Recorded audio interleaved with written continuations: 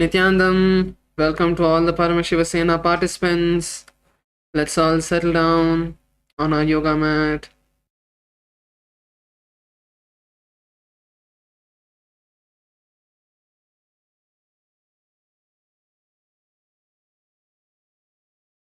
All the Paramashivoham participants, please come and settle down. We have just 2 minutes to start. Make sure you have your Panchapatram, your Uddharani.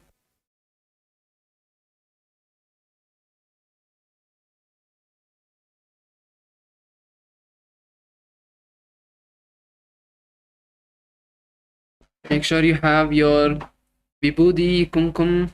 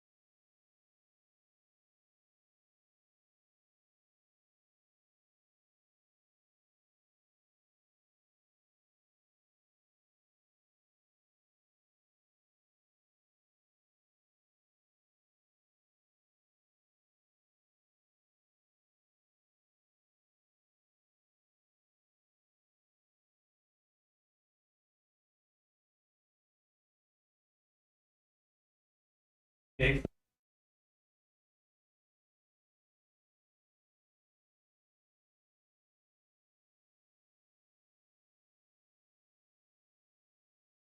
Nityanandam, Kailasa, LA, male team. Punithanaya, come and settle down. Kailasa, Malaysia, male team, please settle down. It's time for us to begin.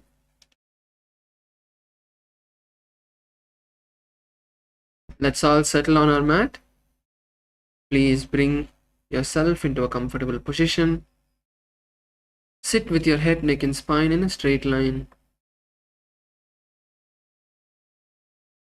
Take a moment to bring your hands together in front of your heart center and visualize Swamiji in your inner space.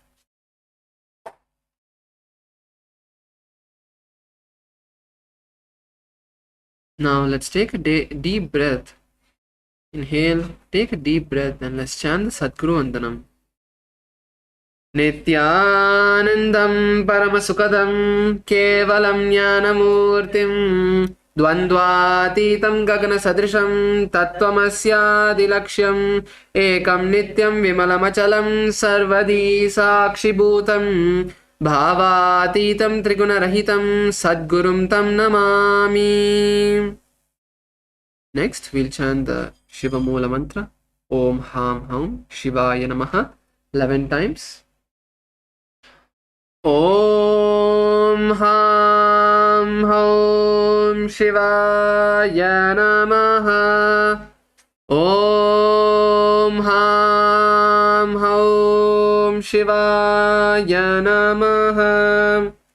Om Ham Ham Shivaya Namaha. Om Ham Ham Shivaya Namaha. Om Ham Ham Shivaya Namaha. Om Ham Ham Shivaya Namaha. Om Ham Ham Shivaya Namaha. Om Ham Ham Shivaya Namaha. Om Ham Ham Shivaya Namaha. Om Ham Shivaya Namaha. Om Ham Haum Shivaya Namaha.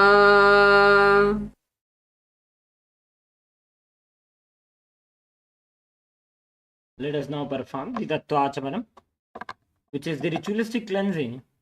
Now, please take your Panchapatram Nudharni, which is a cup and spoon of water.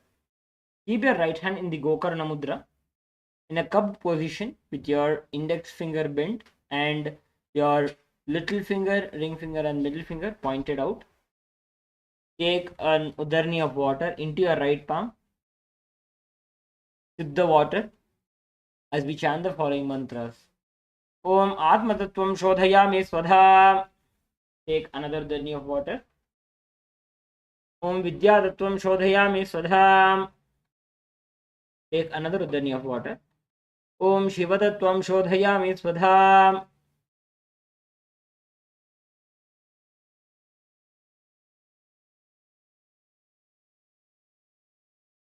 Please wash your hand, and then with the base of the right thumb, wipe your lips twice on the right to the left. Om Ham Hridayaya Namaha. Again wash your hand.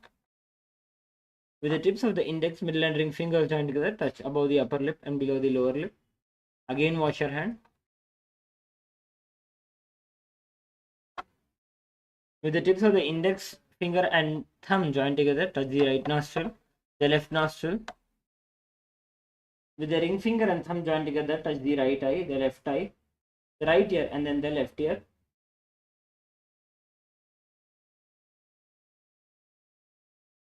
With the little finger and thumb joined together, touch the navel center, the right chest, the left chest.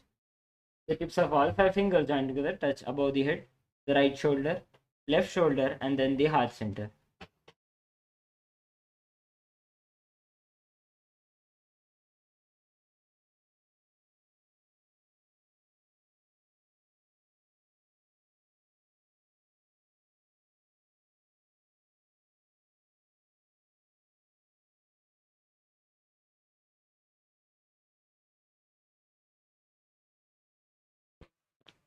Let us now begin the Sankalpa, the conscious resolution.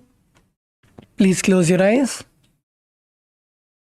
Visualize the Sankalpa that you want to manifest today.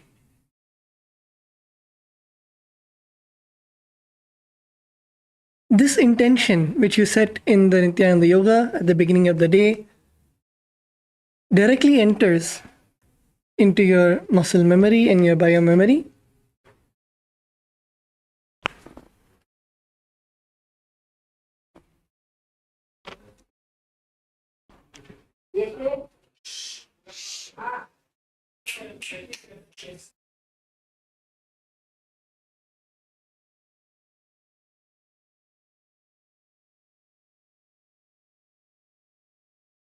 Visualize your physical body the way that you want to manifest without any diseases, health issues, completely in a state of Paramadvaita.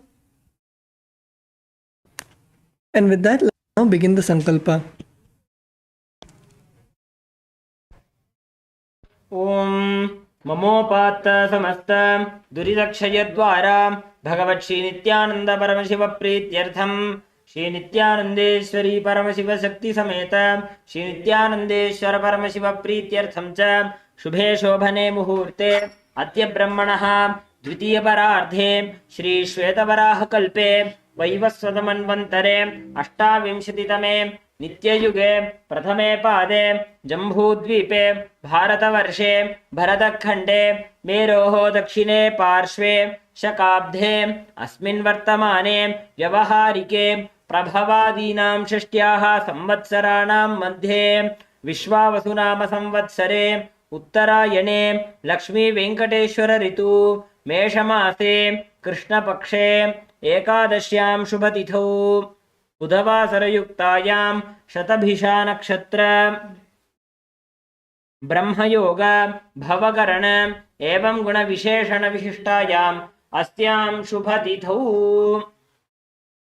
श्रीकैलासोन्नतद्वादशान्तश्यामलापीठारूढ श्रीमीनाक्षी सुन्दरेश्वराभिन्नस्वरूप परशिवपुत्ररत्नकुमार गुरुमन्यतुल्यावतार Shri Parvati स्तन्यपानलब्धदिव्यज्ञानविश्रुत सकलनिगमागमसारभूत द्राविडवेदप्रवक्त्रे श्रीमत्परमशिवकरुणासमधिगतमुक्तामयचतुरश्रयाण गीयमानछत्रचामर श्रीचिह्नकाहलादि समस्तबिरदावल्यलङ्कृत ज्ञानविज्ञानचक्रवर्ती सर्वजनसङ्ग सद्यो निर्वाण दीक्षा विद्यापवर्गवर्ष विश्राणजीमूत परमतकलभकेसरी शैव सिद्धांत स्थापनाचार्य श्रीराजाधिराज पांड्य महाराज गुरु क्षपण शाक्यादि महांधकार निवारण ज्ञान भानु वीक्षणा नरहार्ह ध्वजोच्छेदन पूर्वक श्रीमद ऋषभध्वज स्थापक शैव समय कर्त्रे सर्वज्ञ पीठारूढ़ श्री जगद्गुरु श्री ज्ञान संबंध देशिक स्वामी वागीश सुंदर माणिक्य वाचक स्वामिनां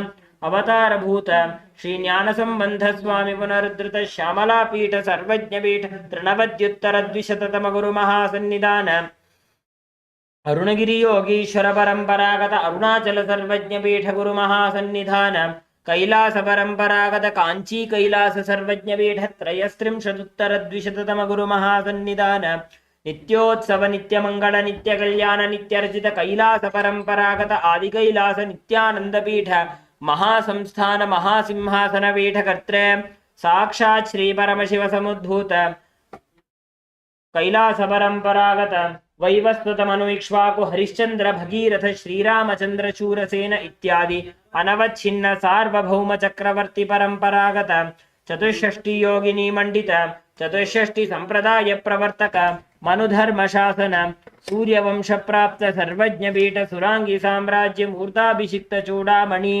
साक्षात् श्री परमशिव समुद्भूत कपिल महागुरु पुनरुद्धृत महानिर्वाणि पीठ अष्टोत्तर सहस्र श्री महामंडलेश्वर साक्षात् श्री परमशिव समुद्भूत श्री महागणपति समारंभ अनवच्छिन्न पीठाधीश्वर गुरु परंपरा प्राप्त अटल पीठ अष्टोत्तर सहस्र श्री अटल पीठाधीश्वर धर्म मुक्ति स्वर्ग पुरस्वर्ण पीठ त्रयोविंश गुरु महासन्निधान कैलास परंपरागत आदिपीठ सर्वज्ञ पीठ जगद्गुरु Shri Kailash पुनरुद्धारक Shri Kailash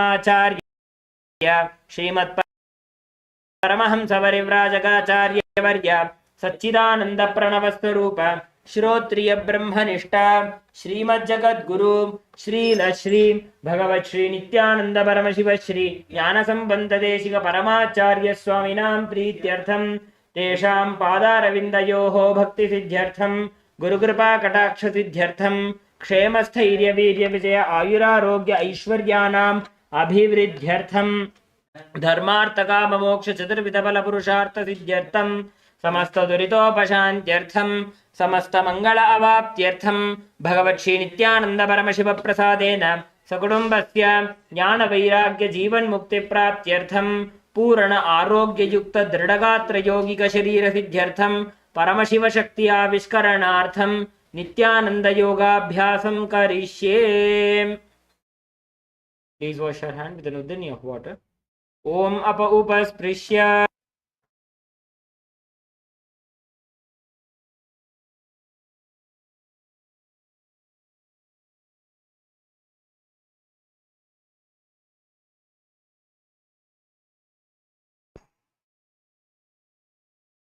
Let us now keep our Panchapatram and Uddaranis to the side, and let's begin with the skeleton dance. So let's all stand up.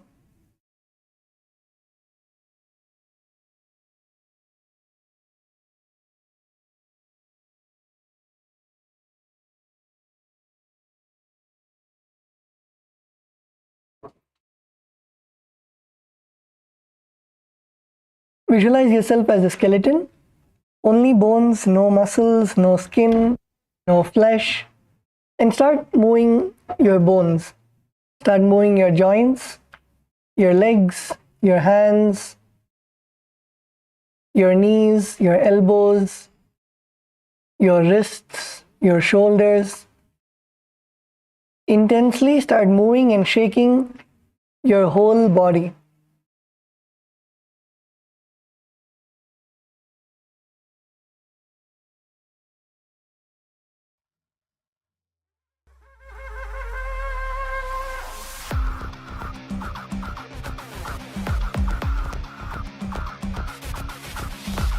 देवराजसेव्यमान पावनामृपङ्कजं व्यालयज्ञसूत्रमिन्दुशेखरं कृपाकरं नारदादियोगिवृन्दवन्दितं दिगम्बरं काशिकापुरादिनाथ कालभैरवं भजे देवराजसेव्यमान पावनामृपङ्कजं व्यालयज्ञसूत्रमिन्दुशेखरं कृपाकरं नारदादियोगिवृन्दवन्दितं दिगम्बरं काशिकापुरादिनाथ कालभैरवं भजे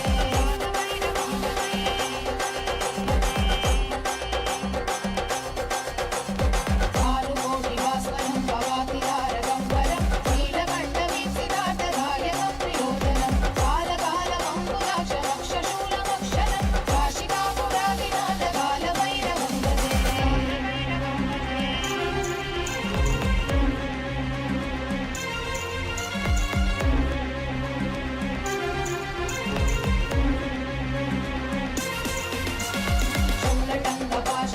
शूलटङ्कपाशदण्डपाणिमादिकारणं श्यामकायमादिदेवमक्षरं विरामयं भीमविक्रमं प्रभुं विचित्रताण्डवप्रियं काशिकापुरादिनाथ कालभैरवं भजे मुक्तिमुक्तिदायकं रथस्थचारुविग्रहं भक्तवत्सलं स्थितं समस्तलोकविग्रहं विनिक्वलन्मनोज्ञहेम किङ्किणीरसत्कटिं काशिकापुरादिनाथ कालभैरवं भजे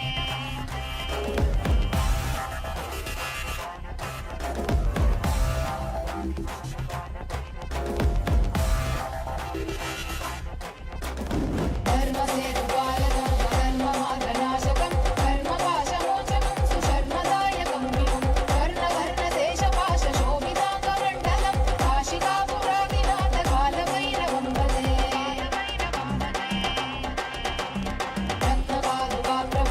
रत्नपादुकाप्रभाविरामपादयुग्मकं नित्यमद्वितीयमिष्टदैवतं निरञ्जनं मृत्युदर्पनाशनं करालतं श्रमोक्षणं काशिकापुरादिनाथ कालभैरवं भजे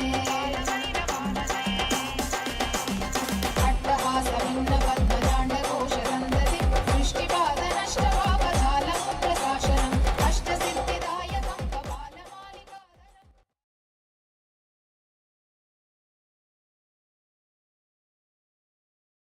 Please relax. Stand still and focus on your breath.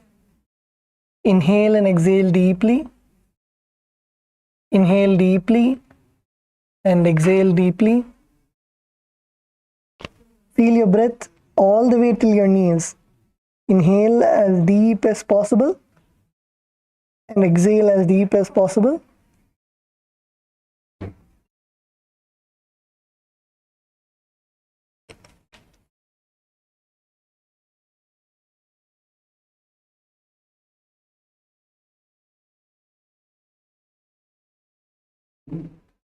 Okay, now you can open your eyes and relax. Let's all settle down. Please settle down on your yoga mats. So today we are continuing the Dvitiya Vinyasa Krama. And in the Dvitiya Vinyasa Krama, the first asana we're going to do today is Andasana. So in Andasana, first you're going to come to a kneeling position.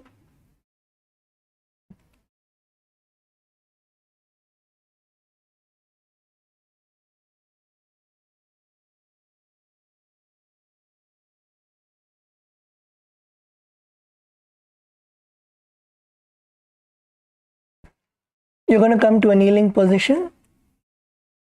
And now bring your head all the way down in between your knees and your elbows. Keep your elbows adjacent to your knees and your hands touching your head.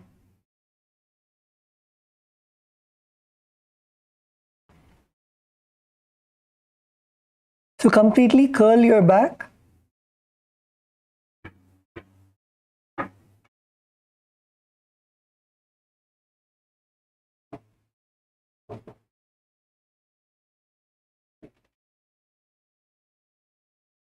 In this asana, gaze to the nose. Visualize Swamiji in your inner space. Perform the Sahaja Kumbhaka Sahaja Kumbhaka is inhaling and exhaling comfortably. Perform the Mula Bandha.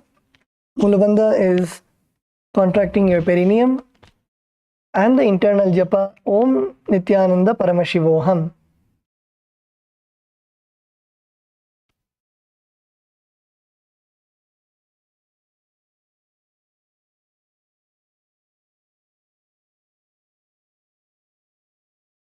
प्रथम पगथली समट हरावे कोरमाहिली उभे मिलावे फना पानी उकड़ कर बैसे दोवू एड़ी गुदानी वैसे.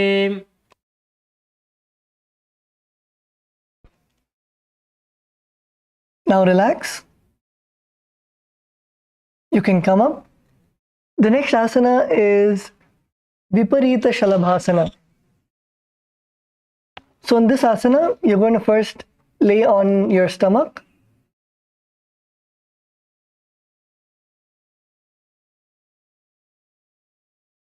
Come to a laying position, lay down on your stomach, and extend your arms out in front of you.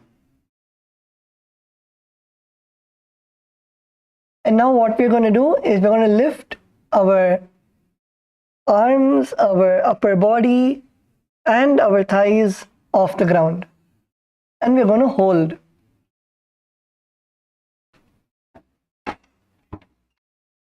So first relax. Let's do this together. In the count of 3, let's all go up and let's hold for 5 seconds. Okay, let's all come up now. Come up, come up, come up. Lift your legs as high as possible and your upper body as high as possible. And let's hold. Let's hold together for 5 seconds. 5, 4, 3, 2, 1. Relax. Let's do it again. Feel the contraction in your upper back. Feel the workout happening in your upper back, and use your back muscles. Use your back muscles to lift as high as possible. So let's do the asana again. Let's all come up. Raise your hands, your thighs, your upper body as high as possible and hold. Let's hold for 5 seconds. Keep your legs straight. Keep your legs straight and your hands straight. 5, 4, 3, 2, 1.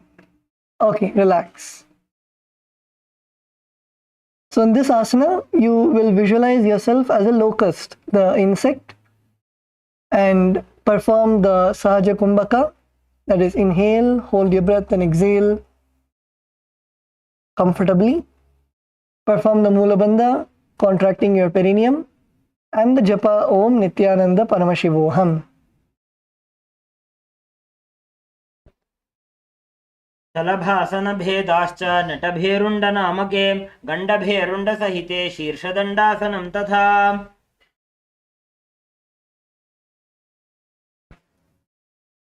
Okay, now relax. The next asana is Kapalasana. So in this asana, you're going to continue to lay down on your stomach, and you're going to keep your arms at the side, not in the front. Keep your arms in the side, next to your thighs. Keep your palms facing down. Make sure that your palms are facing down. And keep your forehead on the ground. Make sure that your forehead is on the ground. And now you're going to lift both your legs up together. Do not lift your upper body or your head. Only lift your legs. Lift your legs as high as possible. So make sure you're keeping your forehead on the ground and lift your legs. Lift, lift, lift. Lift your legs as high as possible. Yes, Kailasa LA, Saramaya, higher.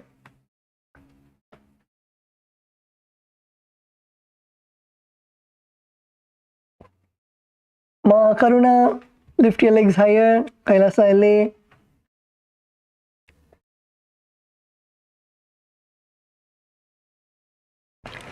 Kashi, Harsha, yeah, don't bend your knees.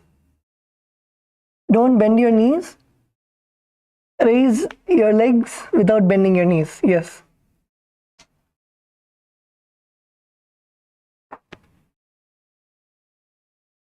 Okay. So in this asana, visualize yourself as a skull, representing the mind with purified thoughts and the strong will to attain enlightenment.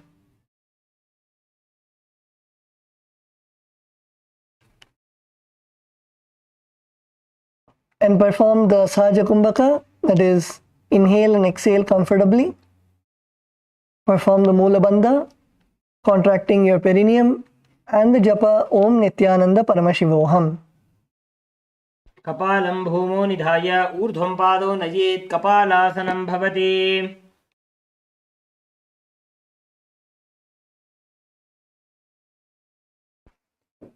Now relax.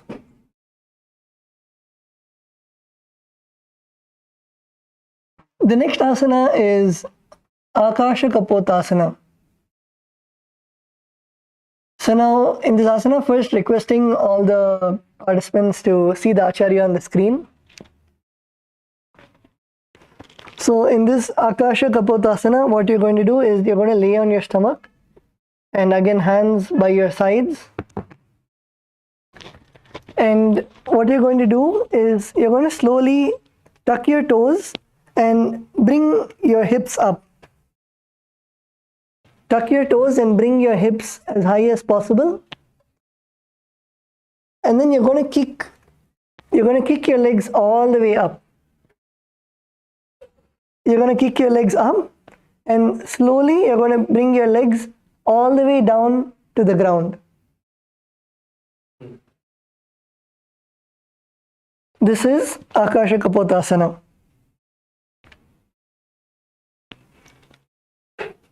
So let's all try this together. First, maybe you can come together as partners, requesting everyone to come together as partners. So you can hold your partner and slowly lift your partner's legs. So if your partner is able to kick their legs up all the way up to the air, okay. Otherwise, catch your partner's legs and slowly lift. Slowly lift your partner's legs as much as possible.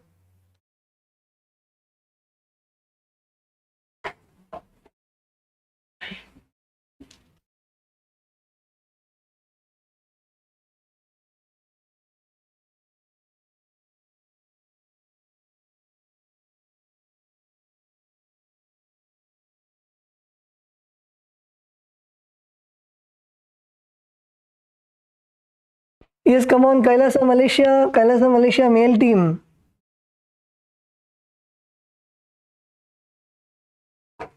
Just like how you're seeing the Acharya on the screen.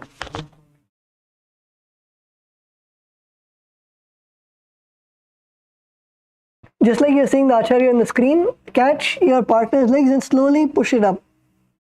Slowly push it all the way up as much as your partner can.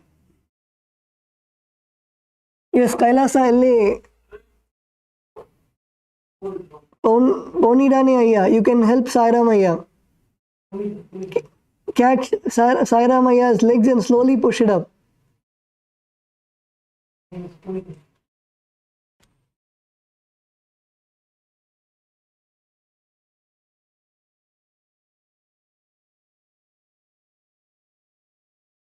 Yes, Saira Maya, good.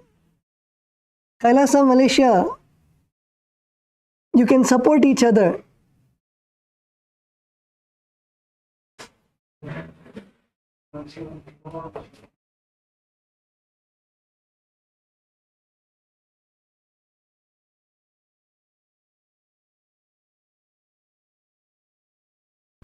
Kailasa, Malaysia, female team, yes, good.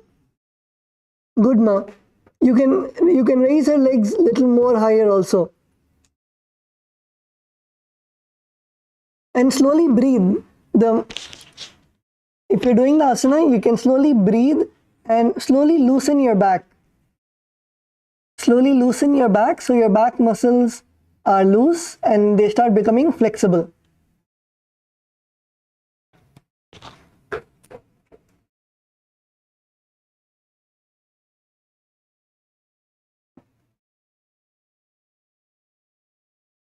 Yes, Kailasa LA. Kailasa LA. Now, Sairamaya, you can help Punithanaya.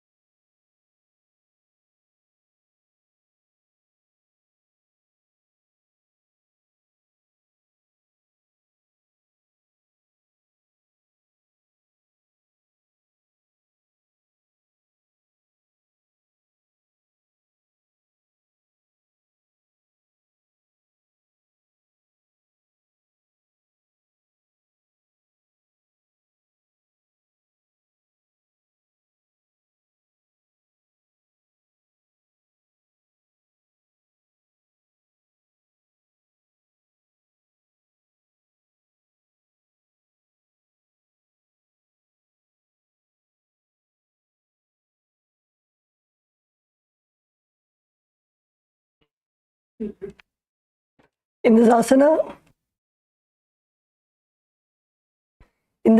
visualize yourself as a dove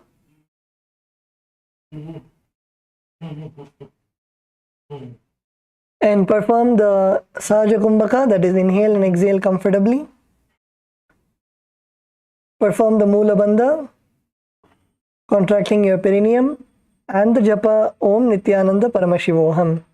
उष्ट्रासने स्थित्वा चरणौ भूमेरुत्थाप्य मस्तकोपरि नीत्वा पृष्ठप्रदेशेन भूमौ स्थापयेत् आकाशकपोटं भवति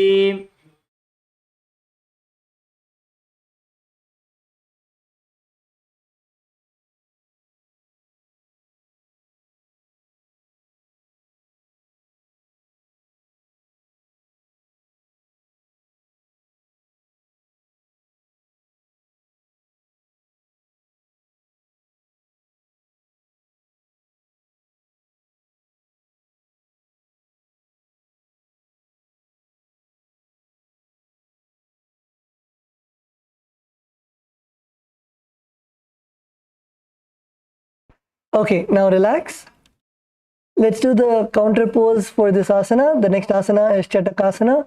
So come to a kneeling position, sit on your knees,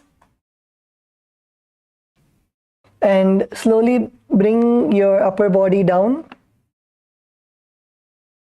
and keep your hands flat on the mat and your forearms on the ground.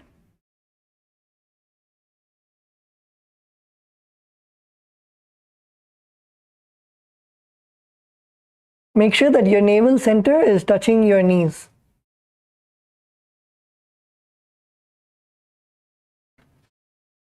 Visualize yourself as a sparrow, a bird.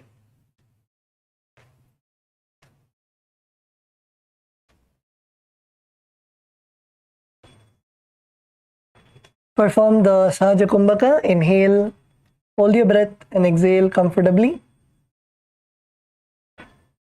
Perform the Mula Bandha. Contract your perineum and the japa Om Nityananda Paramashivoham.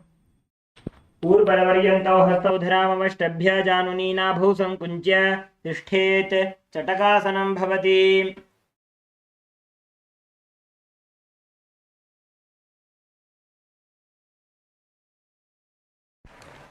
Okay, now relax. The next asana is Vishikasana 2. So again, requesting all the participants to please look at your screen.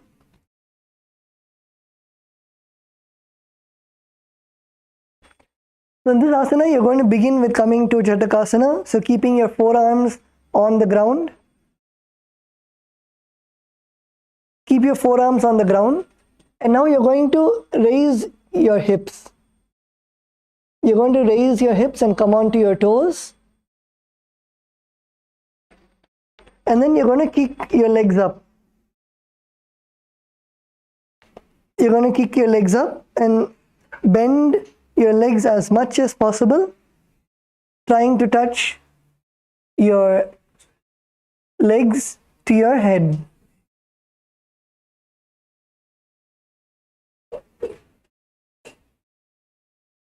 This is Vishikasana.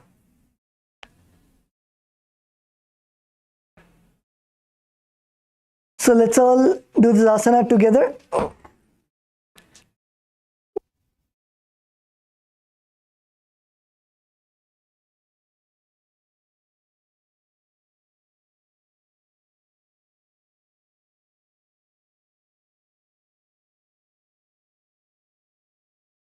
Yes, so let's all do this asana together.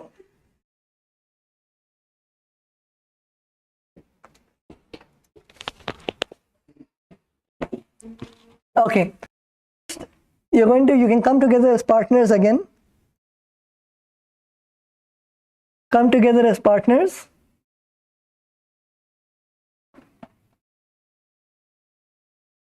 And slowly help the other person lift their legs all the way up to the air. You can also take the help of the wall. Yes, Kailasa Malaysia male team. That's good. You can take the help of the wall also.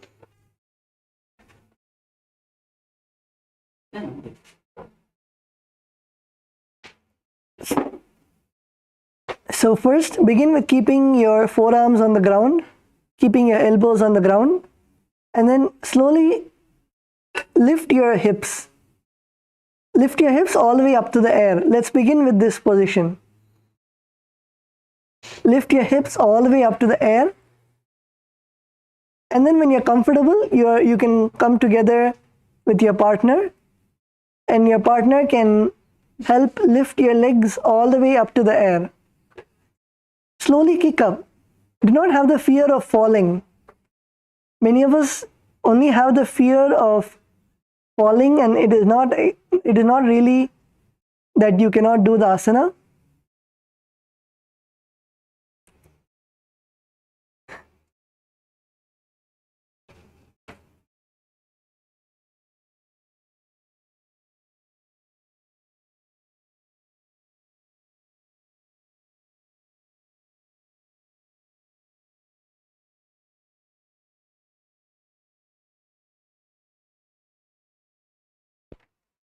Yes. So let's all first put our forearms on the ground and lift our thighs, lift our hips as high as possible, and then kick your legs up. Kick your legs up all the way up to the air. Yes, Harshaya, Kashi, Harshaya, good. Yes, Kailasa, where did Punidanaya go?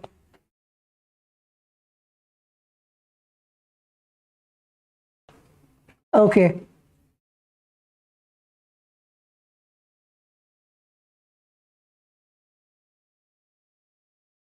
Yes, Kailasa, Ma Karuna, come on.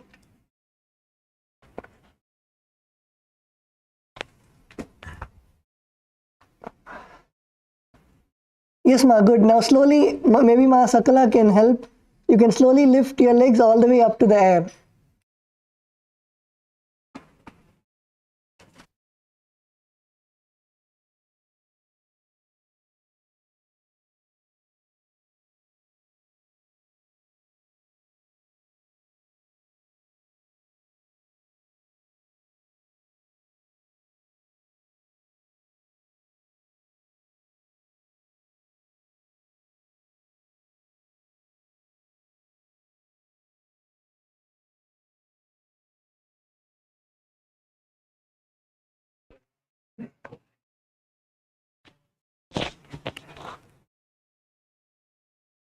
Yes, Kailasa Salem. Kailasa Salem, you can partner up.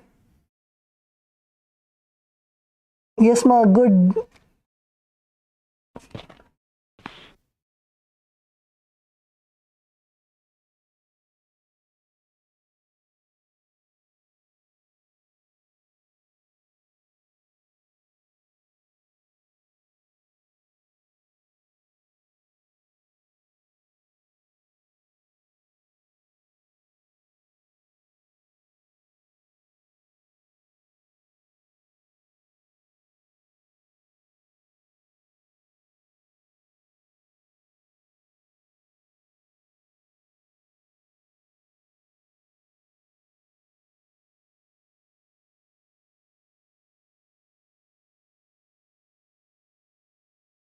Yes, in this asana, visualize yourself as a scorpion. Yes, Kailasa, Salem, Shweta Ma, good. Actually, if you try Ma, you will see that you will start being able to balance.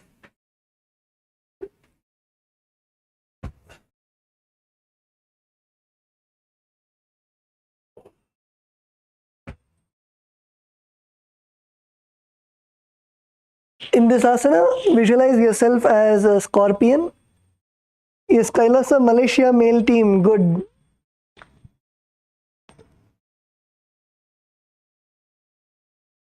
Kailasa, Malaysia male team, very good.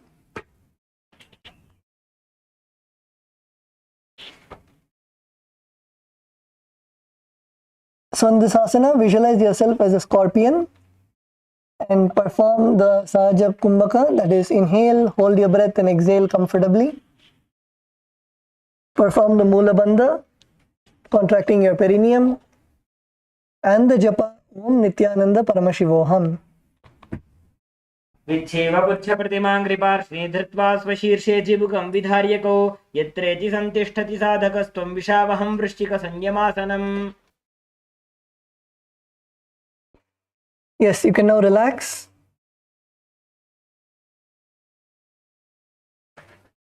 Please relax. You can now come to a seated position. Come back to your mats.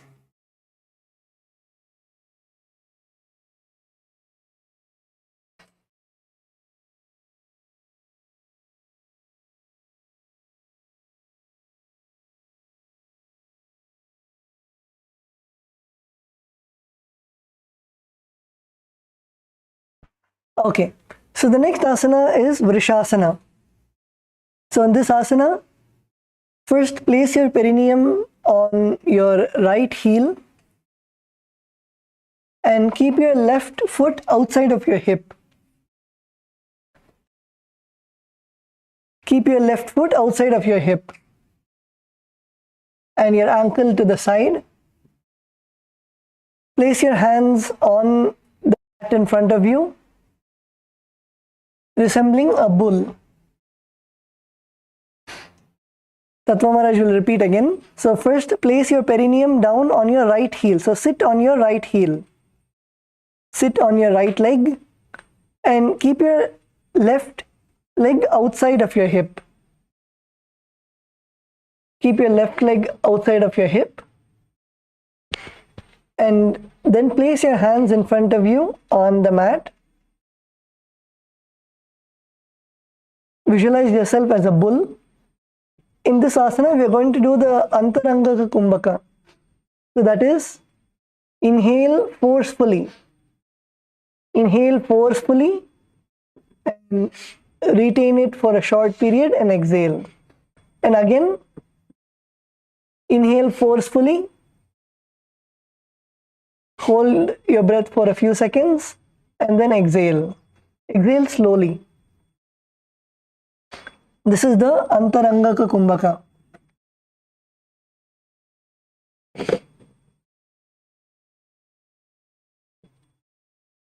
And in this asana, perform the Mula Bandha. Mula Bandha is contracting your perineum. And the Japa Om Nityananda Paramashivoham.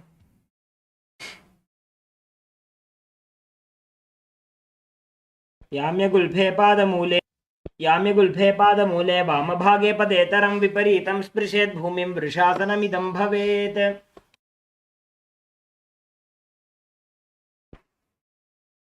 Okay, now relax. The next asana is Lolasana. So in this asana, you're going to begin with sitting in a kneeling position. Sit on your legs and place your hands flat on the mat. Now you're going to lift your knees off the ground and cross the toes of your left foot on top of your right foot and balance above your yoga mat. So let's all do this together. First, place your hands, come into a kneeling position, place your hands on the ground. And now slowly lift your legs off the floor. Put your pressure on your hands. Slowly lean forward. Put all the pressure in your hands and use your abdominal muscles. Use your abdominal muscles to lift your legs up. Try to lift at least for a few seconds.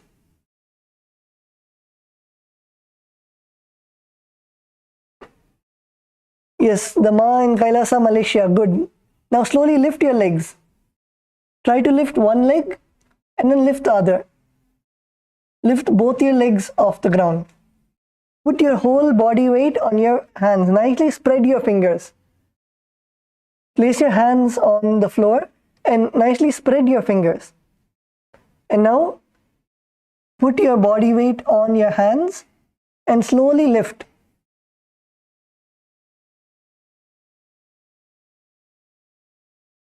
Lift your legs at least for a few seconds and then you can drop. Yes, Kailasa Elli, come on, Sairamaya. Lift your legs off the ground.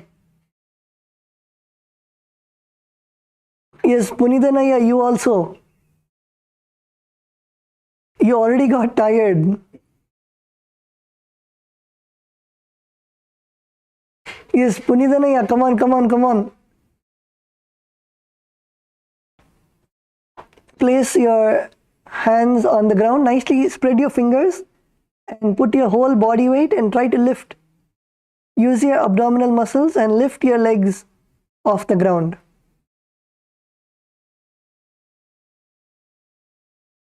Kailasa, Kashi, Harshaya, good.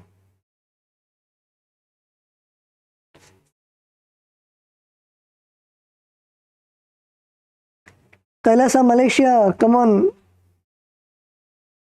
Both male team and female team.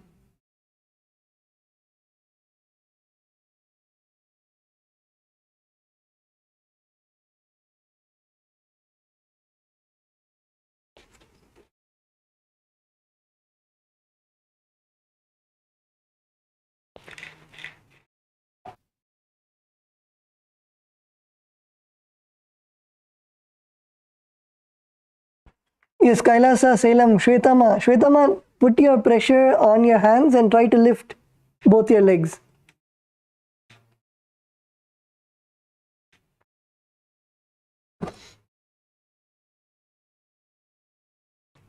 Okay, in this asana, visualize Swamiji in your inner space. And in this asana also, you'll be performing the Antaranga Kumbhaka. So that is, inhale forcefully. Forcefully inhale. And then hold your breath for a few seconds and then exhale slowly. And then again forcefully inhale.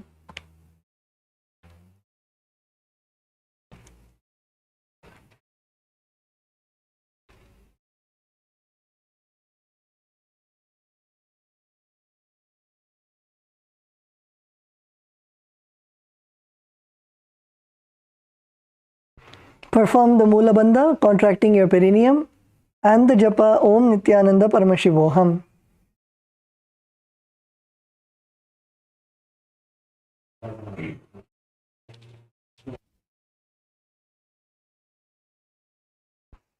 लोलासनं सदा कुर्याद् वायुलोलापघातनात् स्थिरवायुप्रसादेन स्थिरचेता भवेद्धृतम्. Okay, now relax. The next is Vishasana on the other side. So now place your perineum on your left heel. Sit on your left leg and take your right leg outside and keep it outside your hips. Keep your right leg outside your hips and sit on your left leg.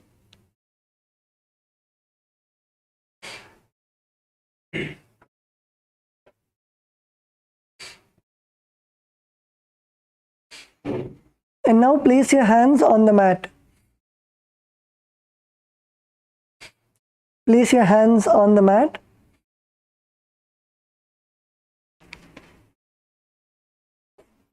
And visualize yourself as a bull. Visualize yourself as a bull. And in this asana also, perform the Antaranga Kumbhaka. So that is, inhale forcefully, hold your breath for a few seconds, and then exhale slowly. Inhale forcefully, hold your breath for a few seconds, and then exhale slowly through your nostrils.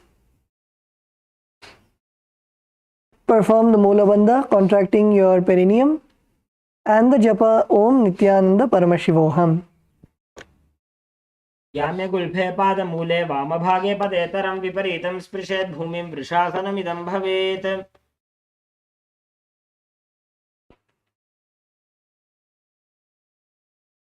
Okay, now relax.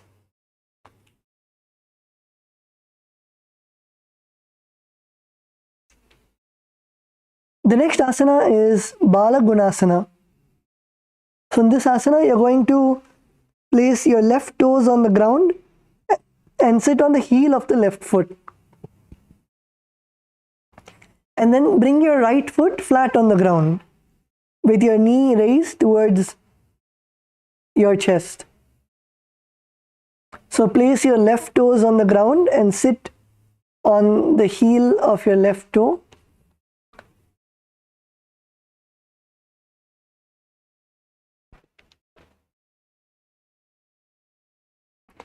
And place your right foot on the ground and bring your right knee towards your chest.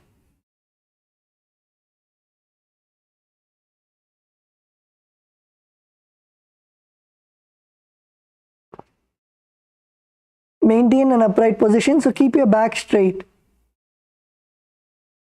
Keep your back straight. In this asana, visualize Balaguna, one of the siddhas in your inner space. And in this asana, also continue to perform the Antaranga Kumbhaka. So inhale forcefully and then hold your breath for a few seconds and exhale. Again, inhale forcefully, hold your breath for a few seconds and then exhale. Perform the Mula Bandha. Mula Bandha is contracting your perineum.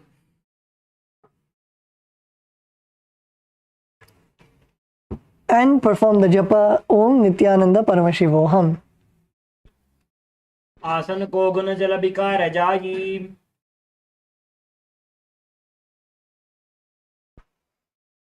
Now relax. The next asana is Graasana.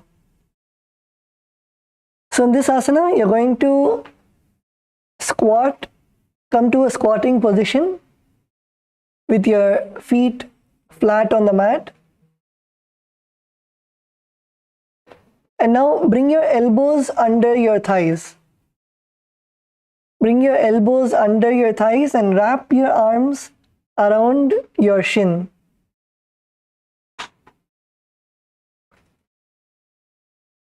And hold on to your ankles.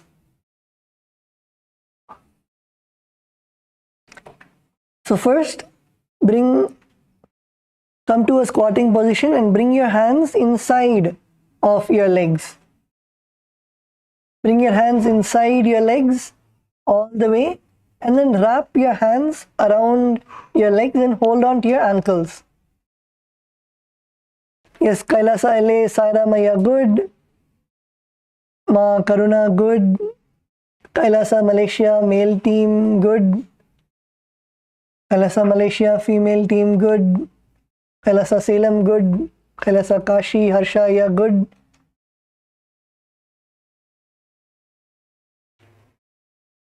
Okay, wonderful. So in this asana, visualize yourself as the entire planet. Visualize yourself as the entire planet. And continue to perform the Antaranga Kumbhaka. That is, inhale forcefully, hold your breath for a few seconds, and then exhale. Perform the Mula Bandha, contracting your perineum, and the japa Om Nityananda Paramashivoham.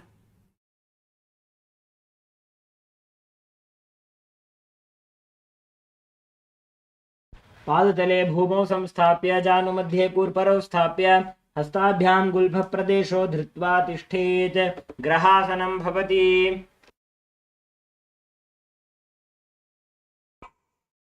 Okay, now relax. The next we're going to do the Balagonasana on the other side. So place your right toe on the ground, come to a squatting position, place your right toes on the ground, your left foot place it flat on the ground with your knees raised up. Keep your palms on your respective knees and sit straight.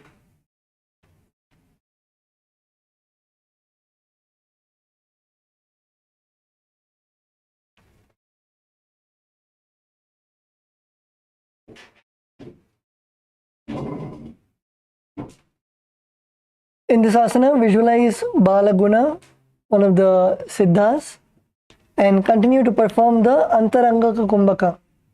That is, inhale forcefully and hold your breath for a few seconds and exhale. And again, inhale forcefully. Perform the Mula Bandha, contracting your perineum, and the japa Om Nityananda Paramashivoham.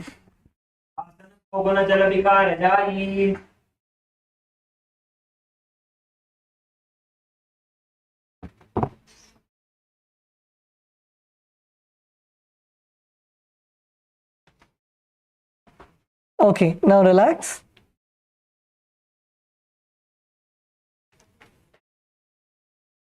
The next asana is Utkatasana. So in this asana, you're going to squat on your toes with your heels up and knees off the mat. Place your perineum on your heels and your hands on your respective knees. And keep your spine straight. Keep your back straight. This is Utkatasana. Yes, Kailasa, Malaysia, good. Kailasa, LA, Punidanaya, yes, good. Kailasa, Malaysia, male team, good. Kailasa, Salem, good. Okay. So in this asana, visualize Swamiji in your inner space. And in this asana, also continue to do the Antarangaka Kumbhaka, which is inhale forcefully through your nostrils and hold your breath for a few seconds and then exhale. Exhale slowly through your nose. Again, inhale forcefully through your nostrils.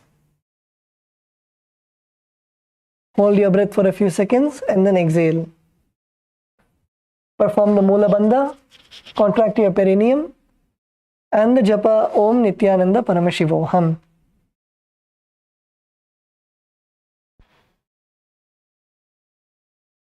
युजास्फिजोस्तीयत ऊर्वजानु यत्रासने पादतलद्वयोपरि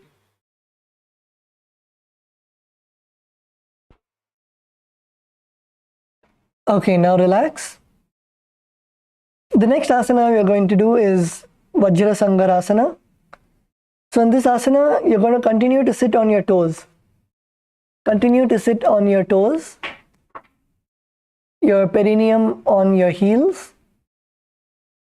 And now keep your soles together. Keep the soles of your feet together. So spread your knees. Keep the soles of your feet together. So spread your knees as wide as possible. Feel the stretch in your inner thigh. Spread your knees as much as possible.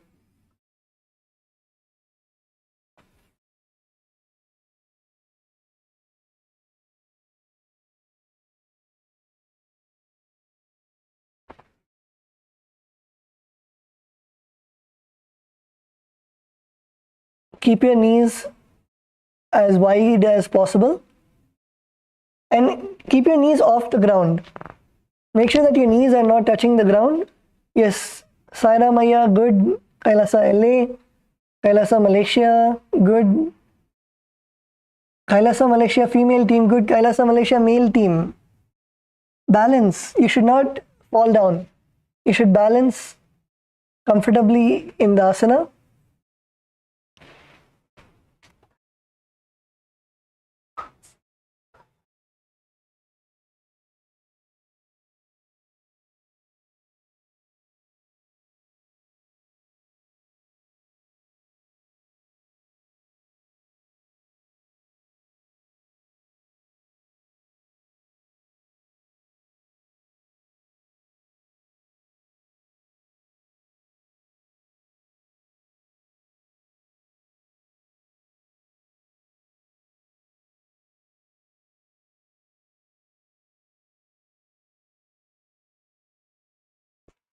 Yes. So now your hands, once you're balancing properly, you can now keep your hands behind you. Keep your hands behind you and hold your opposite elbows behind your back. Hold your opposite elbows behind your back.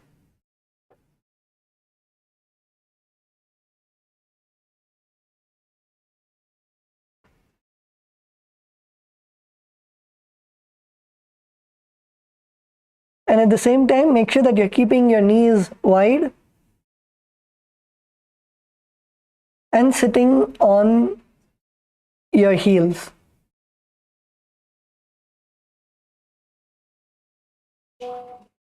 So in this asana, visualize Swamiji in your inner space.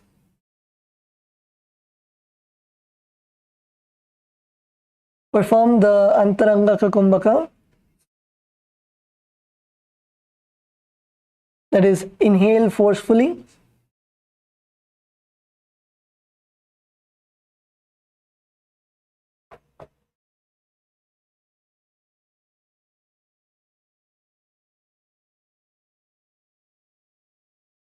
Inhale forcefully, hold your breath for a few seconds, and then exhale slowly through your nose. Perform the Mula Bandha, contracting your perineum, and the Japa Om Nityananda Paramashivoham. प्रथम पना पानी होए जैसे Dogu एड़ी गुदा निवैसे गोड़ा उभा राखे थिए आड़े वाले पसारे धीर पृष्ठ दिशि दोगु कर आने तिनके जुगति ऐसे विदिताने गहे पर सबरी भुजा जुदोगु कोहण्या लगती पकड़े सोगु.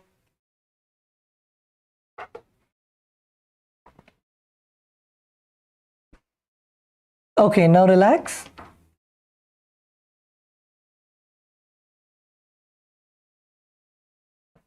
The next asana is Anilasana. So now you can come to a squatting position. Come to a squatting position. If you're not able to squat, then you can sit with your hips wide. And now place your hands under the soles of your feet with your palms facing down.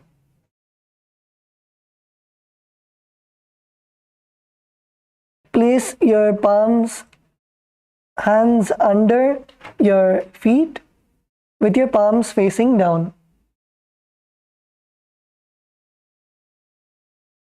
Make sure you keep your arms straight and your elbows together at your navel. Keep your elbows together at your navel center and gaze to the nose.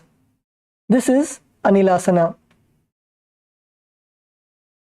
So yes, let's all do it together. Kailasa Malaysia male team, good.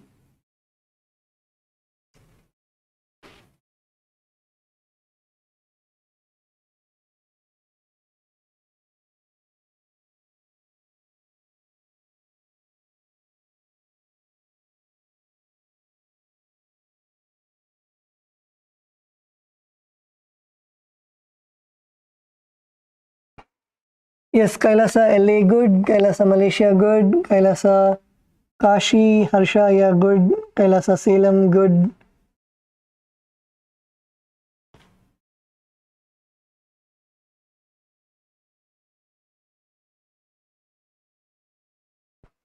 Kailasa, Kashi, Karpagamma, good. Okay, so in this asana, visualize that you are able to live off air alone. Visualize yourself inhaling and receiving the energy from the prana around you. The pranayama, continue to perform the antaranga kumbhaka, that is, inhale forcefully, hold your breath for a few seconds, and then exhale slowly through your nose. Again, inhale forcefully through your nostrils. Perform the Mula Bandha, contracting your perineum, and the japa Om Nityananda Paramashivoham. दो हाथ भूमि पर ठाने कहुनी जाड़ी ना भिलग आने भना दो ऐसे विधि करे पिष्टि हथेलिया की परिधरे ऐसे रहे करा के पानी धरे ना समध्य आनी यासो तपत मिले तन केरी जयत राम प्रकट कहे तेरी.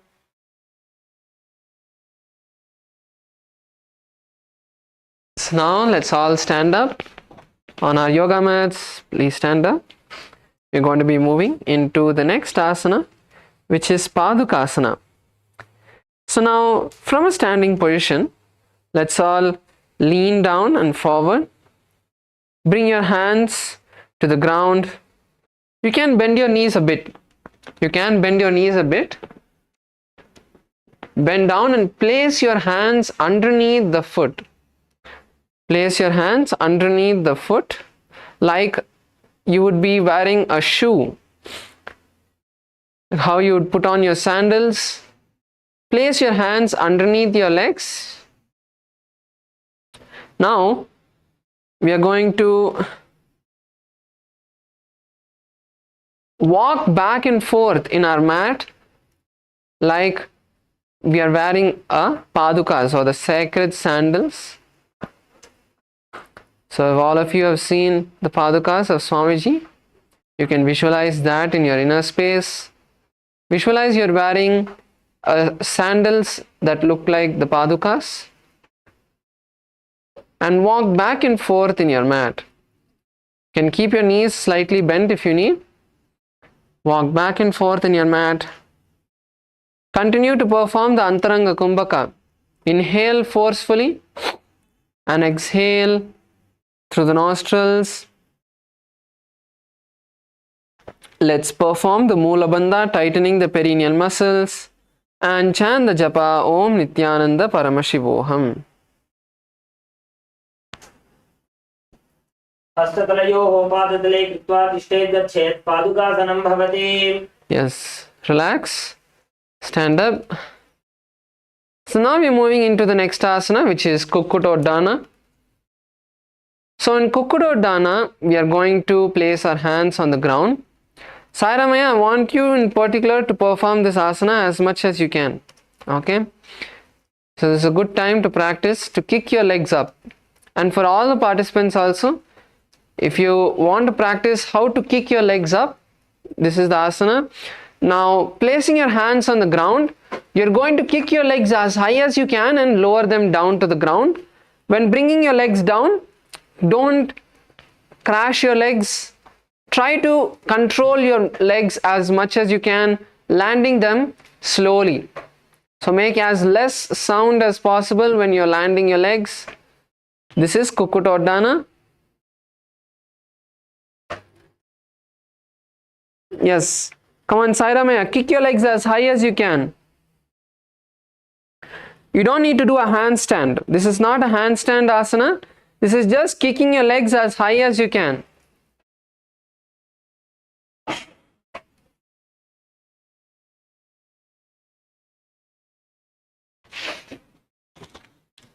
Yes, good. Kailasa, Malaysia. Chenliya, yeah, that's good. Yes, come on, Gajamukaya. Yes, good. Come on, Sairamaya, kick your legs up, Aya.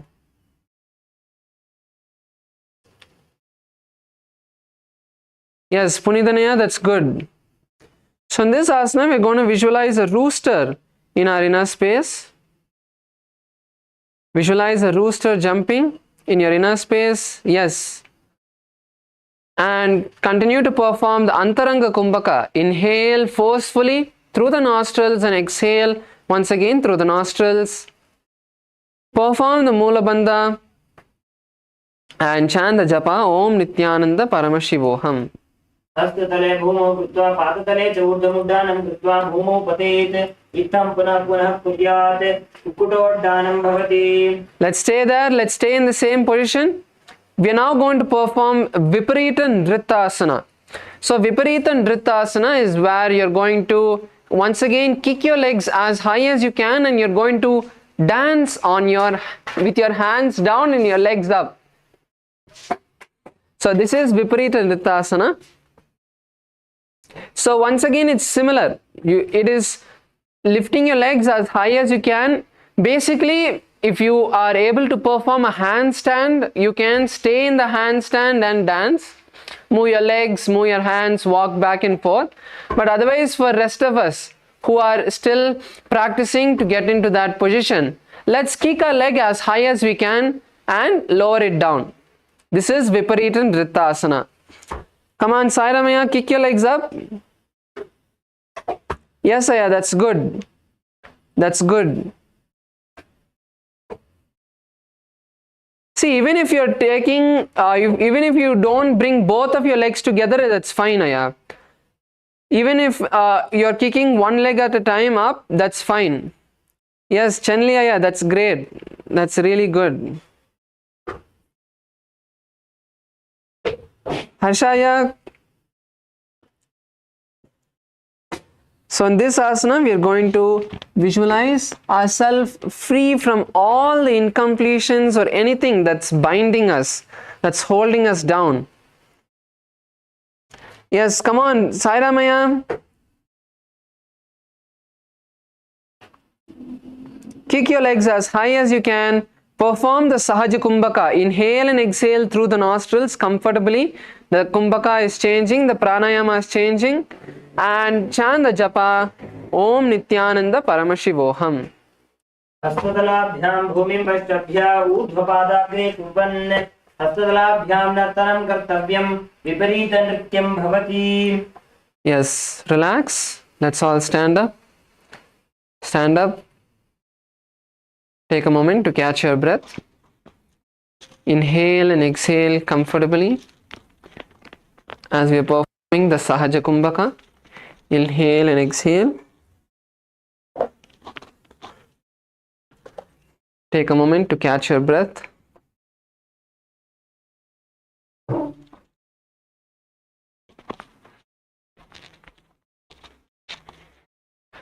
So now we are going to be moving into the next asana, which is Kunjarasana.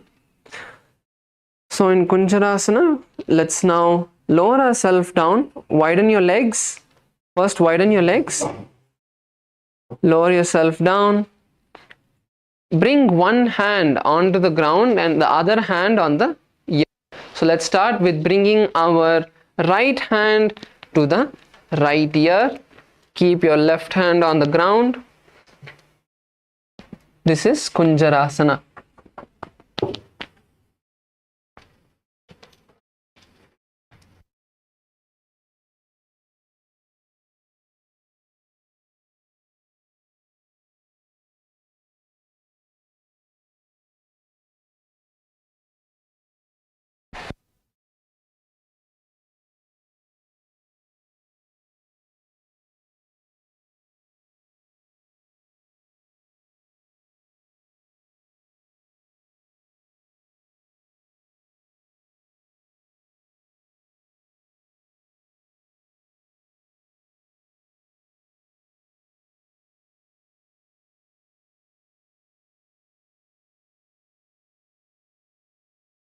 So in this asana, we are going to visualize Swamiji in our inner space. Perform the Sahaja Kumbhaka. Inhale and exhale through the nostrils comfortably. And chant the japa Om Nityananda Paramashivoham. अथ वक्षे महादेव कुञ्जरासन उत्तमं करेणैकेन पादाभ्यां भूमौ तिष्ठेत् शिरःकरः.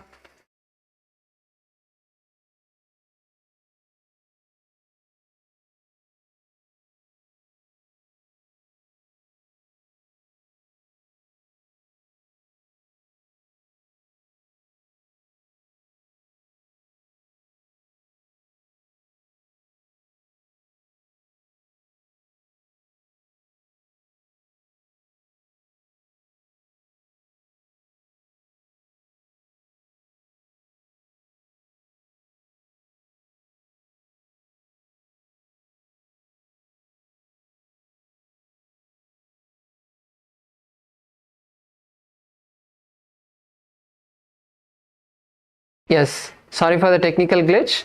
Now we are going to perform the Kunjarasana on the opposite side. Now once again, lower yourself down. Lower yourself. Bring your left hand this time to the ear. Bring your left hand to your ears. Keep your right hand on the ground. Once again, visualize Swamiji in your inner space. Perform the Sahaja Kumbhaka and chant the japa Om Nityananda Paramashivoham. अथ वक्षे महादेव कुञ्जरासनमुत्तमं करेण इकेन पादाभ्यां भूमौ तिष्ठेत् शिरःकरः. Yes, relax. Now sit down. Come to a squatting position. Bring your feet together. Sit on the ground.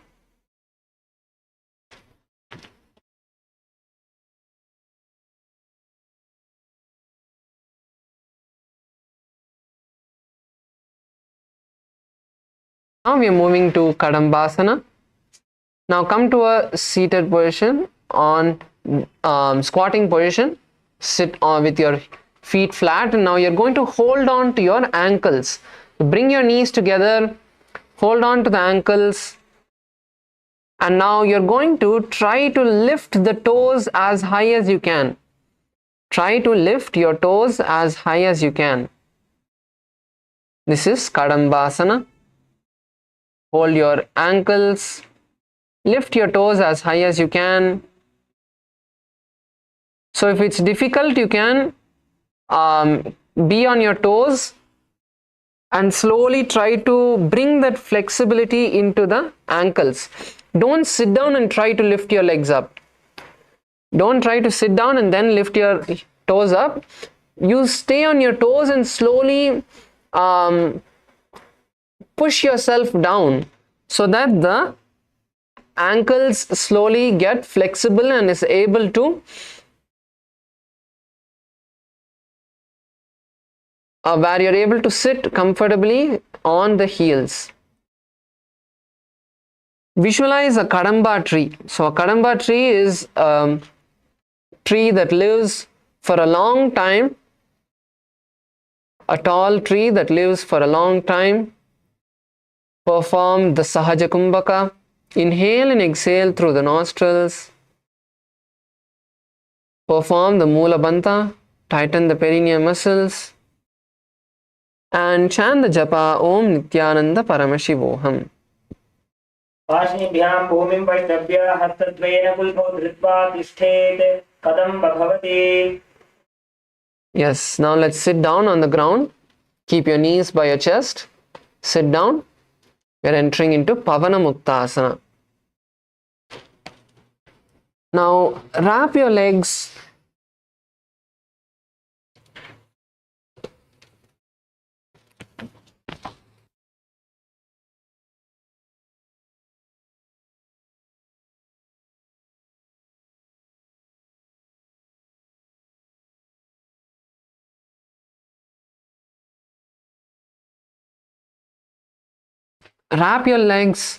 squeeze yourself as much as you can.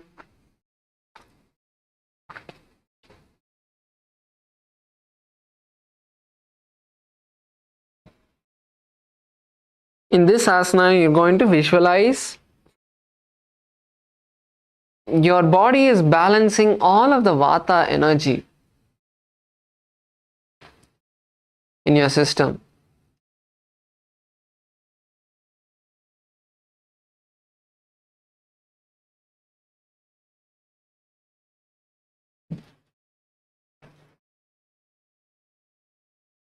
Continue to perform the Sahaja Kumbhaka. Inhale and exhale comfortably. Saramaya.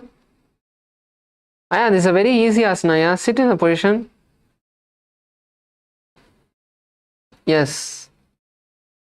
Continue to perform the japa of Om Nityananda Paramashivoham. द्वयोः सुपादयोः पाणिं लात्वा स्वस्वनितम्बके जानुनी वक्षसि साधुर्बभ्रतीकरबन्धनैः एवं विधासनं यत्र तत्र वायुमुक्तासनं भवेदनेन वशा शुद्धिर्मनस्थवायुर्मोचनम्.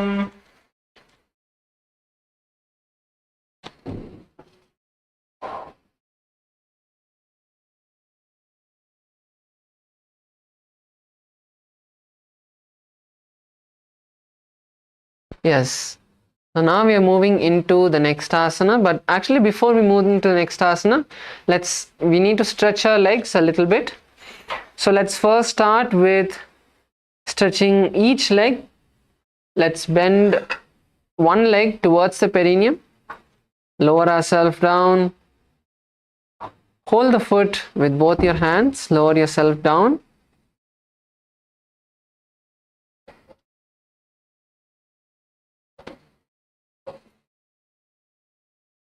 Lower yourself all the way down. Bring your forehead to your knees. Let's try to bring our forehead to the knees. Pull yourself down from the hips. Push your chest down.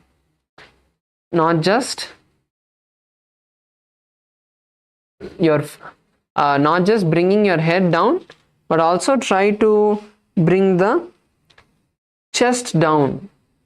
Push your entire upper body to the ground. Let's take a few minutes to stretch ourselves.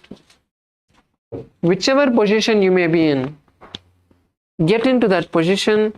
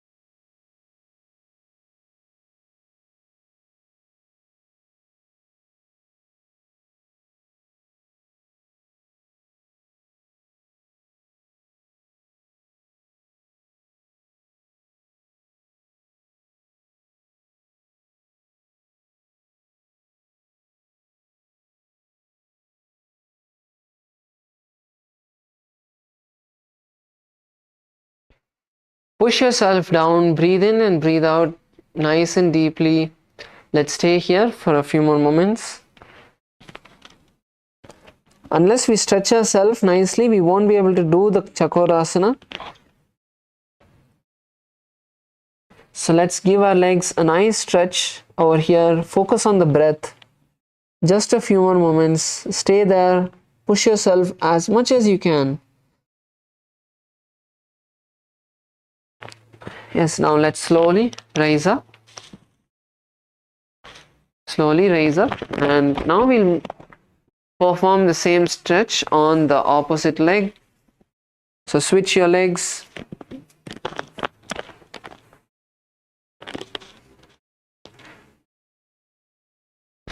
Lower yourself down onto the opposite leg.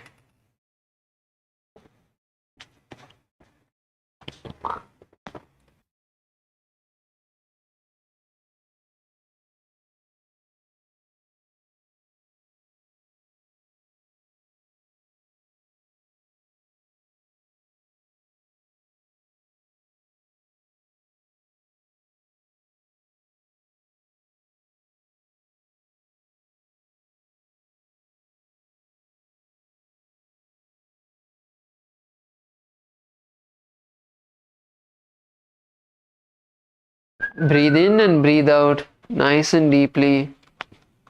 Focus on the breath, don't focus on the pain, don't focus on the stretch. You push yourself as much as you can. See your body slowly stretching, slowly giving way. Push yourself forward, stay there. Hold the will persistence over there. Inhale and exhale nice and deeply. Let's take a few more moments to stretch ourselves.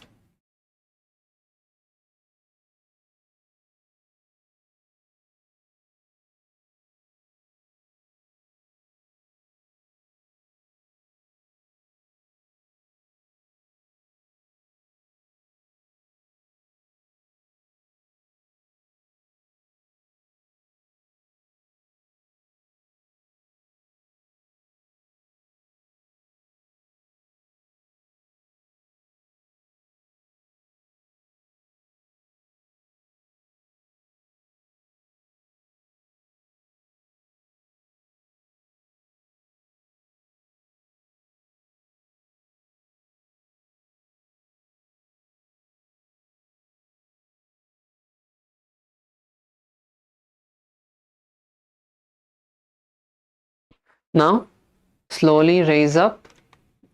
Let's raise up, and now bring the other leg straight. Now we are going to be doing one more stretch. So hold your leg and pull it as close to you as possible. Let's pull our leg as high as we can, as close to us as possible. So very similar to the previous asana that we are doing. Pull yourself, keep your knees straight. See, the most important part is keep your knees straight.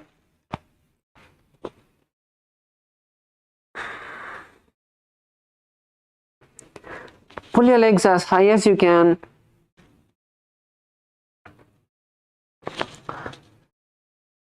This is going to mainly focus on the hamstrings.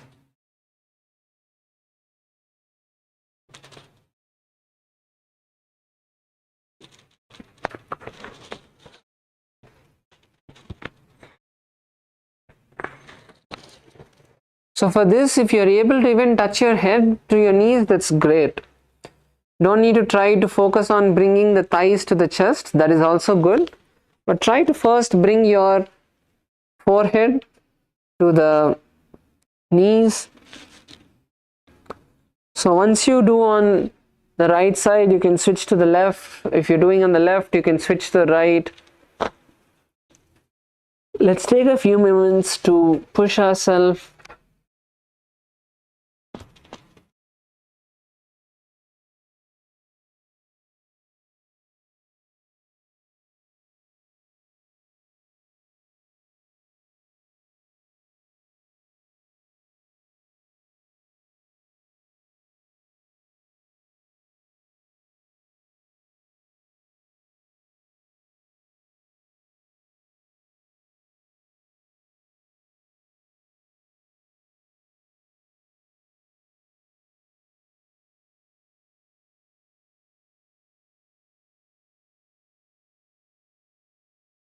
Take a few moments, focus on the breath, pull your legs as close to you as possible, keep the knees straight.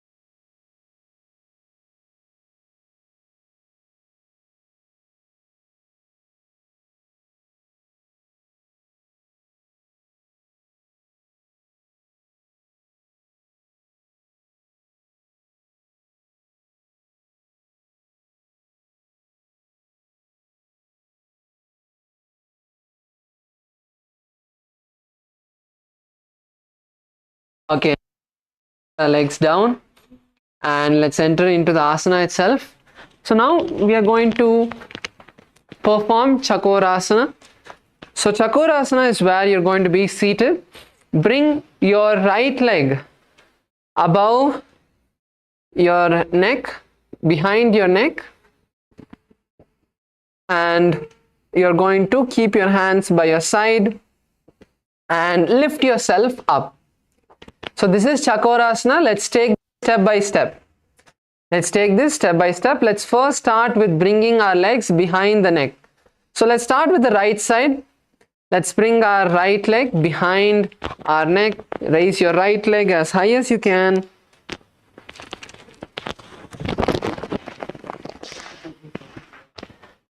Raise your right leg as high as you can.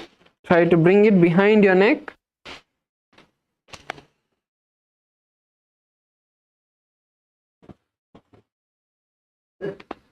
Yes, that's good. Chanliyaya, that's good. Come on, Punithanaya, Sairamaya.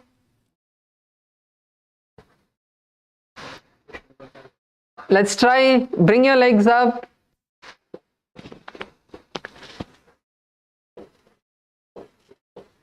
Raise your legs as much as you can. Try to bring it as much as you can. Come on, Sairamaya, bring it as high as you can. Punithanaya, bring it as high as you can.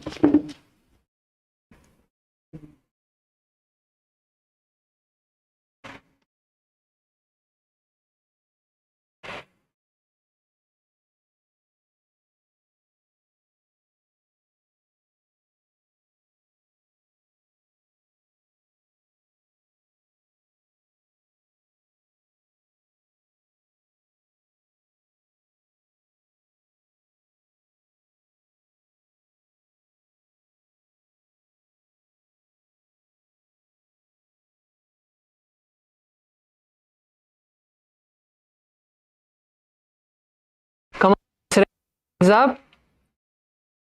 Yes, that's good. You're almost there, Aya. Yes.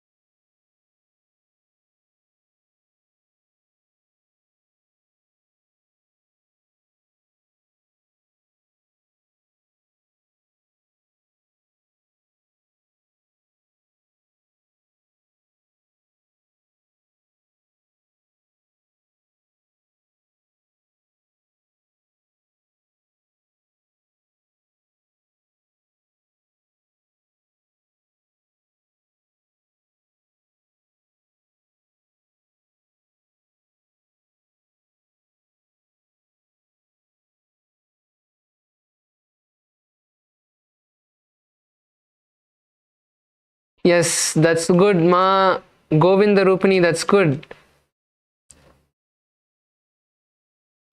Stay there, slowly push your legs further, Ma.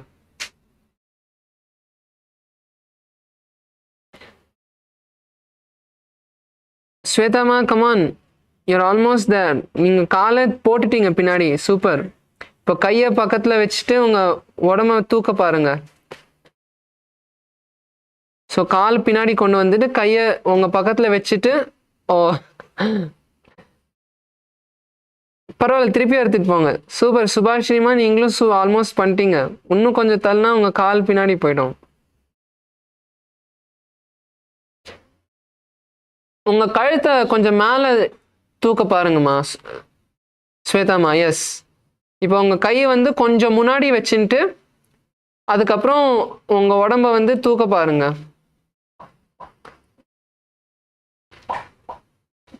So in this asana, we are going to visualize ourselves as a chakra or a powerful source of energy and continue to perform the Sahaja Kumbhaka along with the japa Om Nityananda Paramashivoham. पूर्वतानं च दुष्पादपीठं वज्रासनं तथा च कोरक्रं च शलभभुजङ्गमपि वृश्चिकम्. Lower your legs down. Let's move to the next asana. We're moving into Dhanurasana. So now hold your right leg So you can hold the right toe.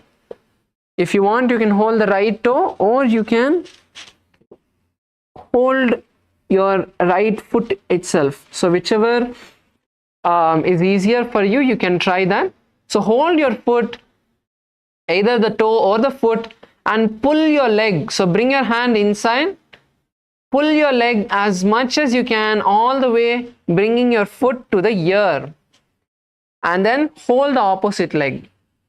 So the main focus in this asana is pulling your leg as back as possible. So let's pull our legs as back as possible, all the way behind. Pull your legs to the ear, hold your leg. See, you don't need to focus on holding the toe. Sairamaya, no need to focus on holding the toe. Wherever you're able to keep your hand, whether it's your knee or shin, keep your hand down. Focus on pulling your leg, Aya. Pull your leg to the ear. Your leg is still in front of your chest. Pull it higher. You can hold the foot if you want. You're holding your toe. You can hold your foot if you want and pull it. Yes, like that. Pull it nicely. Stretch your hips.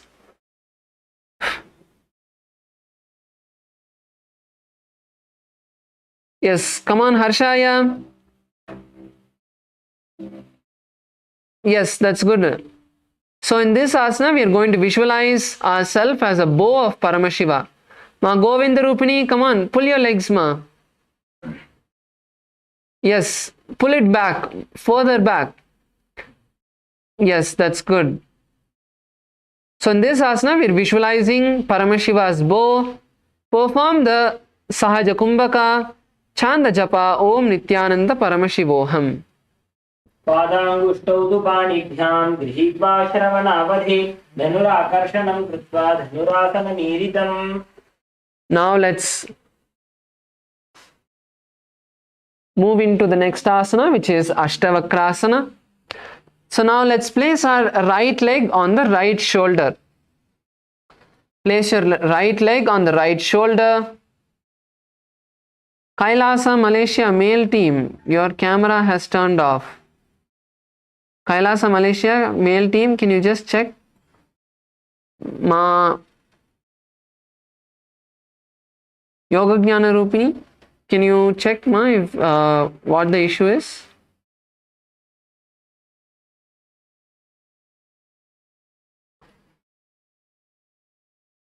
So place your right leg, right knee on your right shoulder, and then place your left leg on top of the right leg. So bring your right leg on the right shoulder and raise your left leg on top. Yes, Punitanaya, bring your left leg on top. Sairamaya, come on.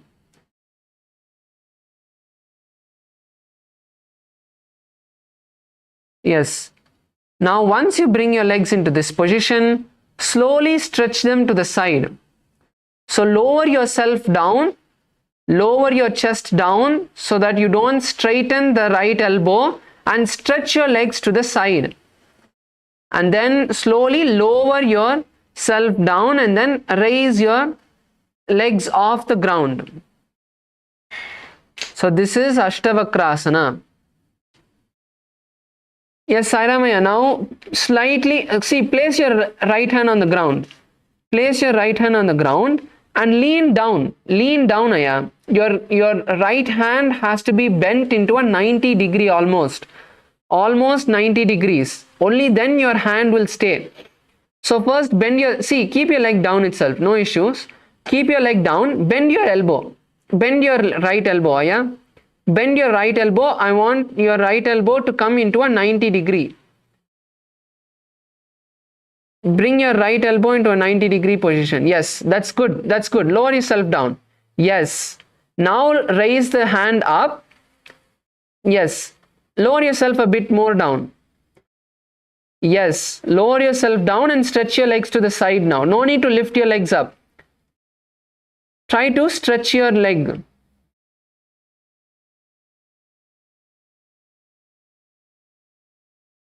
Yes, that's good.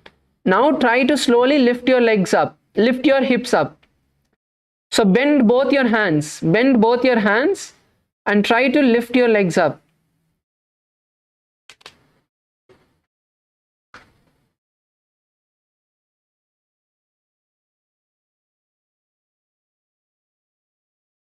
Yes, Ma Govind Rupini, that's good. Yes. Good. You almost got it, Ma. Yes, that's a good technique. So you can keep your leg on top and stretch your legs all the way to the side. First itself, before you raise up, stretch your legs to the side. Yes, Harshaya, that's good. Lower yourself down and lift yourself. Yes, good. You did it. A little bit balance and you'll be able to do it. Yes, Svetama, unga right hand வந்து இன்னும் கொஞ்சம் bend பண்ணுங்க. உங்க right hand வந்து நீங்க ஸ்ட்ரைட்டா வச்சிருக்கீங்க. நல்லா அப்படி பெண்ட் பண்ணுங்க. ஆமா, அப்படிதான் பெண்ட் பண்ணுங்க. எஸ், இப்போ கொஞ்சம் முன்னாடி சாயுங்க. முன்னாடி சாயணும். எஸ், ஓகே, அந்த பொசிஷன் தான் கரெக்ட். அந்த பொசிஷன் தான் கரெக்ட். நீங்க உங்க ரெண்டு கையுமே பெண்டா இருக்கணும்.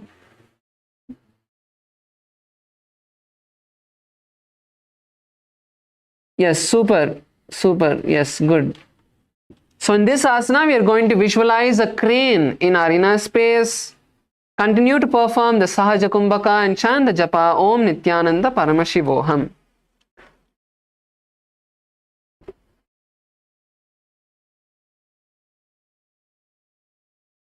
वासिष्ठमथ कौण्डिन्यम् ऊर्ध्वकुक्कुटमेव च अष्टावक्रमथोत्तानं मयूरं सेतुबन्धनम्.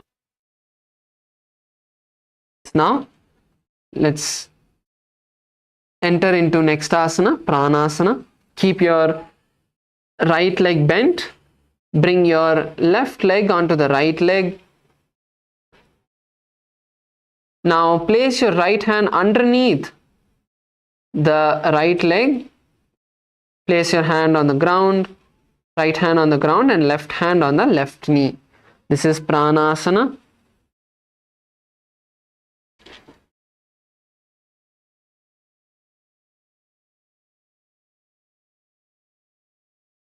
So even if you're not able to push your leg to the ground, that's fine.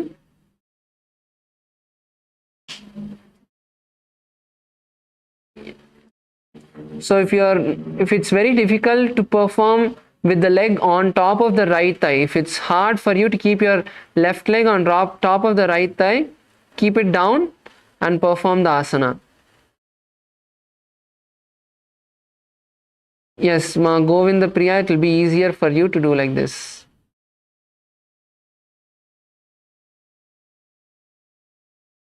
So in this asana, we are going to visualize inhaling and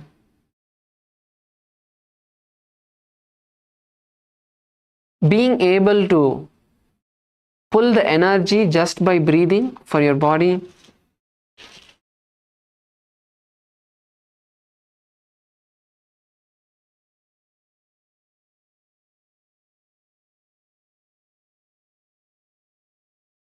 एतत् प्रभेदं वक्ष्यामि करोति यस्तचामरः एकपादमुरो बद्ध्वा स्कन्धेऽन्यत्पादरक्षणम् एतत् प्राणासनं नाम सर्वसिद्धिप्रदायकं वायुमूले समारोप्य ध्यात्वा कुञ्जप्रकारयेत्.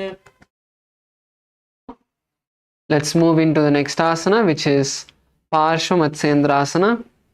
So in Parshvamatsendrasana, we are going to keep our left leg by the base of the right leg and keep the right leg outside of the left leg. Now you're going to turn outside your right leg and rotate your hand downwards, facing, your palm should be facing downward. Insert your hand underneath the leg, underneath the right leg, and with your right hand from behind the back, you're going to turn around and hold your hands. Yes, Harshaya, that's correct. Bring your left hand. Yes, good. That's correct. Yes, Ma Sweta, that's good. Ma Govinda Rupini, that's correct. Sairamaya,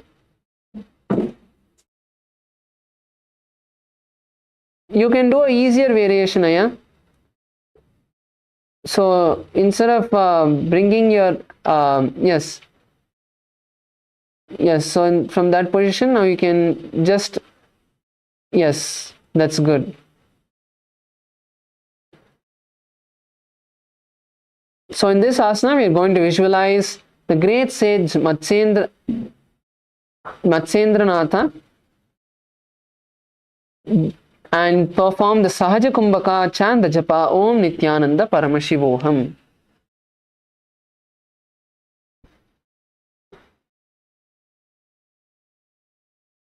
Yes. मत्स्येन्द्रपीठं जठरप्रदीप्तिं प्रचण्डरुक्मण्डलखण्डनास्त्रम् अभ्यासतः kundalini प्रबोधं दण्डस्थिरत्वं हि ददाति पुंसाम्. Relax. Now let's perform Chakorasana on the opposite side. Let's take a few moments. Bring your left leg this time. Let's raise our left leg as high as we can. For those of us who are focusing on bringing the leg behind the neck, raise your leg as high as you can. Slowly try to bring it behind your neck. Yes. Yes, that's good. Chenli Aya, that's good.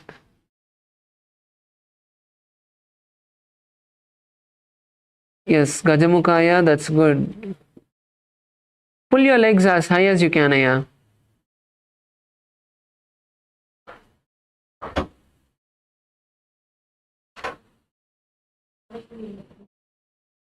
Ma Govinda Rupini, you don't need to try to pull your legs all the way up, ma. Try to bring your leg behind the neck alone. You're trying to straighten your legs. You don't need to straighten your leg. Try to bring it from the side if that is maybe easier. Yes. You don't need to straighten your legs because that will make it even harder.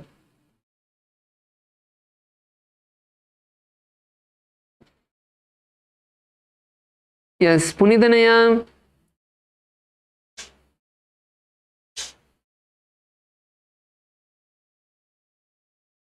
So in this asana, we are going to visualize ourselves as a powerful source of energy, a chakra, and continue to perform the Sahaja Kumbhaka, chant the japa Om Nityananda Paramashivoham. पूर्वतानं चतुष्पादपीठं वज्रासनं तथा चकोरक्रौञ्चशलभभुजङ्गमपि वृश्चिकम्. Yes, lower yourself down. Let's move into Dhanurasana too. Now, keep your left hand on your left leg. Bring your left hand to your left leg, either holding the toe or holding the foot. Pull your leg towards your ears, not just to the chest. Your foot should come to the ear. You should touch your toes to your ear almost. Don't need to touch, but your leg should come that high. Pull your leg all the way back. Yes. Harshaya, that's good. Pull your leg back as much as you can. If holding your toe is hard, hold the entire foot and pull it all the way behind. Yes, that's good, Chenliaya, that's good.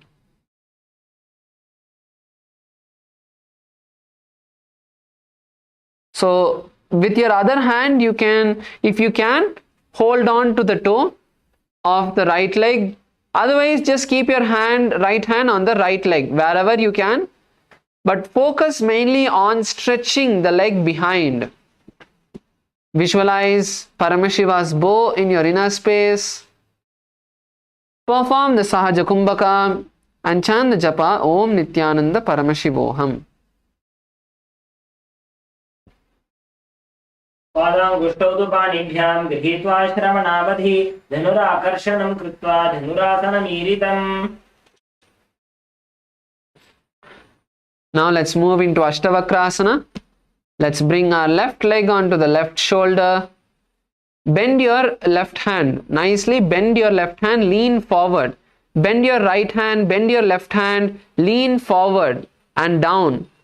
You can bend your right leg onto the left leg and stretch it all the way to the side. So bend down, nicely bend down, and then slowly stretch your legs to the side. Raise yourself up and balance. Harshaya, bend yourself down. That's good, but you need to bend yourself forward. Yes, that's good. Chanliyaya, that's good.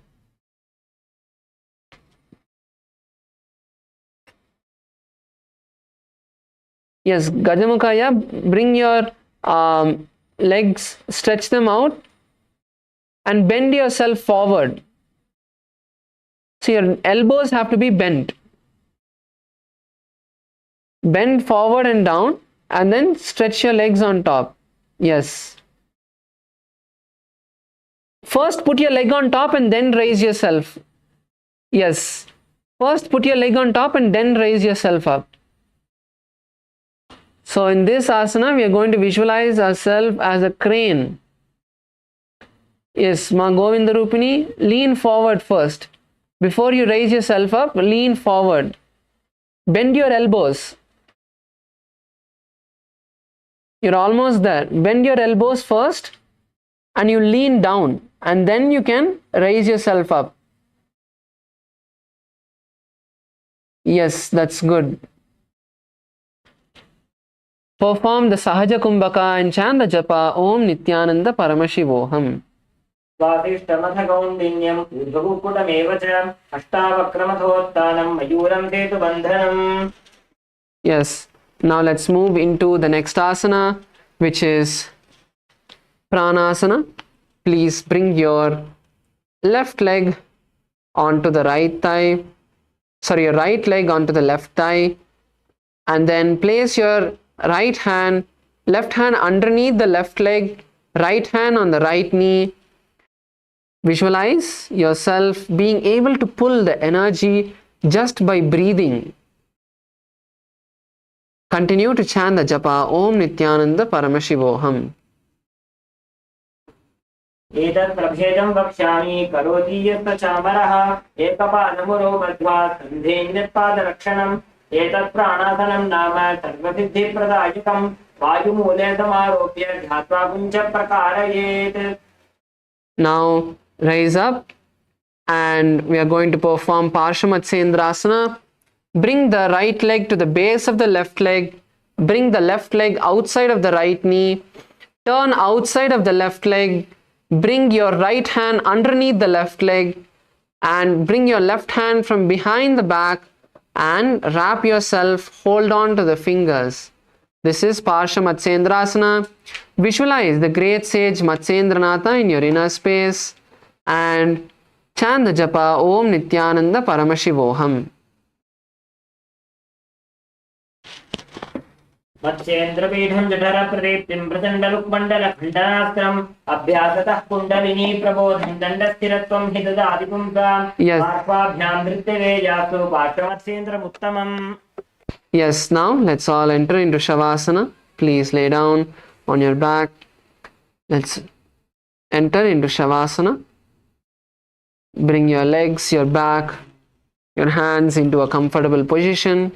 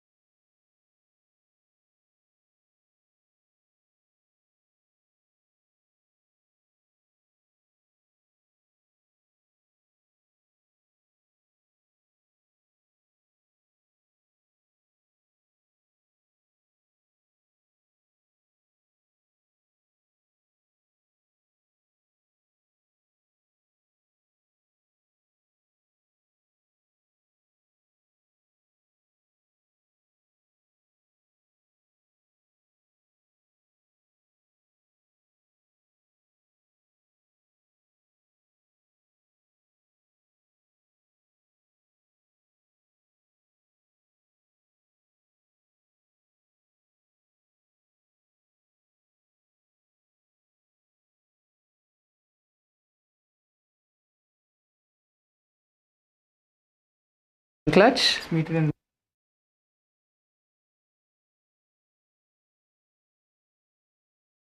Unclutch from any thoughts you're having. Just focus on completely relaxing yourself.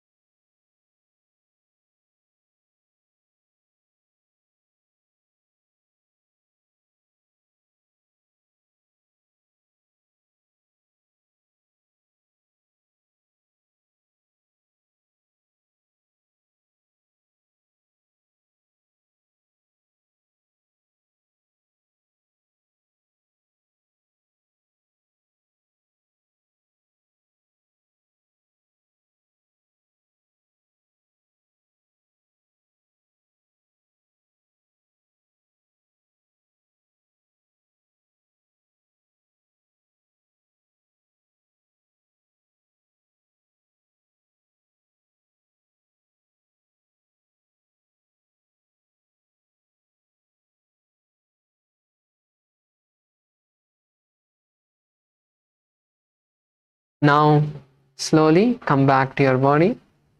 Bring awareness to your hands and legs. Slowly move your hands and legs. Bend your knees and bring them to your chest. Wrap your legs and rock from side to side.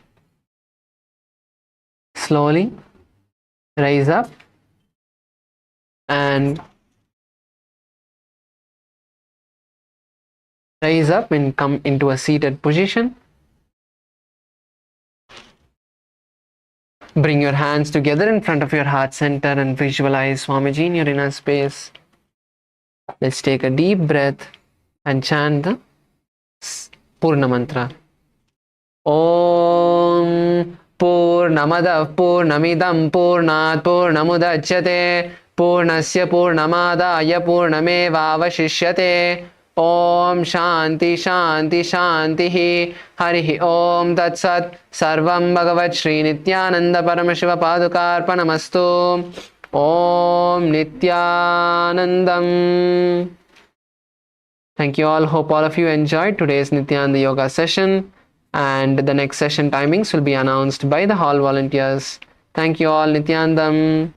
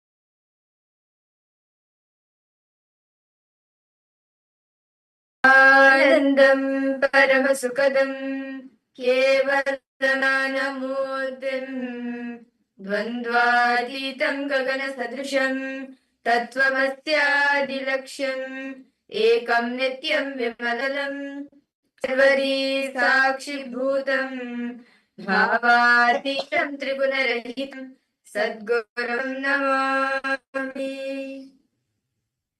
Nityananda, all the participants who have joined us today in the program, we welcome each and every one of you. Today, we will be receiving and learning the different truths about how we can attain and achieve the optimum health, best health that we can have. We will learning how we can manifest that, as Swamiji was telling us, in the form of Jwarabhagnamurti, Bhagwan Jwarabhagnamurti form of Shiva. And today throughout the day, we will be learning how you can manifest the best for yourself, whether it is physical health, mental health, psychological health, all of this, the health that you can have, how you can achieve that, you will be learning today. And we already got started with that by doing the yoga, which is the best type of yoga to do to have the most best health that you can have. You will be able to have it through the Nityananda yoga, and that's what all of us just did. And we all did the Prathama Vinyasa Krama and the Dvitiya Vinyasa Krama.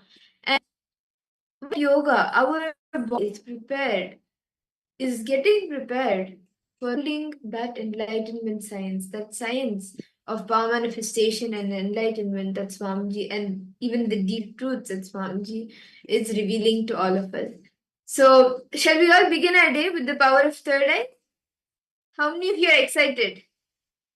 Okay, I request all participants. How was yoga? How was the Nityananda yoga for each and every one of you? Nityanandam to all. Okay, base the Nityananda. Huang. Nityanandam.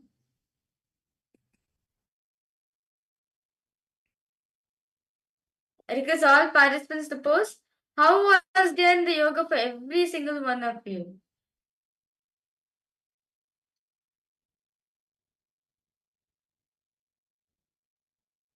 Okay. So shall we all at the power manifestation now? We will be starting our day with the light. Ma Paramananda Surupini, Nityanandam, Ma Ananda Sagara, Nityanandam, all of you. Okay. Request each of you to quickly bring your eye bands or blinds if you don't have it yet, and you can down, close your eyes. Today, myself or Ma Virija, we will be doing word. We'll be showing numbers in our hands and hand gestures. It could either be one of them, and all of you will be identifying what exactly are going. What exactly is the number or the hand that we are showing? So can I ask you to please bring your eye bands, settle down, and tie your eyes. And participants viewing us on YouTube who have joined YouTube, you can head to paramashivoham.org and you can even join us on the Zoom rooms. Okay. So shall we start? Now at the count of 3, I will be showing a gesture or a number. It could be anything. I will be showing something with my hands in front of the camera. If you can connect to Swamiji and you will identifying what exactly I am showing to each of you in the camera. Please sit straight, connect to Swamiji and chant the Mahavakya. Om Nityananda Paramashivoham. Om Nityananda Paramashivoham. Om Nityananda Paramashivoham. Yes. So At the count of 3, I'll be showing each of you a hand gesture number. Each of you can start seeing and revealing what it is. Start verbalizing whatever you see. So 3, 2, 1. Intensely chant the Mahavakya.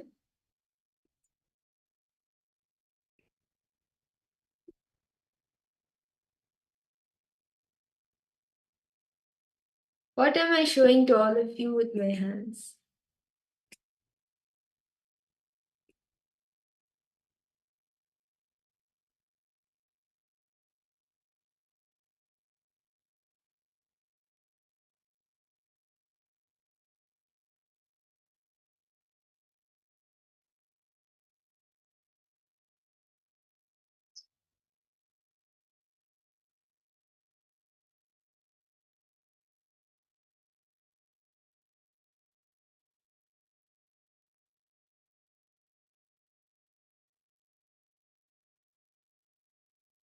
Whatever is revealed to you, start verbalizing it.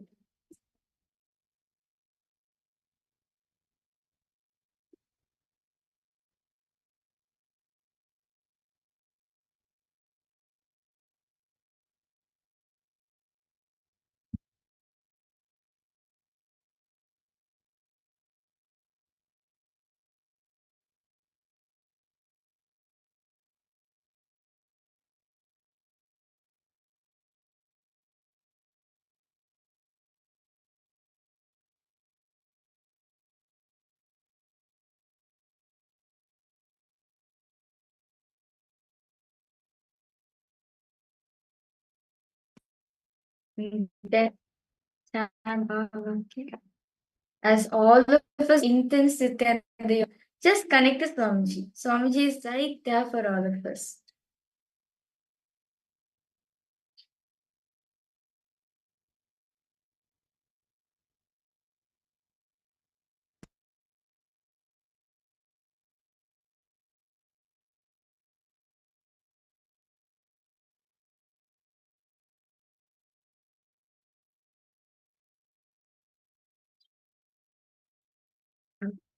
Please relax. I request all the participants in our post, what were you able to see as the hand gesture or the number that I was showing? Whatever I was showing with my hands. Can I request all of you to post in the chat? Be nice for all. I request all participants to post just as it is. See, Swamiji Viribi says the yoga, right, which all of us are doing, it's directly the Paramashiva.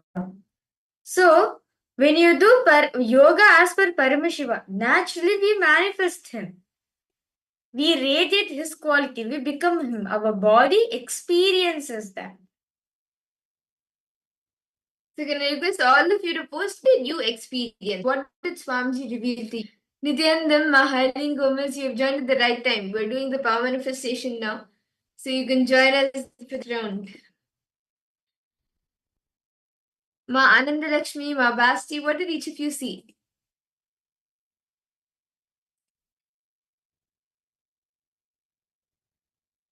Okay. So, shall I answer now? Hand gesture that I was showing was the Samana Mudra. This is the Samana Mudra. It's just both the hands put together like this. So this was the hand gesture that I was showing. Another round. So this time, let me show something little bit different. Okay, are all of you ready? Ma Wei Huang, Ma Ananda Lakshmi, Ma Basti, Nityanandam. Okay, Ma Hailin Gomez. Yes. Are you ready, Ma? Can I get you to tie your eyes? You could come on camera and you could tie the third eye power. Ma Paramananda Swarupini, Nityanandam.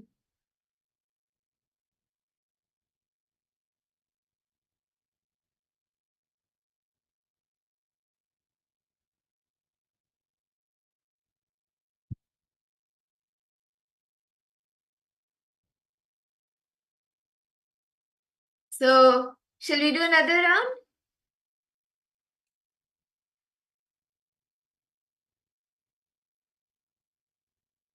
Okay.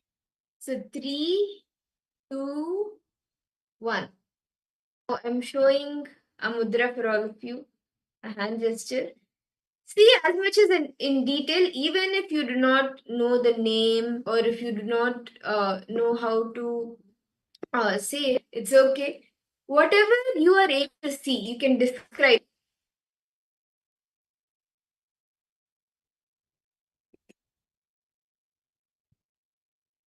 Please start seeing. Connect to Swamiji, chant the Mahavya. Om Nityananda Paramashivoham. Om Nityananda Paramashivoham. Om Nityananda Paramashivoham.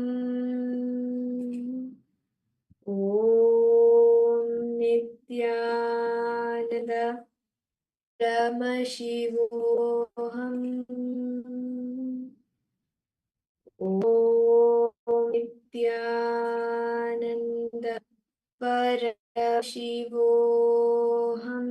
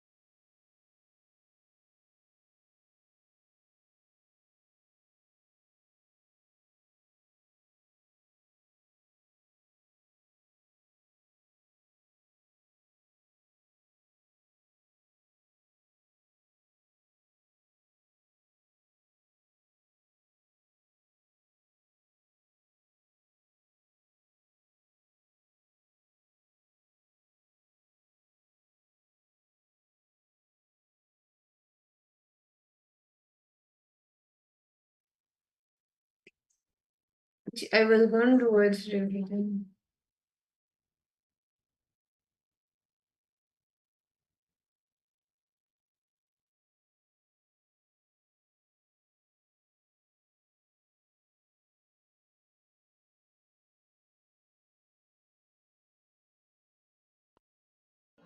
Om Nityananda Paramashivoham. Chant the Mahavakya. Om Nityananda Whatever you are able to see. Paramashivoham.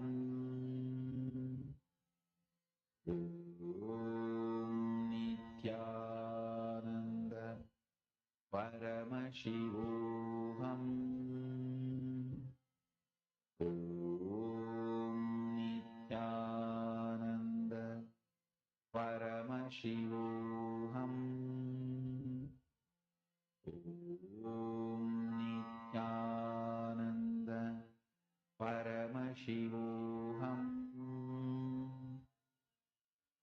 Om Nityananda Paramashivoham. Please relax. I request all of you to please open your eyes now.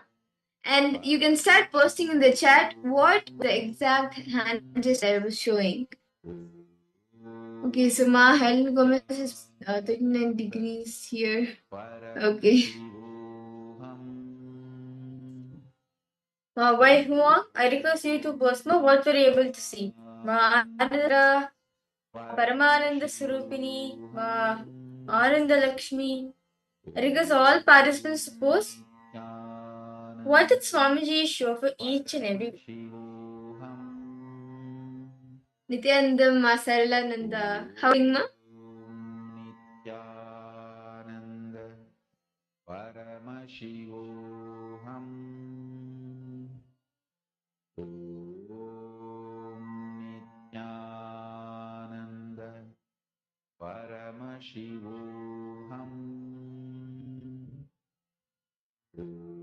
Come on, any other answer?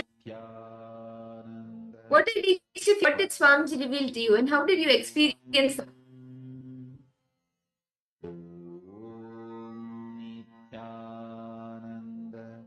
Nityananda Sarala. You joined us at the right time. We're doing the power manifestation now, so you can join us for the next round.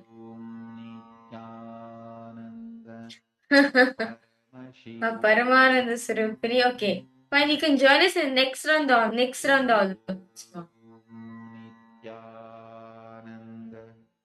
Paramashivoham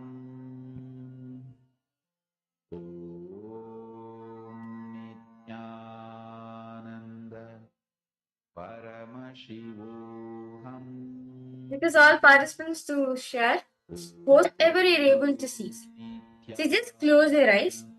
Just connect to Swamiji intensely. Understand when you're doing the manifestation, it's only Swamiji who is flowing through you. No one else. It's Swamiji who is flowing through you. So just surrender to Swamiji. When you surrender to Swamiji, he will show you what is it exactly as we can see it with our two eyes. It's only Swamiji who can see. Paramashivoham Om Nityananda Paramashivoham Om Nityananda Ma Anandalakshmi, what were you able to see, Ma? Om Nityananda Paramashivoham. Okay. So shall we move to the next round? So the same Viparita will be showing a hand gesture for all of you. Each of you, and actually let me show the answer. Let me show the answer. What was the hand gesture that we were showing? So this was the hand gesture, the Denu Mudra.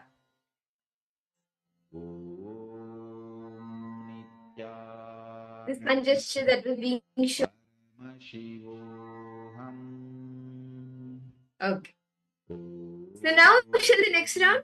Ma Haileen Gomez, Saralananda, Ma Basti, Ma Paramananda Swarup. Request all of you to please tie your eyes again. Om Nityananda Paramashivoham. Please start chanting the Mahavakya.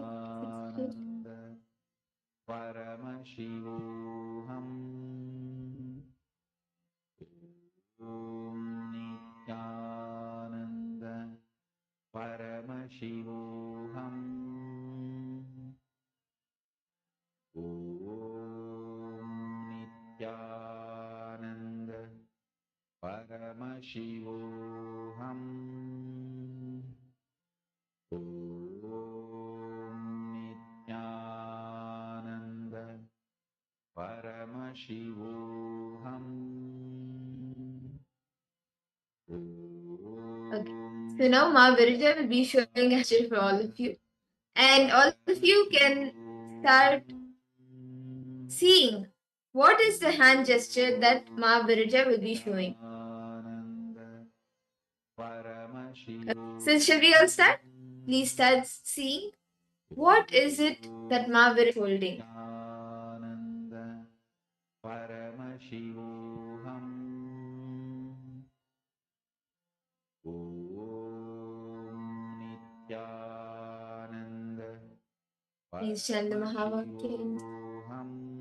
Om Nityananda Paramashivoham. Om Nityananda Paramashivoham. Om Nityananda Paramashivoham.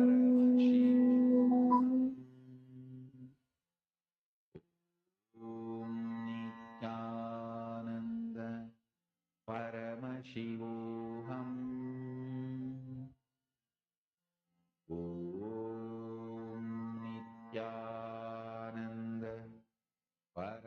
Paramashivoham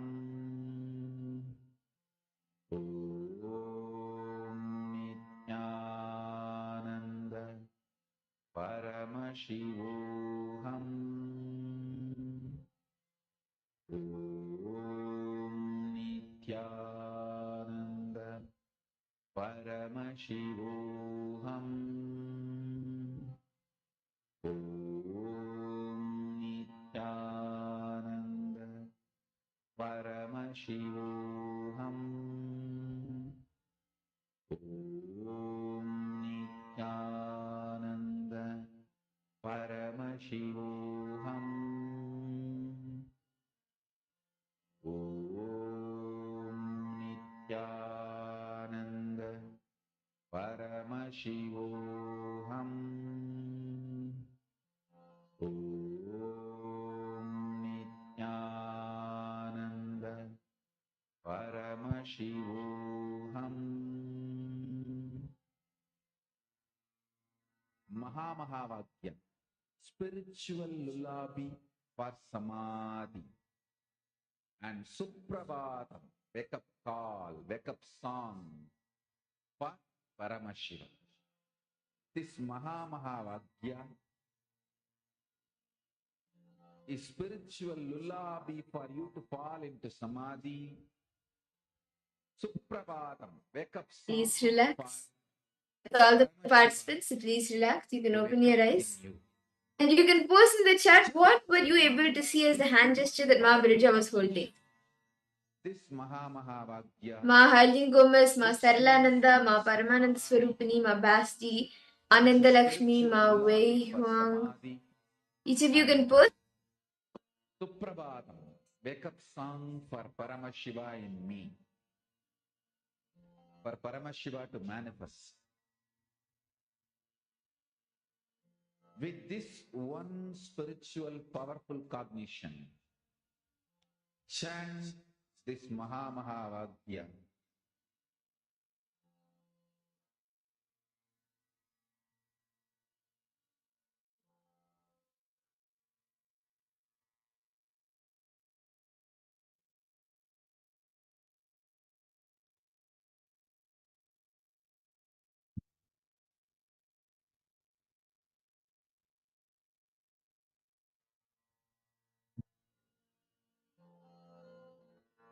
Mahamahavakya, spiritual lullaby for samadhi, and Suprabhatam, wake up call. Okay, so shall we see the answer now?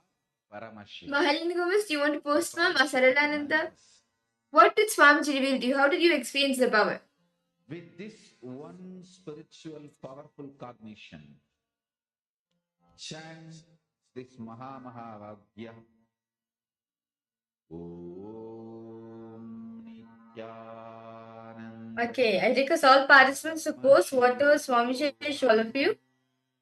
Ma Saralananda, Ma Basti. Nityananda Paramashivoham Om Nityananda Paramashivoham Om Nityananda Paramashivoham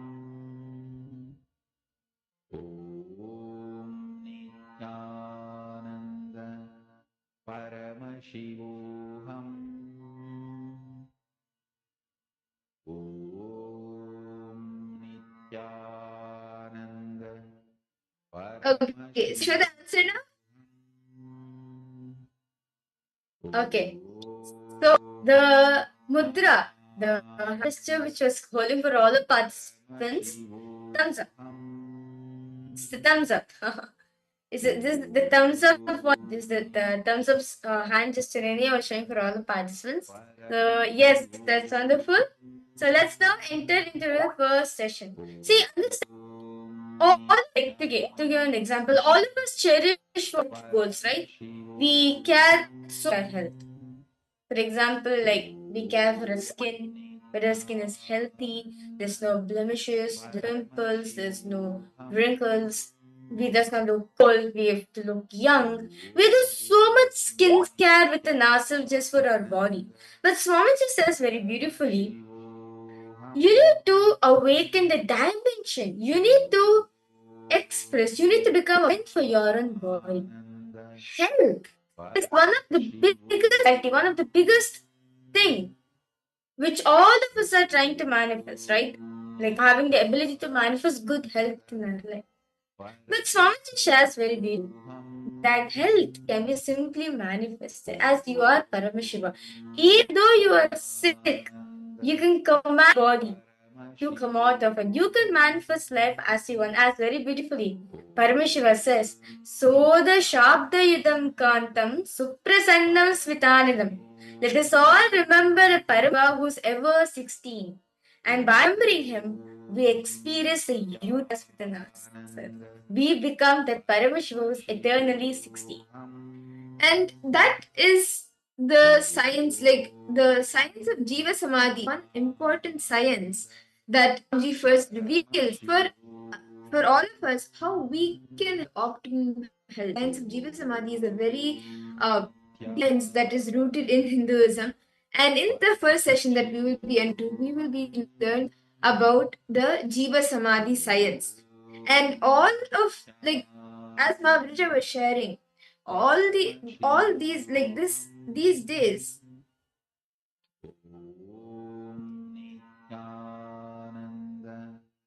all today, if you see in today's day, all of us do different health regimes. We all do different types of, right? We do care, night care. We go for workout. We go for gym, and we keep googling different ways to take care of our body or take care of our health, or we keep going for annual tests to doctors.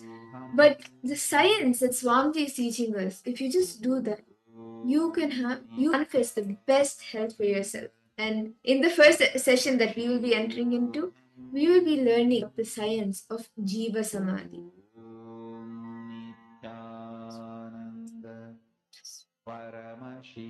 Do any of you have any questions? We are understanding what Jiva Samadhi is and how these have taken root in Hinduism and how the science actually works.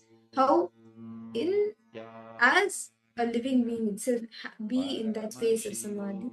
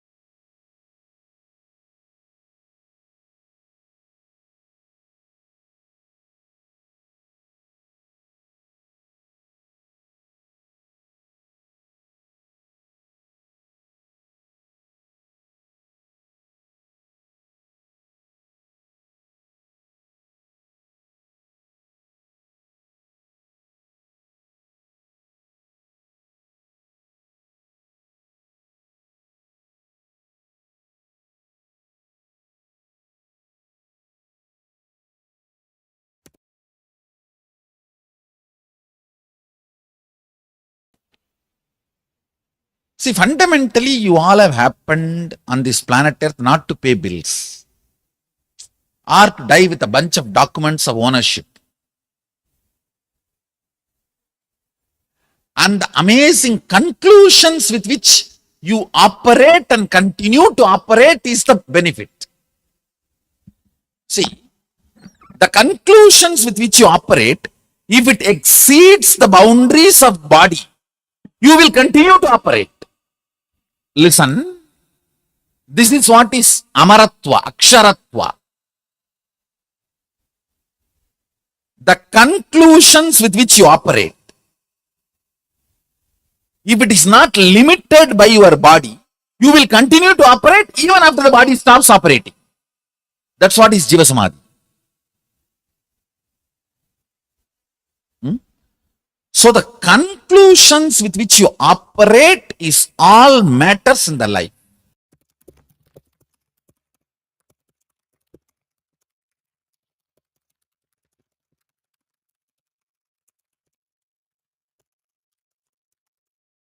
There are various samadhis in Hindu tradition.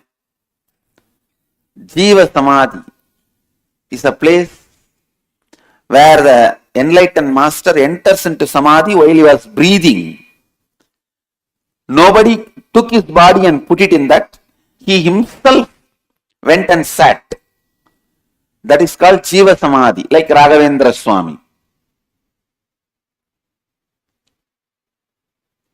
Palaya Swamigal of Tanjavur, Dakshinamurti Swamigal of Tiruvarur, Paramahamsa Yogananda, all of them are Jiva Samadhis. Then there is another type, Videha Samadhi. A Jivan Mukta, enlightened being, he left the body, then disciples put the whole body and built Samadhi. Like Ramana Maharshi's Samadhi, Shirdi Sai Baba's. These all will be Videha Samadhi. They are all called Videha Samadhis. All problems, all your emotional sufferings and emotional clots are nothing but a little bit of liquid in your body. So many things you do and repent later on, just because of the little bit of male hormone in the body.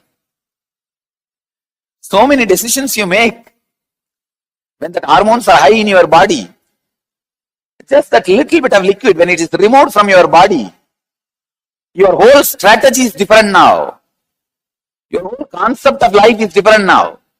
Your whole ideas and decisions are different now. I tell you, liberate yourself from this liquid mentality. The liquid based mentality. This is what is pratyahara.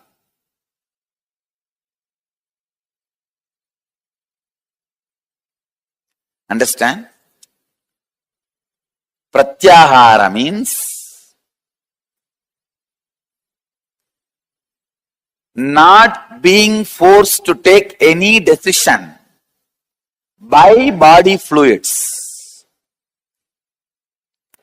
Anger, lust, fear, greed, attention. Please understand, attention need is not male hormones action, it is female hormones action. For male hormone, it's a lust. For female hormone, it is attention need. That is why male want to get rid of the lust quickly, because it's like a prison. Female want to relax into it, because it's like a AC room. That's a big difference between the male's need and the female's wants. And same way, every body fluid is associated with one strong emotion. I tell you, no learn how to handle, make decisions independent of your body fluids, you will live a solid life. You will live a fulfilling life.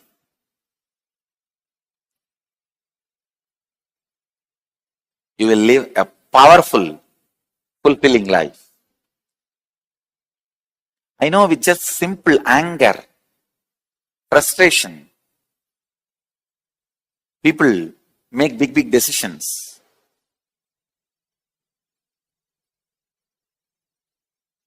One brahmachari came to me and said he wanted to leave the ashram few days before. I asked why. Because the structuring department has fired him, scolded him. I told, nothing, don't bother, go and sit and do Manipura Kriya. Shout, scream at them. Scream to the level from mouth that water will come. Usually, when you are sleeping sometime, if you are tired, if you are screamed too much, from mouth, kind of saliva will pour. That's also called REM only. RHEUM. I told him, till that REM comes, shout, scream, and relax. After 2 days, he came back and said, oh God, Swamiji, now I'm able to see everything with clear eyes.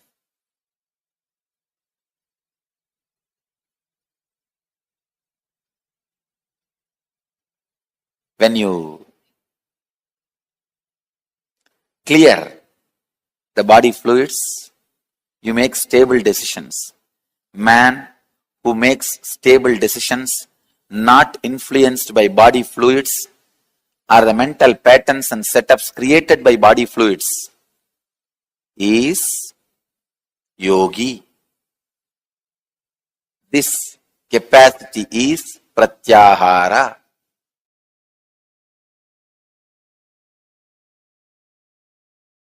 Let me give you the process for Jiva Samadhi. Jiva Samadhi means all the 9 fluids which are running your body.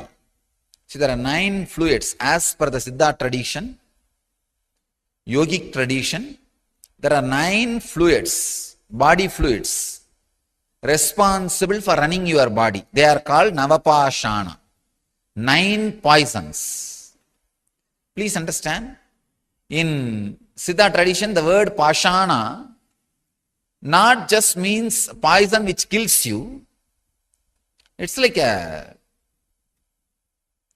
certain high quality alive chemicals are called Pashana.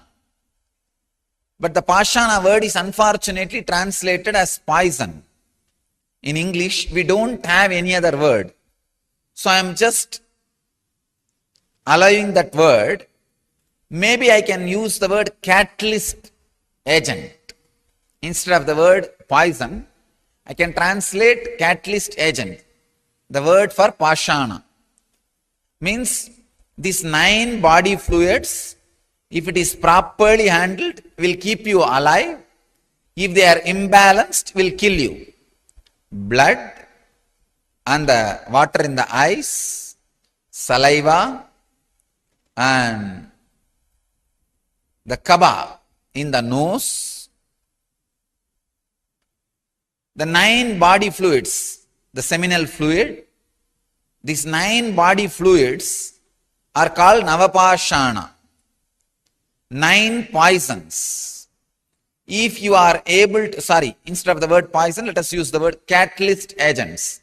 The 9 catalysts, if you are able to produce all these 9 catalysts without any input from the outer world, like desire, please understand, desire is an input that immediately produces the semen, body fluid, and water immediately produces blood flow.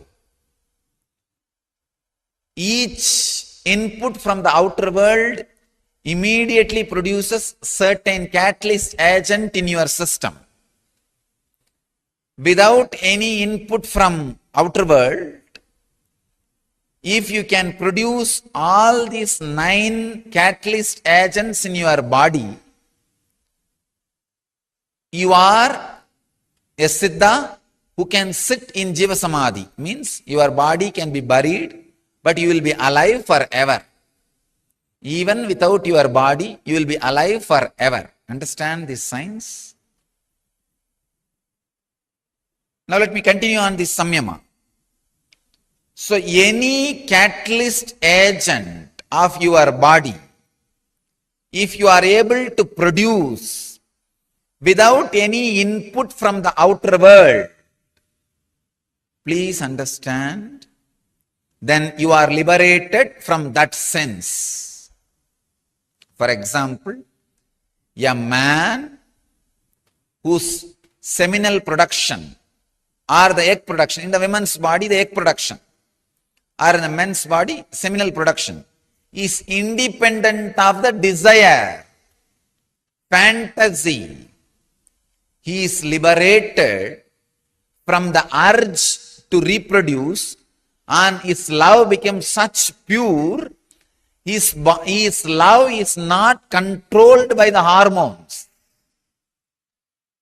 If your love is controlled by the hormones, it will always be related to blood relationship. Understand? All blood relationships are hormone relationships, not blood relationships. We are using a polite word, blood relationship. It's hormonal relationship, which came by from hormone.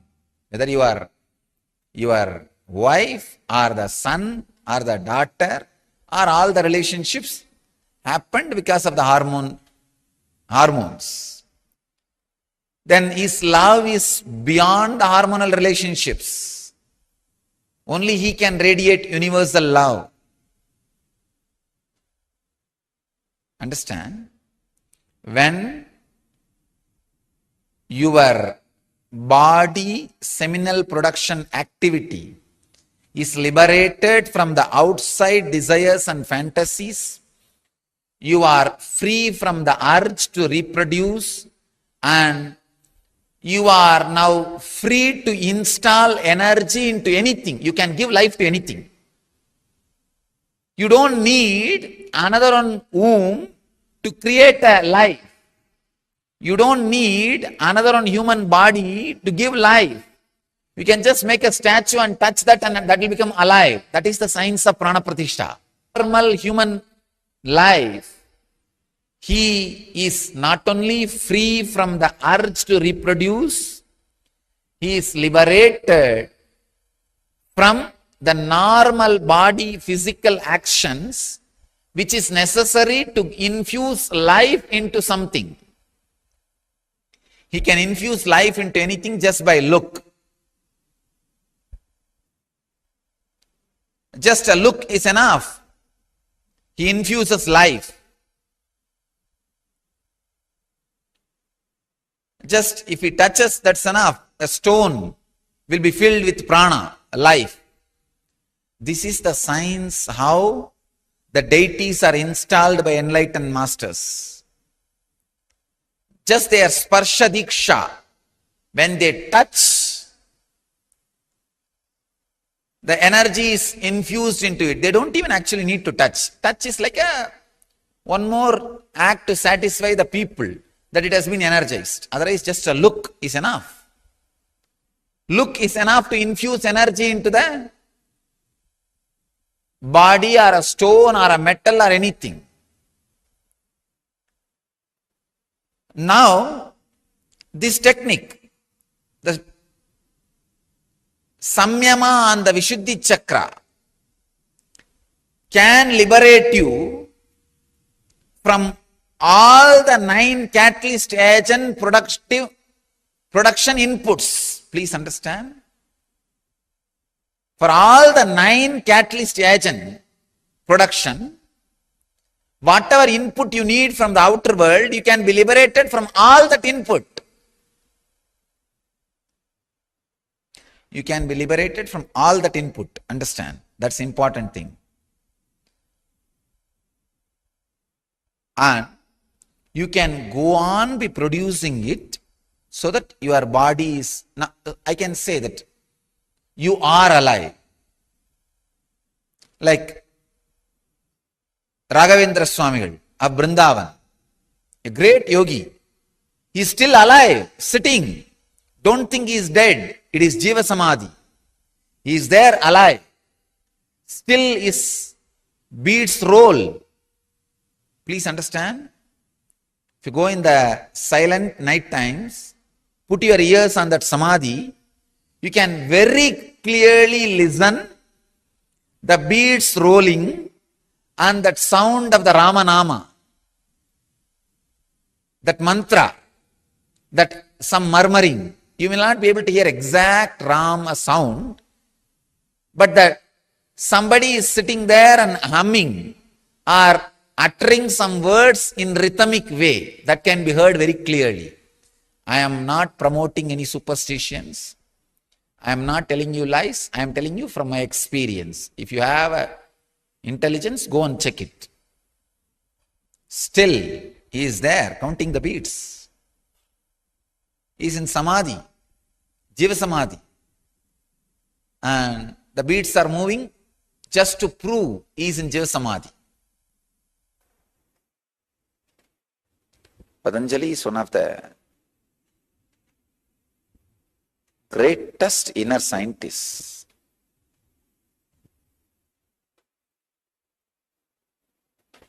Man who demonstrated the science of enlightenment. Even after he left the body, he did not deteriorate or die or show any symbols of death. He was just living, alive, radiating the presence. The disciples don't know what to do. So they just kept his body and built a room around him. He is the only master whose body is not buried with sand or salt or bay leaf. Usually masters' bodies are buried, filling the ash, bay leaves, salt.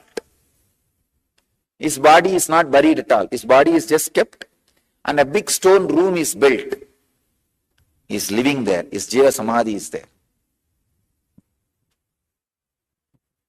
He became one with Nataraja. That is why the Nataraja's Murti is installed there. And he loved to wear the sacred beads, Rudraksha, so that whole hall is decorated with Rudraksha. They made a Rudraksha Mantapa in his memory and Nataraja. He did not want his own Murti to be installed, but the disciples put his Murti also in the side. But as a main deity, he became a Nataraja. So he became one with that. Chidakasa, Chitampara, Nataraja. So his Nataraja's Murti is there and side his Murti is also there, his form. The form with which he operated in the body. That body is also there. If you are helped by yoga in any form, you are indebted to him. Anybody wants to experience his presence should go there. You should not miss the opportunity of going to Rameshwaram. Even if you are not able to go this time, you need to go back. Sometime when you come back again, don't miss, mark it as a point to go to Rameshwaram and see his physical presence. We have some of the great masters' physical body retained as it is, mummified. Not the mummifying of the Egyptian way of mummifying is totally different. They are able to only maintain the body. Our guys are able to maintain the body as the center of the cosmic or conscious functions. When the Vedic tradition way of mummifying happens, not only body doesn't get spoiled and it stays, it continues to be the center of their conscious operations. The cognition is taken, buddhi works, the works, responses happen, they continue to be the center of their conscious activities. That is why your prayers are fulfilled in their presence. If you pray to a mummy, your prayers will not be answered. Because the physical part is retained, but not the response part. Here, the response part is retained. The pure cognition, Di and Buddhi is retained. And same way, Srirangam, still Ramanujas, whatever, Ramanujas, Acharya's body is there as it is. You can see the nails growing, the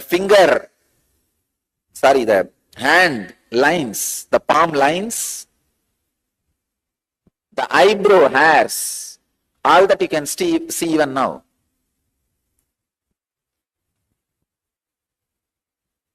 And not only that, you can feel his presence. You can offer any prayers, you will see the response. You can talk to him.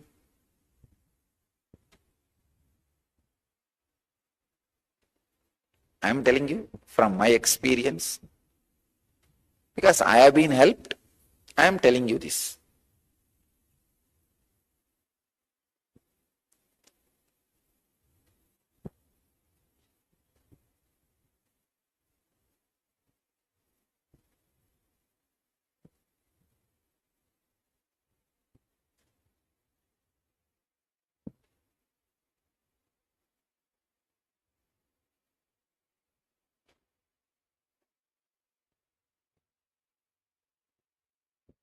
Many times I told, the Arunachaleshwara temple, the Arunagiri Yogeshwara Samadhi is there. He is in Jiva Samadhi. Jiva Samadhi means he is residing there. Shiva himself came down as Arunagiri Yogeshwara. He is residing there. Anyhow, when you live in the body, if you arrive to the sensitivity where the buddhi and di functions in awareness and sensitivity, even after you leave the body, that will continue to be there with you, radiate through your body and through you. That is why when you go to the great masters' samadhis, jiva samadhis, whatever prayers you offer, it directly helps you. Immediately they respond to it. Some of these masters' presence, all seekers should experience. The great Jiva Samadhi of Ellam Valla Sittar in Madurai and Meenakshi's presence in Madurai and Patanjali's presence in Rameshwaram, Ramanujar's presence in Srirangam, Kamakshi is Devi herself came and did tapas towards Shiva and became enlightened. Kamakshi's presence in Kanchipuram, all these major masters, energy fields,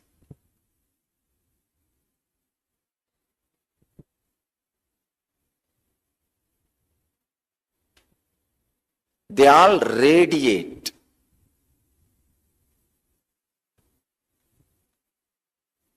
the highest sensitivity. Understand?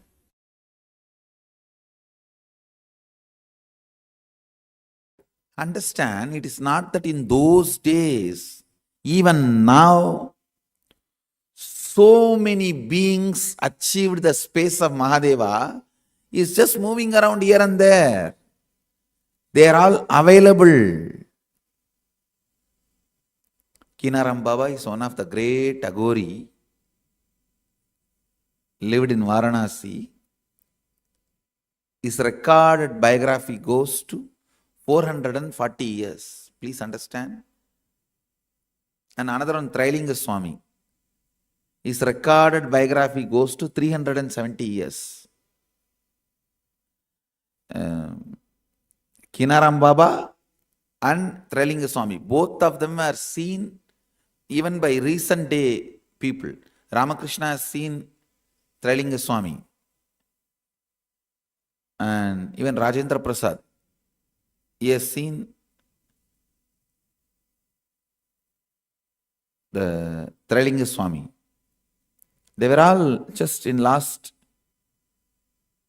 100 years names.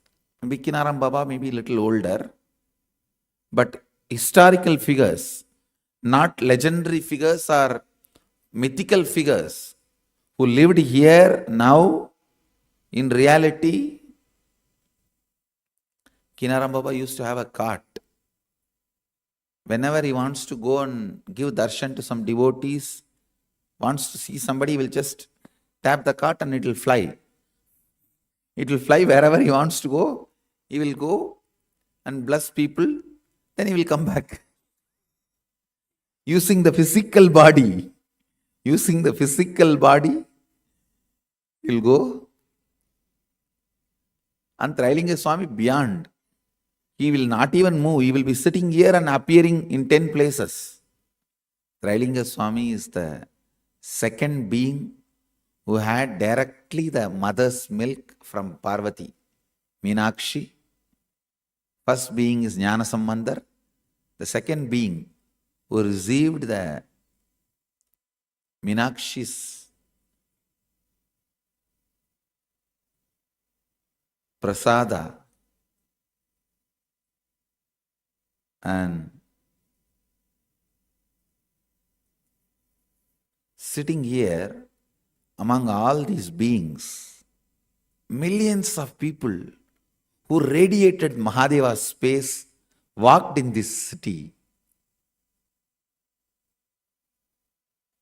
So every inch, every corner, every dust is sacred by them putting the feet in this place.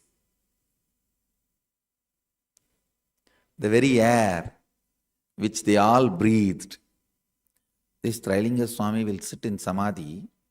Ganga will overflow for 6 months. When the water recedes, he will be sitting in the same place. That's all. In Samadhi. There is no physical, physiological, psychological rules for them.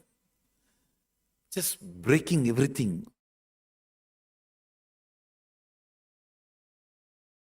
Just like mummification in Egypt. That is a smaller level. It is the science which can take you up to Swargaloka. Only deification can take you to Kailasa. Because Hindus have mastered this science in a much grander and ultimate way. Deification is 1,000 times greater, powerful methodology than mummification. Mummification can lead you up to Swargaloka. Bhur, Bhuva, Suva. Not more than that. You can be at the most Indra. Maximum. Not even that. All that. It's not that everyone who goes to Swargaloka becomes Indra. No. Even among that, there is a lot of competition, politicking, and then fight. That's why Indra Padavi is not permanent. Every yuga, Indra changes and all that. Now, I'm not saying Indra is less powerful. No, surely is much beyond anything you can imagine. And he is worthy of worship and our reverence and everything. But deification takes you directly to Kailasa. It can take you up to Kailasa. These sciences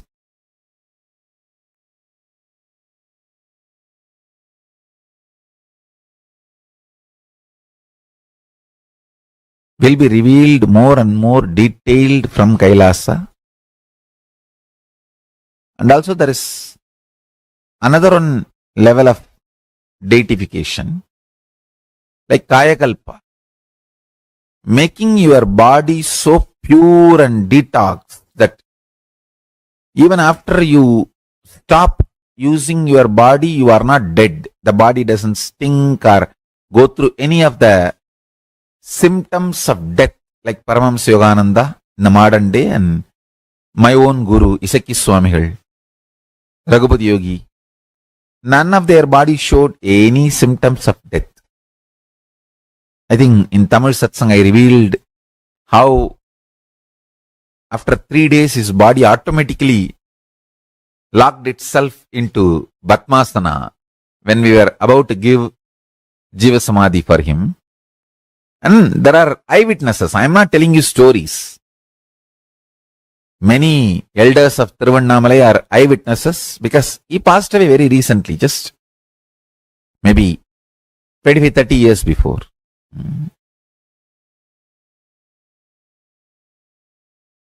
Just few years before Kuppamal passed away, Vibhudanandapuri passed away, he passed away. So, there are many people still alive in Tiruvannamalai who are eyewitnesses for this whole happening. That science of Jiva Samadhi, achieving Jiva Samadhi, Swarupa Samadhi, it's called. That science, actually, Jiva Samadhi is one level and next level is Swarupa Samadhi. That science only I am revealing in the form of Kaya Kalpa Yoga.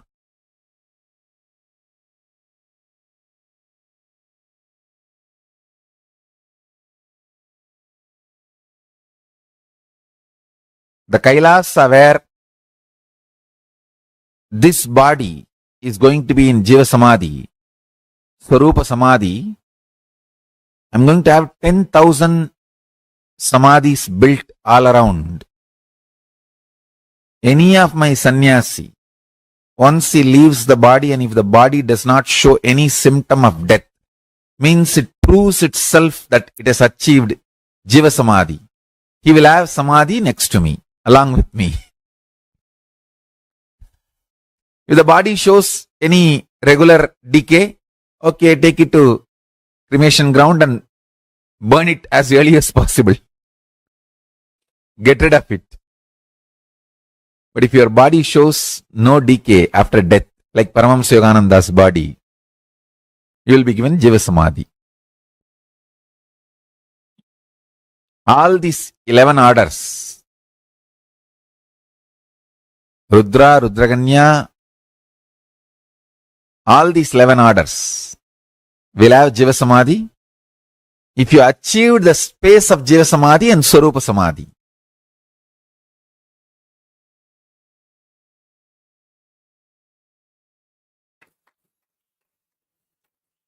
Listen.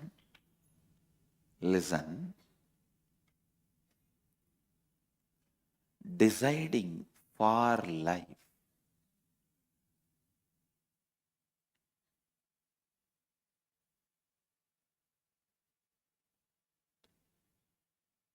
This truth, deciding for life,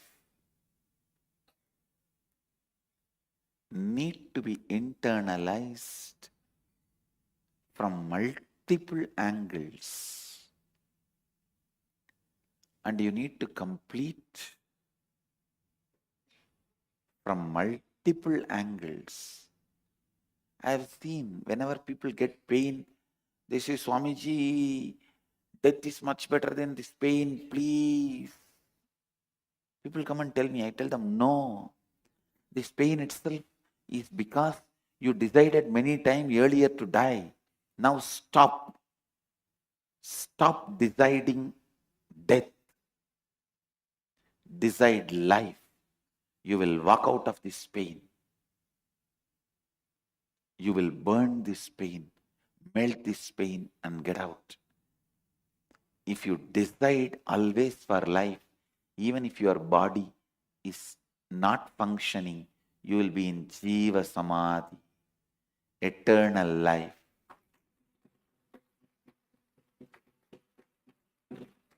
One of the greatest gifts I am giving to my kids is learning to decide for life.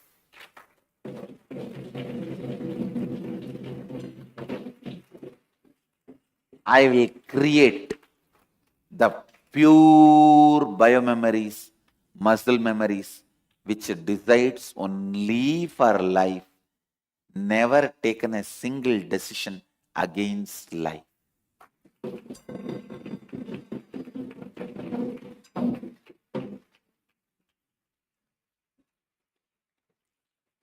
Whenever a person whose biomemory and muscle memory always decides for life, if he sits, anybody walks into his breathing space, automatically get healed because their muscle memory, biomemory also starts deciding for life.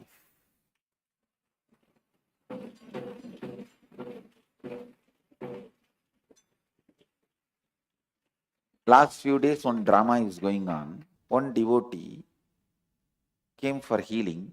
The moment I put my hand on the head and heal, the body becomes all right. After a few hours, it is back to the same condition by evening.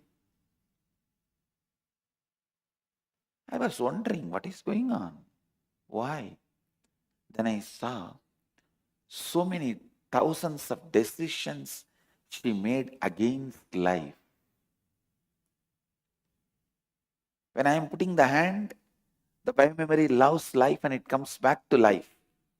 And it heals itself. It says, yes, yes, I want to live. And after a few hours, no, I think it is all not right. And the Swami mesmerized me to live. I don't think I am capable. It is possible. And it goes back to disease.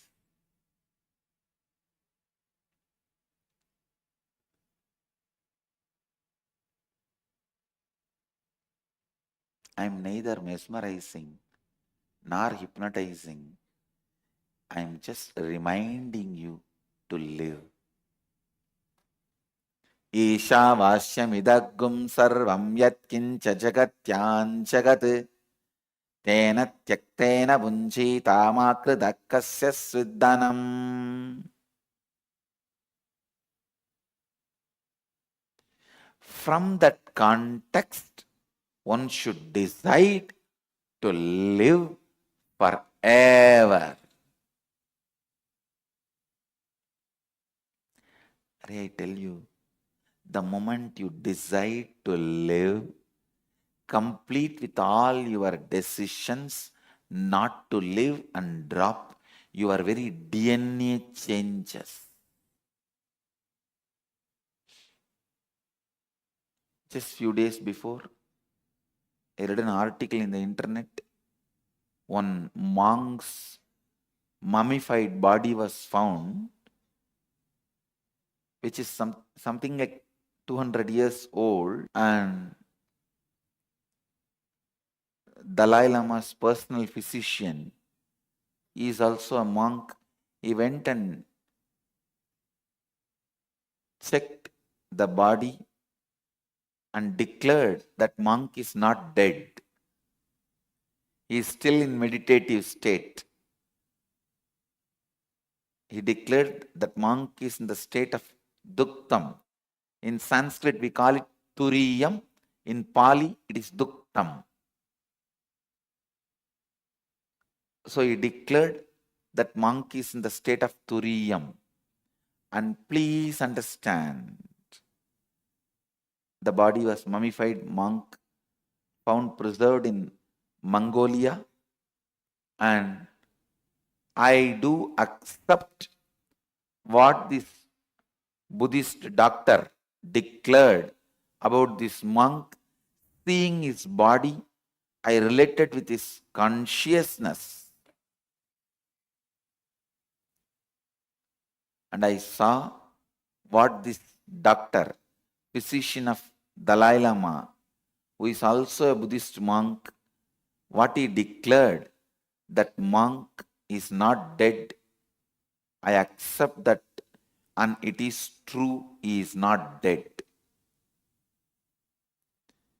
He has reached a space he may not use this body again, but he is not dead. If he is dead 200 years, the hair, body, everything cannot be so intact. And above all, only the Eastern mystics and monks can understand the science of not using the body but not being dead. It is called Jiva Samadhi in Eastern traditions. Only the mystics can understand this science and this truth. After seeing the body of this monk, I am very clear this monk is in the state of Turiyam, Duktam in Pali, Turiyam in Sanskrit. And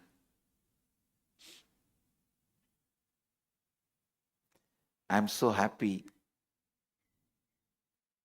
that Buddhists have decided to preserve his body and keep his body intact and worship, keep him as the symbol of that Jiva Samadhi, the state of Turiya. And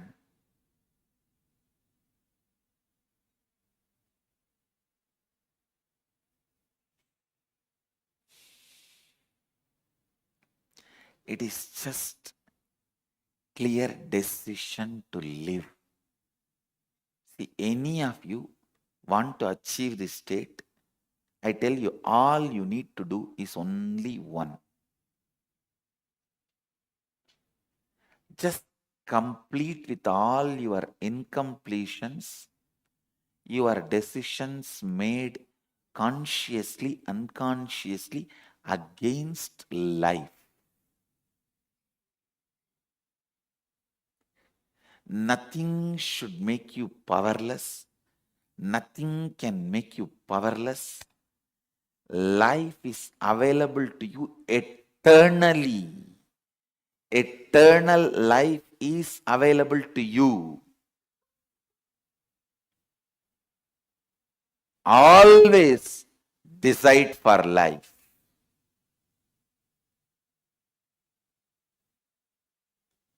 You have a right to live.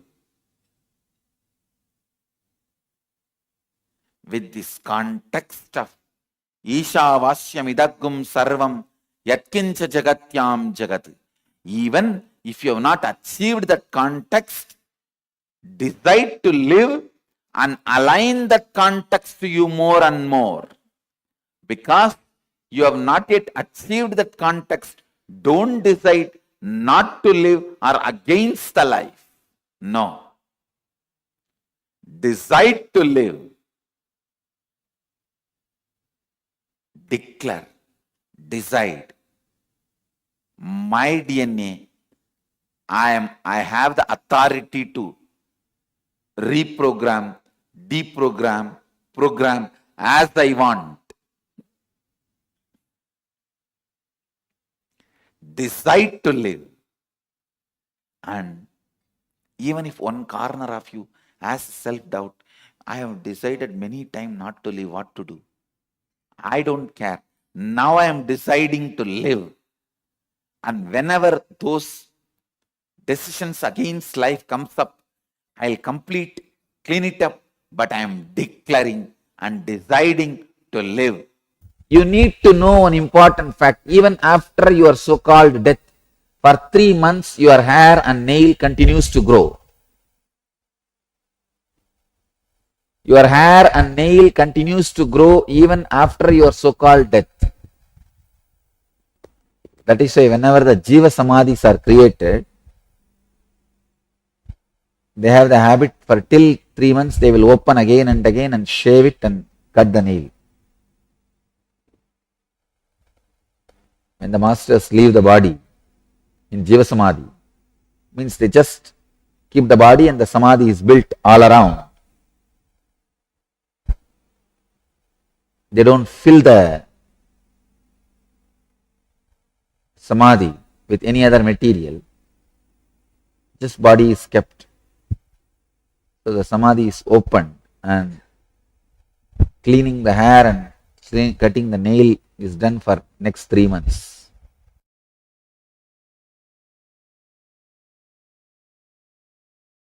Body is constantly changing. Mind is constantly changing. But you don't get perplexed by the change, because what you feel as you, in that only 0.0027% change is happening. If you feel one hand is broken or one leg is broken, you get perplexed because the change is too much now. It can be even 3% to 4%. See, when you are having bigger changes, you do get perplexed. So now the formula, the sutra, the truth, sacred secret, you need to understand from these verses.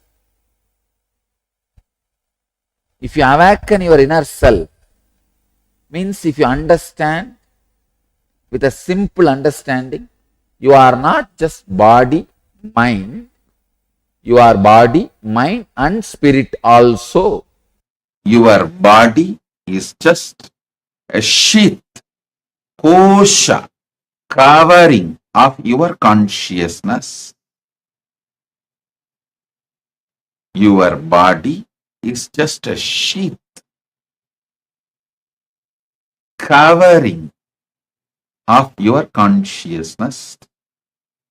Your consciousness can design, redesign, develop your body as you want.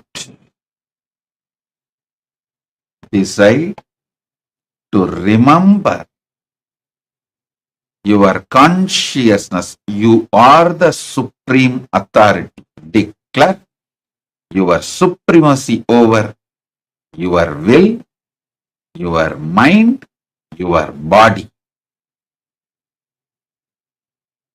and decide. Ultimate, very Paramashiva himself is manifesting through your consciousness into your will, persistence, will, mind and body. Repeatedly I am telling you,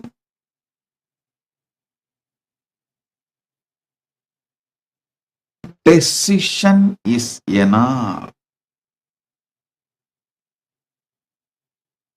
Decision is enough. Decision to cognize. Paramashiva is manifesting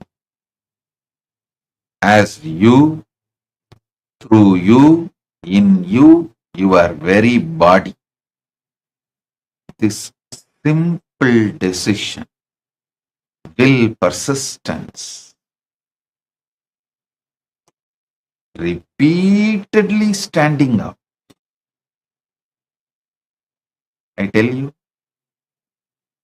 time as a 3-dimension, length, breadth, depth. If you are thinking how many times you try, you are going to fail, you are moving in the length dimension of life. If you are thinking how many times you fail, you are going to stand up, you are moving with the length and breadth dimension of time. If you decide whether I win or fail, this is my life, you will move with the length, breadth, depth dimension of life. Many times people come and ask me, Swamiji, I try to enrich, results are not happening. I said, you are moving the length dimension of life. You are always looking for finishing the work and going for vacation. You just want to get rid of that enriching work. So already there is a boredom, tiredness, even while you are enriching.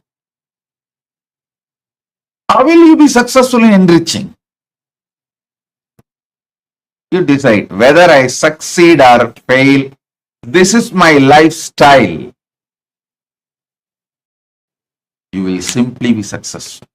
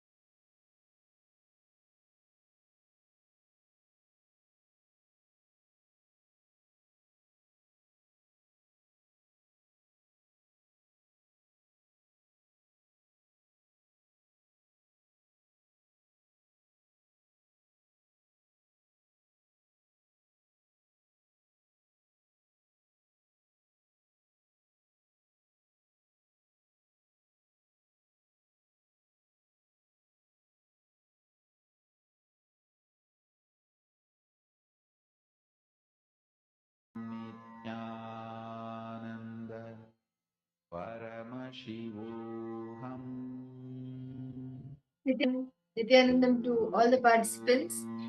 What did each of you understand about what the science of Jiva Samadhi? Can I request all of you? What did you understand as the science of Jiva Samadhi? Nityanandam, Matthew S. Karaya, Nityanandam, Ma Harleen Gomes, Ma Ananda Parameshwari, Nityanandam, Ma Shukrendrananda, Ma Ananda Lakshmi. Yes. What did each of you understand as the science of Jiva Samadhi?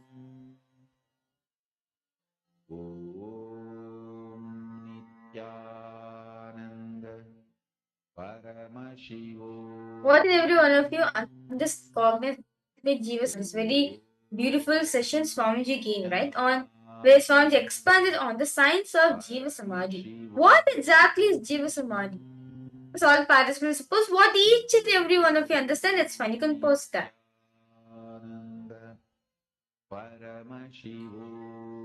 Matthew Vishikasana, Nityanandam, how was your prayer?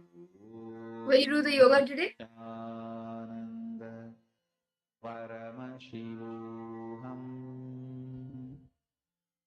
Okay. Okay. Okay. Viveka Samadhi. Okay.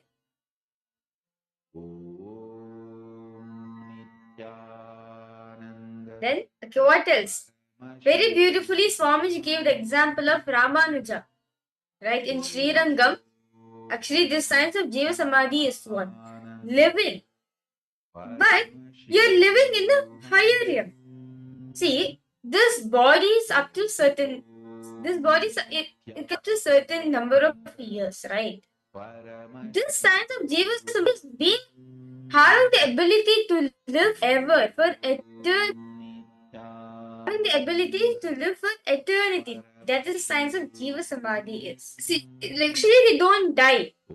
They don't die actually. They're just they are living.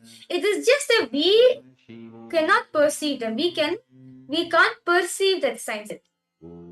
She gave the example of few of the enlightened masters, right? How and after the physical body, like according to us, what we see when they have left the physical body, still for days, months, years, the body deteriorates. That means that is a clear way to see that they are in the Jiva Samadhi state. They are still living. It's only that at the moment, in our own eyes, we are thinking that they have left the body, but they are not. They are still in the body. They are breathing. They are alive.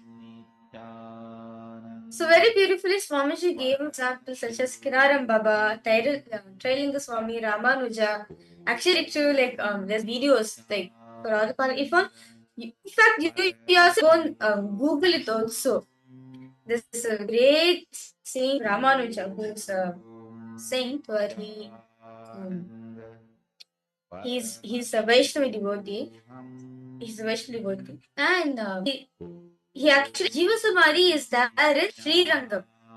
Till date, if you go to Sri Rangam, right, the deity of Ramanuja, like literally Swamiji will say the deity will have nails. Literally, the deity will have nails and it'll be breathing. The deity will actually be breathing. The deity will actually be breathing. And if you go next to it, if you go to the deity, you can feel it. And you can also hear him sing Rama, Rama, Rama, Rama. You can still hear it. Then if happening, how can we say that the being has left the body when you can actually see the nails growing, the breathing happening, or you can hear the japa happening? You can't say that they have left the body. They are in the state of the samadhi. Yes. So how many of the participants have understand this science is a very beautiful science. It's nothing but living for eternity. Where you're not up to certain point, this body is available. Up to a certain point in this body can go up to. But not more than that. Right? So for us to continuously be alive in the body, for us to continue available for the humanity, incarnation takes the science of Jiva Samadhi, where they're alive. Jiva means alive. Samadhi. while they arrive, they built this. While they're in the body, they attain this space. That is in the space called Jiva Samadhi. It's actually a very beautiful, unique science. And actually, even Swamiji says that, like, see, if you're experiencing the space of Jiva Samadhi, you can respond, talk to them. Like, even in Swamiji's own Guru, Raghupati Yogi, right? So, since he's a great yogi, for us to build the Samadhi for him, for him to like be in this resting state, for hereafter he's going to be there, he's going to be residing over there. So he requested him to, because he was not sitting in the Padmasana position. So they were like, oh, because he's a great yogi, like, it is think that they should sit in Padmasana position only and do. Right? So I think Vibhudanandapuri, Swamiji is one more of Swamiji's Guru. Vibhudanandapuri, Ma will ask him can you just put your legs in the Padmasana for you to do this, for us to do Samadhi. Immediately, Raghupati Yogi sits in Padmasana. He is not sitting. And understand, medically, he is dead. Medically, they've checked him, he is dead. Heart is not beating, breathing is not happening. Medically, how can this be possible? This is science of Jiva. We are available. It's just that they're not accessing through this way. They're not accessing this plane. They're available for all of us in the cosmic plane, the universal plane. So immediately the yogi sits in Samadhi and they do the Samadhi for him. They build the Samadhi for him. So this is the science where Swamiji is going to be giving for each and every one of us. That when you are leaving the body, you are going to experience the Jiva Samadhi. So as today, all the participants, we have very beautiful sessions where we're going to be understanding the deeper secrets of health, right? How to master health and well-being in life. How to attain that optimum health, actually not an optimum health, that blissful health, that right health which is healthy. We are understanding various different definitions from Hindu. What does Ayur say of Hinduism? What does an incarnation say? Incarnation speak to view of health. So like this, we'll be learning various different activities, and not just that, sessions. Not just that, we're going to be all the participants. All of you going to be initiating into the science of healers initiation, where you are going to be healing yourself and at the same time going to be healing others. Actually, I request each to attend throughout the day, because in the evening during the session we will be having the healers initiation, and you can not only heal yourself, but you can even heal and help them to also experience the best health you can. So with that, shall we all enter into the power manifestation? Are all of you ready for the power manifestation? Ma Shukrinda, Ma Anandla, Matthew Veskar, Shekaraya, Marlene Gomez, Ma Ananda Parameshwari, Nityanandam,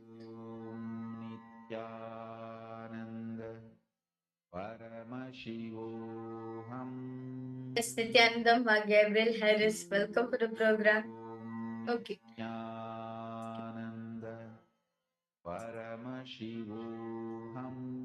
So the first participant, what all of you are going to be doing is, all you're going to be scanning yourself. See, like how when we are having tissue, what do? We go to a doctor with the knowledge which the doctor has. See, understand, the doctors can diagnose you, but they can't come to the straight point. That's for example, now you say you have a headache. Headache and you're not able to focus, and it's like a bad headache. So you go to the doctor. The doctor may give you a few killers, or you may even go to a pharmacy, or like to get over the counter, you may get a painkiller, right? Because at the moment you are able to see only you have a headache. You're not able to see what the source of the headache is. From where is it coming from? Headache may be due to any other thing also. It could be caused due to dehydration. It could be caused due to the digestion, any digestion issues. It could be caused for due to any reason, right? So you may just go get a painkiller to reduce the pain of the headache for that temporary moment. But what is source of that? The source of the pain. To heal, you need to heal it completely. Only then you will be free from the pain forever. Right? And you can do the body scanning. Through body scanning, you can see the root source of the problem. And the best part is when you take any, like, something happens is if we take other medicines, sometimes it has some side effects, right? The best part when you do body scanning is you can find the source, you can find the solution, and solutions will not have any side effects as well. In fact, it will make you much healthier than ever before. And you will be able to scan the source of the problem. So, in this round, the first round of body scanning that all of us will be doing, we will be scanning our own self. Whatever is there in you, whether it is any physical problems, whether it is any mental ups and downs that you're going through. See, okay, I'm having this body ache, I'm having this stress. It's okay. Even if you know currently, whatever you may be going through, scan and see more deeper what is the source of it. What is the source from where the pain is coming? What is the source from where that emotion? Scan and use your third eye to scan yourself and see what the problem is. And you can even, after that, you can ask Nityananda what the solution. Ask Nityananda AI. You can ask for the solution. So shall we start? I request all of you to please settle down, and all the friends who are not on camera, all of you to please come on. Paramashivoham Nityananda Shall we all begin? Paramashivoham Are all of you ready? Nityananda Paramashivoham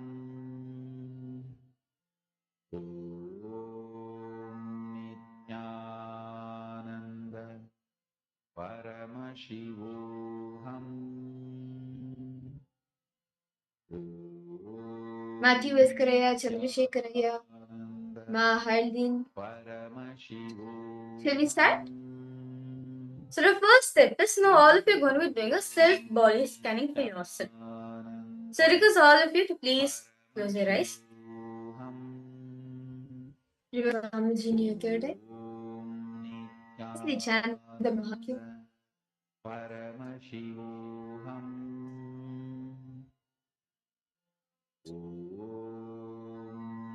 Nityananda Paramashivoham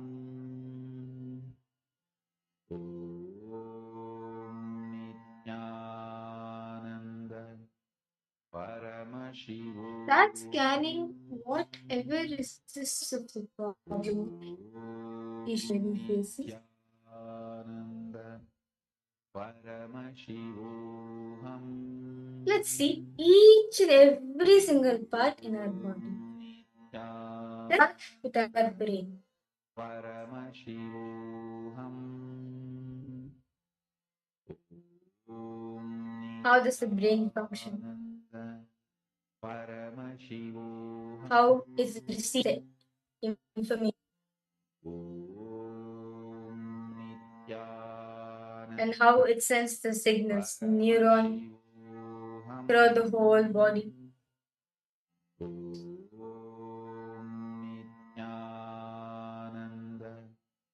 Paramashivoham Start seeing every detail. Paramashivoham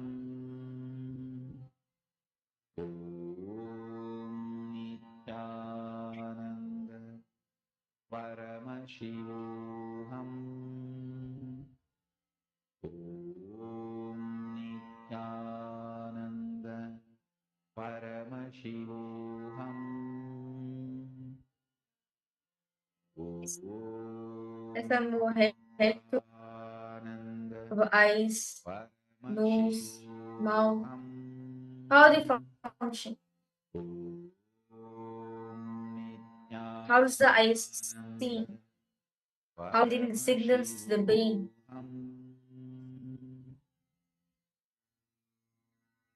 Mahamahavakya, spiritual lullaby for samadhi.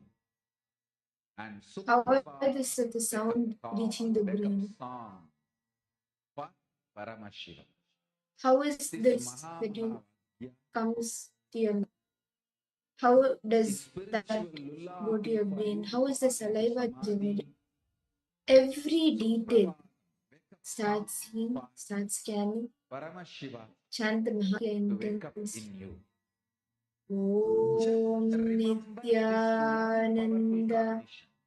Paramashivoham Puts me in samadhi. Om This is spiritual lullaby Nityananda for samadhi. And Suprabhat, wake up Paramashivoham song Shiva in me. For Om Paramashiva to manifest. Nityananda With this one spiritual powerful Paramashivoham. cognition, chant this Mahamahavakya.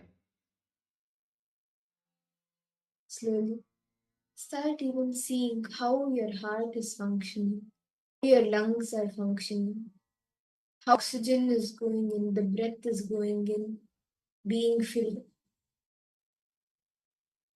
and how the oxygen is being converted and entering into the cells, into the blood, how the heart is pumping. Mahamahavakya. Spiritual Scan lullaby detailedly for samadhi. every function of them.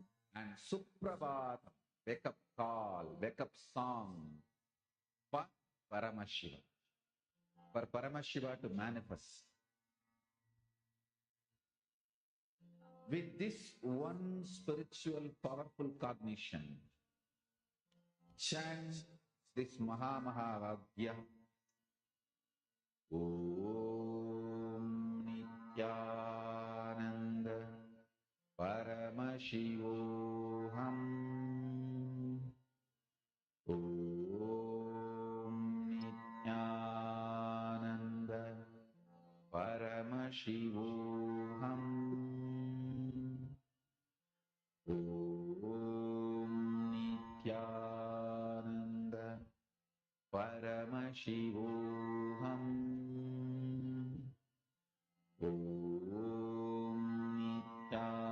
Now, let's slowly to our stomach. How the stomach is functioning. How it's digesting. See the liver. How the liver is functioning. How the pancreas is functioning. Paramashivoham. Om Nityananda Paramashivoham. Om Nityananda Paramashivoham. Going to every detail, even to how the muscles are contracted, how the muscle movements are happening, and how the bones are when the movements are happening. Start seeing every detail. Paramashivoham. Om Nityananda Paramashivoham. Om Nityananda Paramashivoham. Om Nityananda Paramashivoham. Om Nityananda Paramashivoham. See exactly how the movements are happening, how cells are being generated, and how dying and being reanimated, reanimated. Om Nityananda how they're continuously multiplying.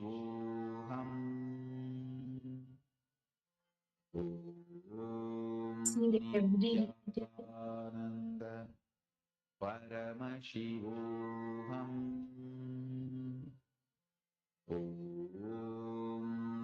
Nityananda Just see your whole body.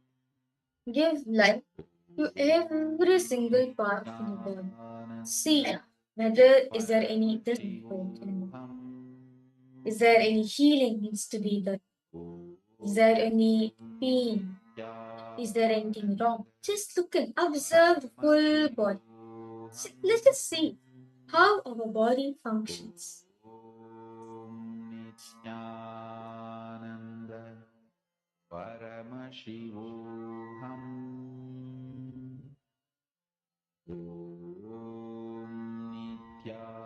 Nityananda Paramashivoham What are the functions of the nerves? What are the functions of the cells?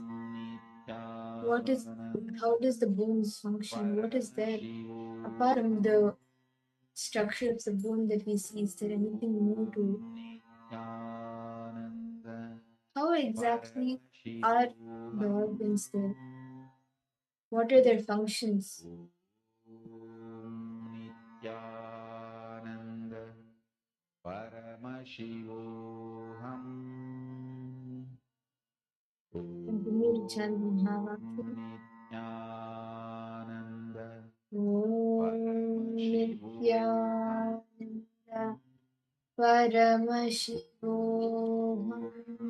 Nityananda Om Nityananda Paramashivoham. Paramashivoham Om Nityananda Paramashivoham. Paramashivoham Om Nityananda Paramashivoham I request all to continue to stand. Nityananda Paramashivoham Om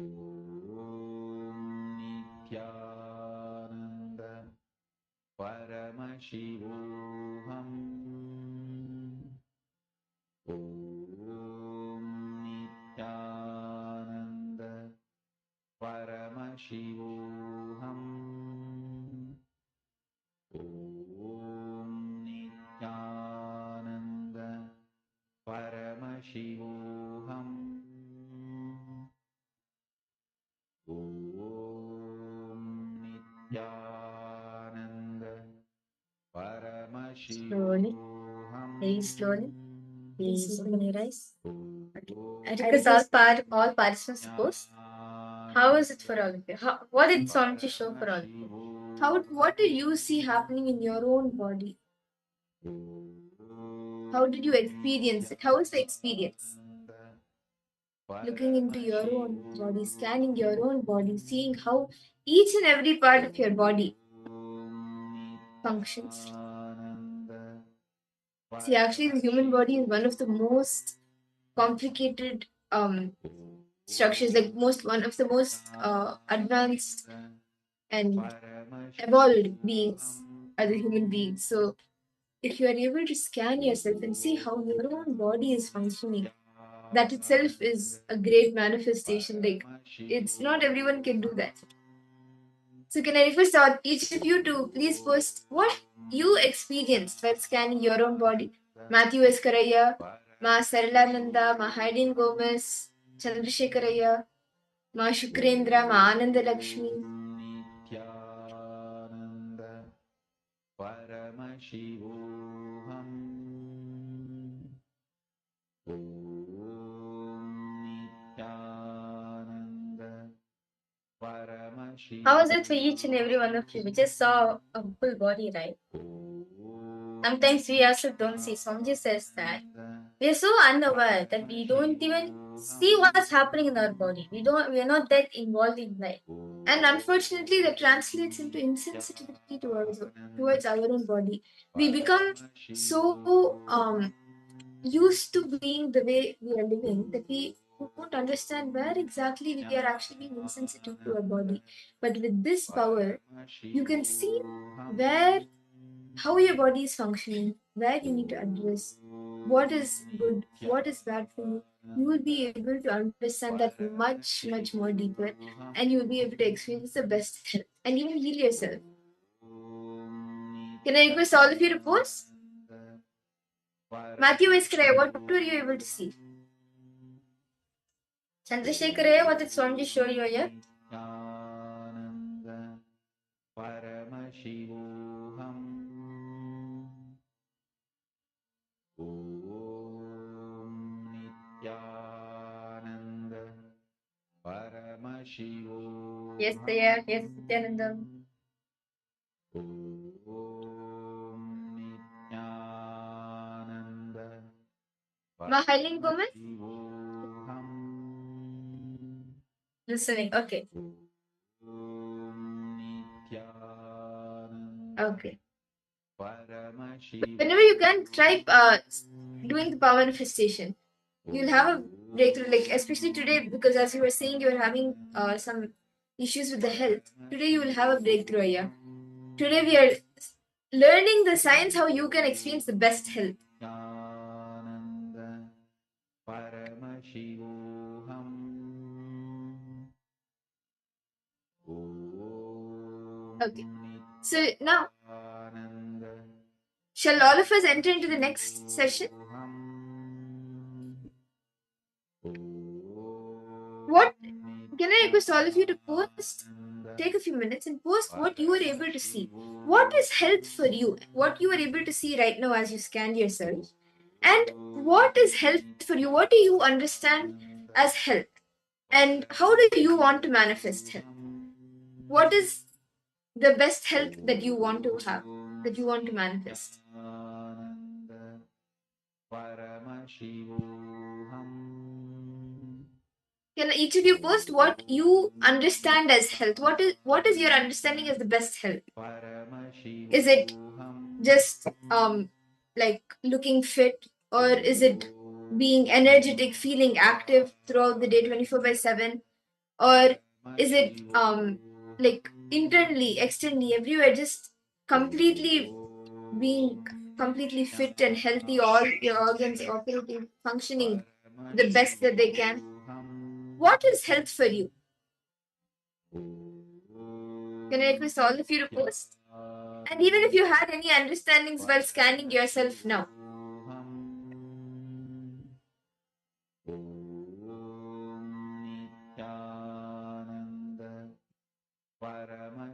What is your understanding of health? It could be the health like being shown from outside. The outside, what we show is okay, I'm looking fit, I'm looking healthy, I have muscles, I'm fit.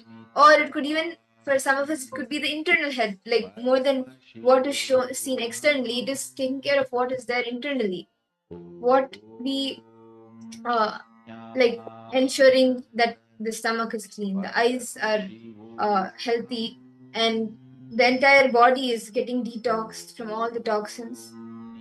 What is each of your understanding? And what is health for you? Actually, in the next session that we will be entering into in a few minutes, we will be learning what health is according to Ayurveda.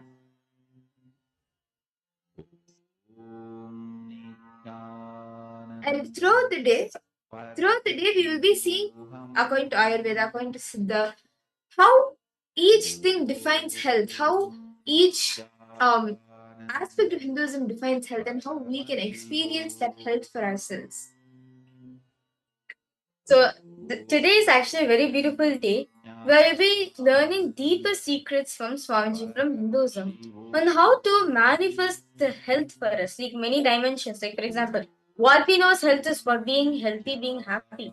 But Swamiji says what we consider as health, what we consider as healthy living is actually not healthy.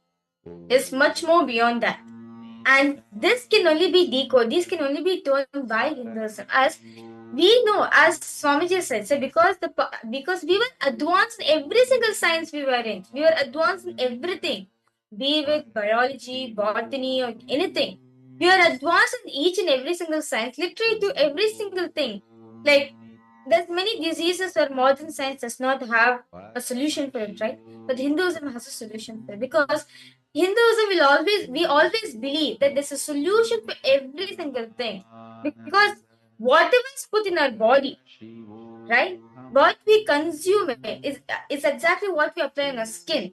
Let's take example, take the example of castor oil, right? Castor oil is very healthy. Swamiji says just by taking the castor oil, it will do lots of good benefits for you. Like literally your eye vision, your eye power will be increased.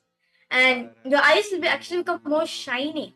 Not just that, it's also used for detoxifying your whole colon system. Like basically your whole detox your whole body, all the toxins and all those things. It just flushes this out just by taking this castor oil. Not just when applied in your skin becomes healthier and it gives like a kind of like a shining type of glow to your body.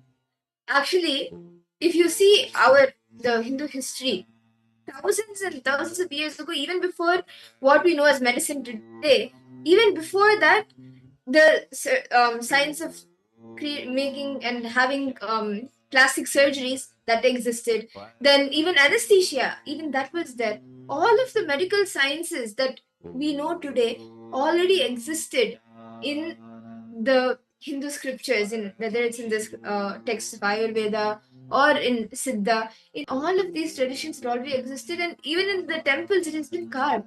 Like the science of how to do the surgeries, where exactly to cut, where exactly in the brain do you need to dig, or like how exactly you need to do things, like where to put the knife, where to do things to remove tumors. All of this was already clearly written in our Hindu scriptures. And as Virija was sharing, anything that we consume is actually, if you can, is the thing that you can even put on the outside. Like any herb, anything that you use, if you use it on your skin outside, you should also be able to consume it for within. Like castor oil is one example. Then even haitaki, then even like the basin, the chickpea flour, and any other, like all herbs, neem, you can use it both on the outside skin and even internally. So Now, we are going to be entering into very beautiful Kriya, a technique given by Swamiji on how to manifest the best health, how to manifest health in our life. So let's now get ready to doing this beautiful Kriya. So I request all participants to please settle down.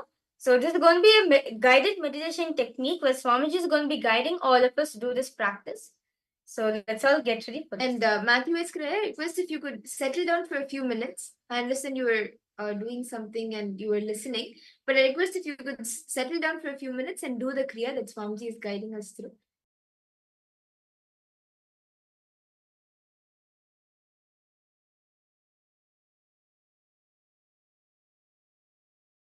Today we are going to do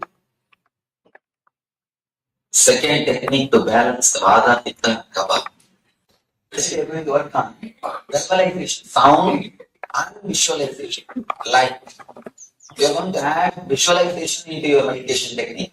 Very simple change. First step, same Vajrasana, your hands on the hip, and chant the Omkara from the navel, from the Swadhisthana. You should come as deeply as possible and as loudly as possible. It literally cleanses the whole pitta energy. Chant the Omkara.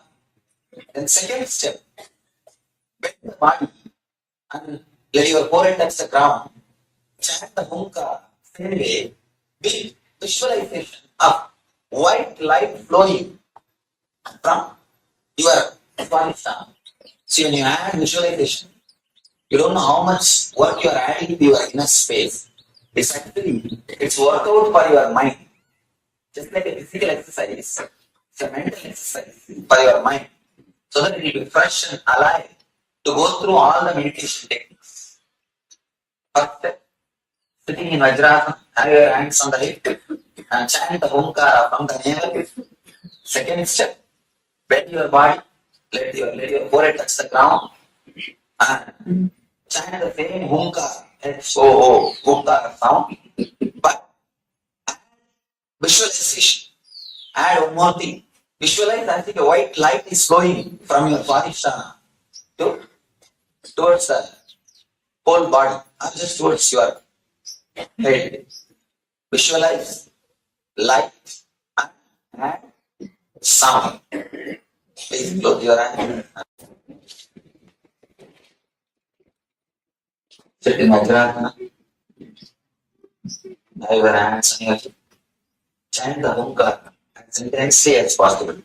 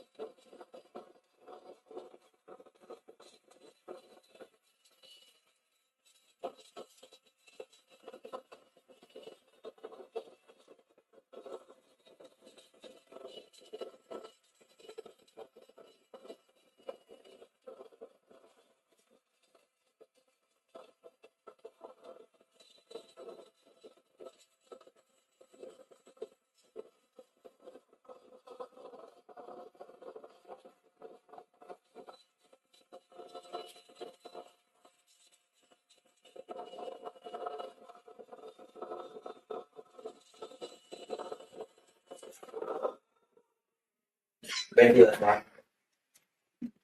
Touch the ground with your forehead. Be in Vajaras. Touch the ground with your forehead. Right. Chant the Homkara mantra and visualize the white light.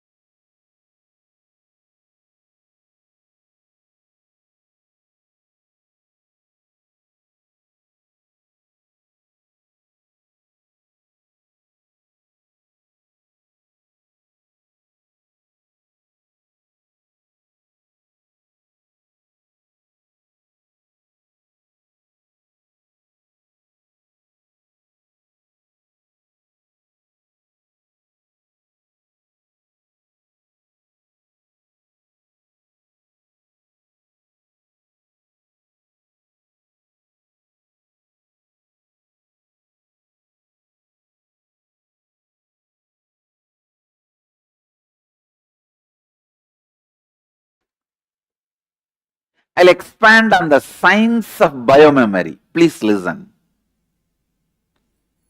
I'll introduce these 2-3 words. Whatever you do in your life every day, like how you wake up from the bed in the morning, how you brush your teeth, how you clean your body, how you dress up, how you eat, how you play or do some physical exercise, or how you work or lie down or sleep. All this physical activity which you are doing using your muscles, those patterns get engraved in your muscle memory. Please understand. In your muscle memory, they get engraved. For example, if your muscle memory is programmed to sleep that morning 5 o'clock, even if you sleep whole day, that morning 5 o'clock you can't open your eyes. Unless you complete with your muscle memory, you can't open your eyes. Even if you sleep whole day, next day morning you may think, oh, yesterday whole day I slept. Today morning I'll be able to get up 5 o'clock and go for Rudrabhishekam. No.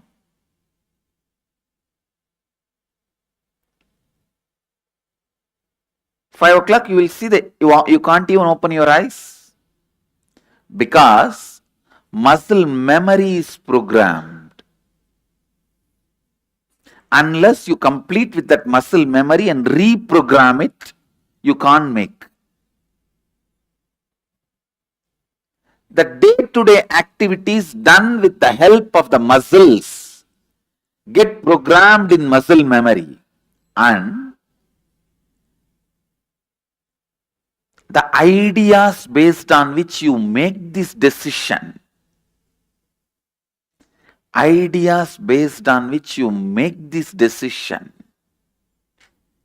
they get programmed in your biomemory. Please understand. I am defining biology. Biology, please listen. Biology is the zone where your very core existence touches your body to operate.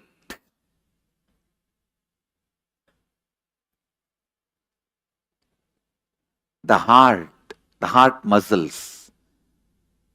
Heart muscles does not have muscle memory. Please listen.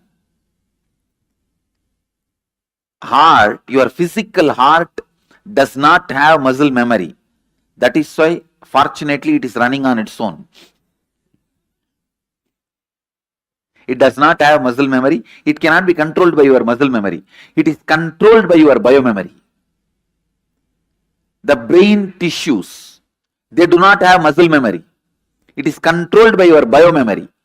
Wherever your consciousness, your soul, the jiva, the individual soul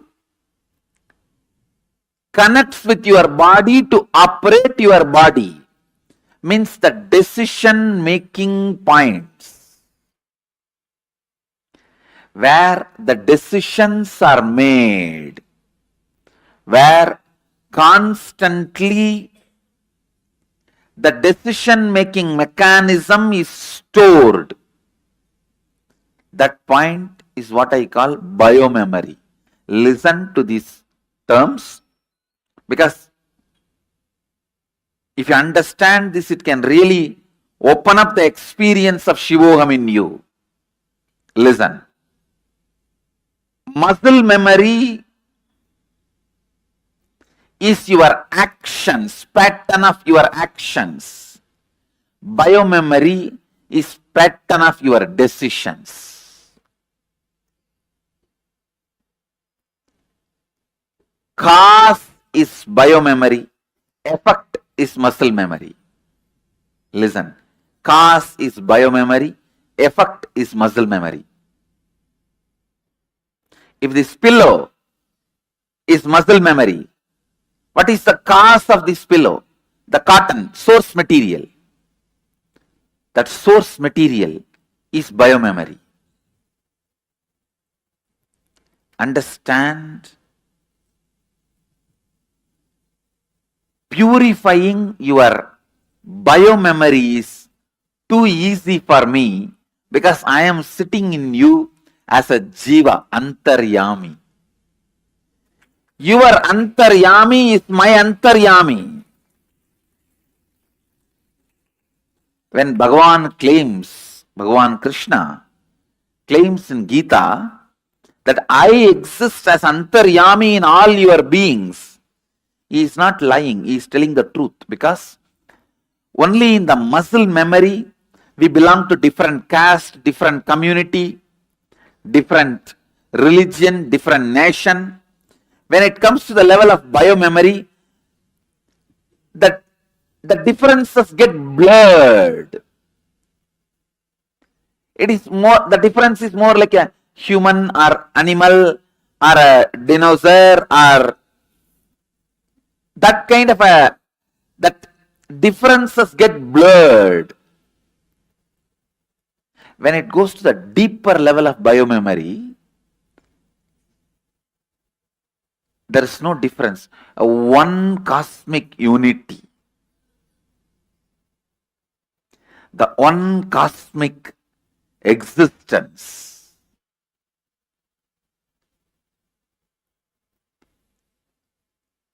The natural existence of life, Dhamma. Please understand. The word exactly Dharma means natural existence of life.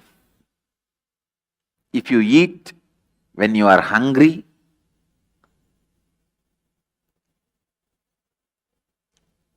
if you just sleep when you are feeling sleepy,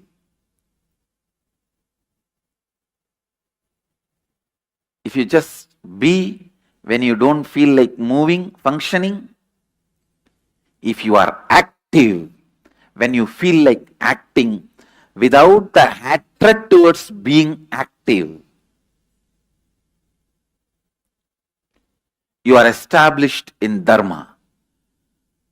The biggest difficulty starts is your hatred towards being active.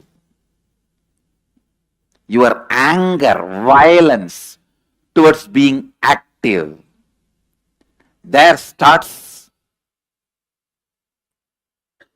the delusion.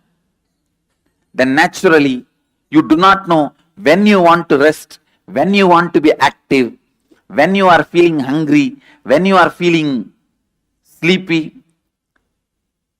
When you start hating being active, you will be lying down even when you don't feel sleepy.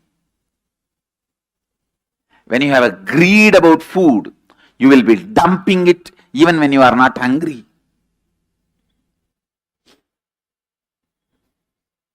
You will be dumping it even when you are not hungry.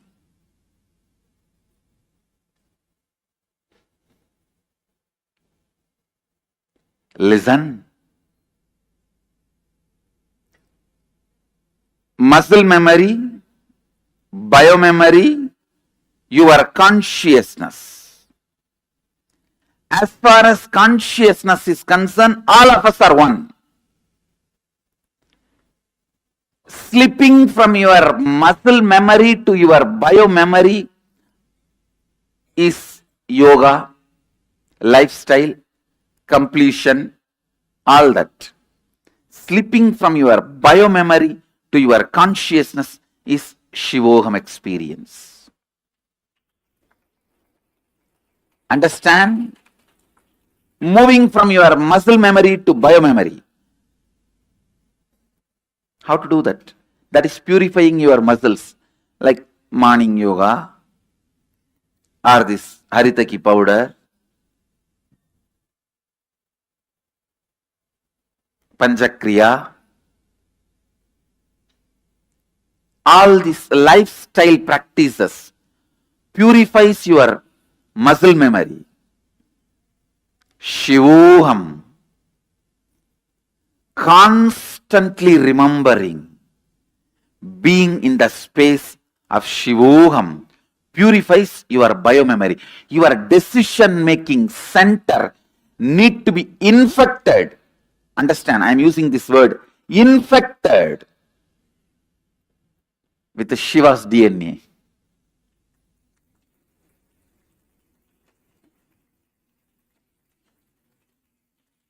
It should be infected with Mahadeva's DNA.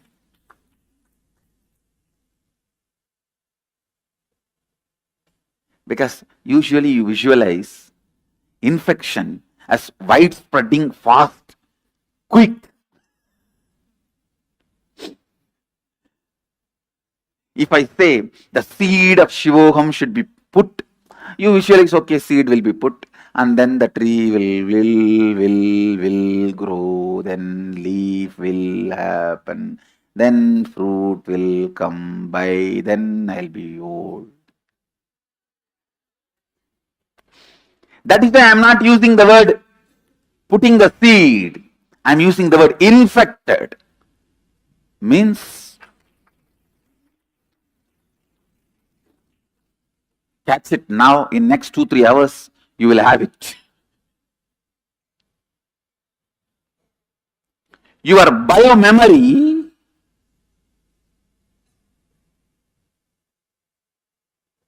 need to be infused. Your decision-making mechanism need to be informed that the source of energy available to you, the source of life available to you, the source of love available to you, the source of wealth available to you, everything is unlimited. Please understand. Ability to make new bodies as you want is one of the biggest wealth that is actually available to your biomemory. That is why you made this body. The body with which you are sitting is done by you. You might have forgotten. After 25 years, you forgot. You built your house with a lot of intelligence input from yourself. Maybe you took the help from other people. But the source was you. You forgot. Same way, the body with which you are sitting, you built it. Now let me come to the word physics, chemistry, biology. Listen. When I use the word physics, I mean reality, means which is happening. Biology means a resource from which this is happening. Chemistry means action or reaction which makes this to happen. Listen. Physics is happening.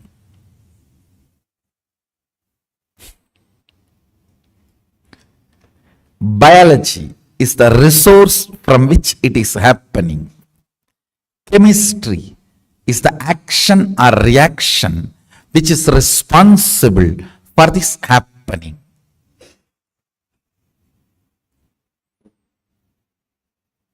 Physics means you are manifesting a power.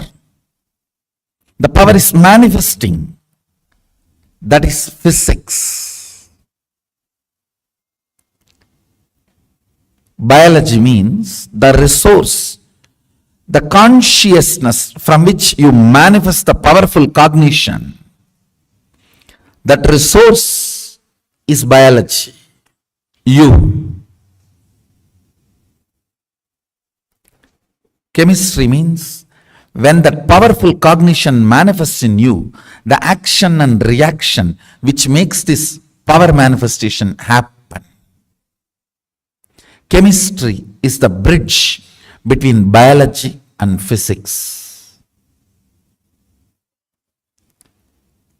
Physics circuit, chemistry circuit, biology circuit. All these three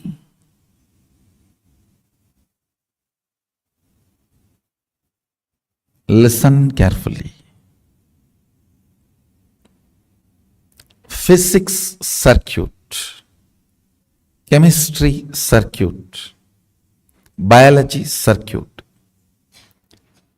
All these three fields have been explored by our ancient masters,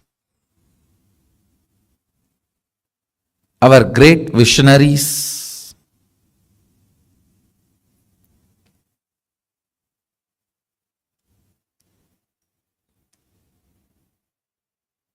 science of all these circuits only is our Vedas and Agamas. Why it is called resource, it is the source which can be replenished. The source which need not be replenished will be called as source, which is consciousness. The source, but not in its pure form, which is replenished again and again, is resource.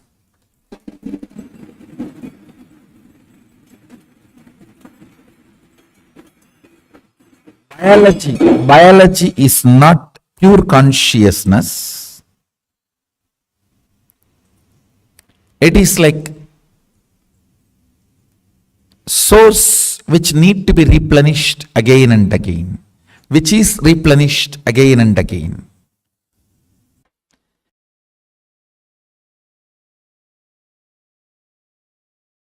Listen intensely.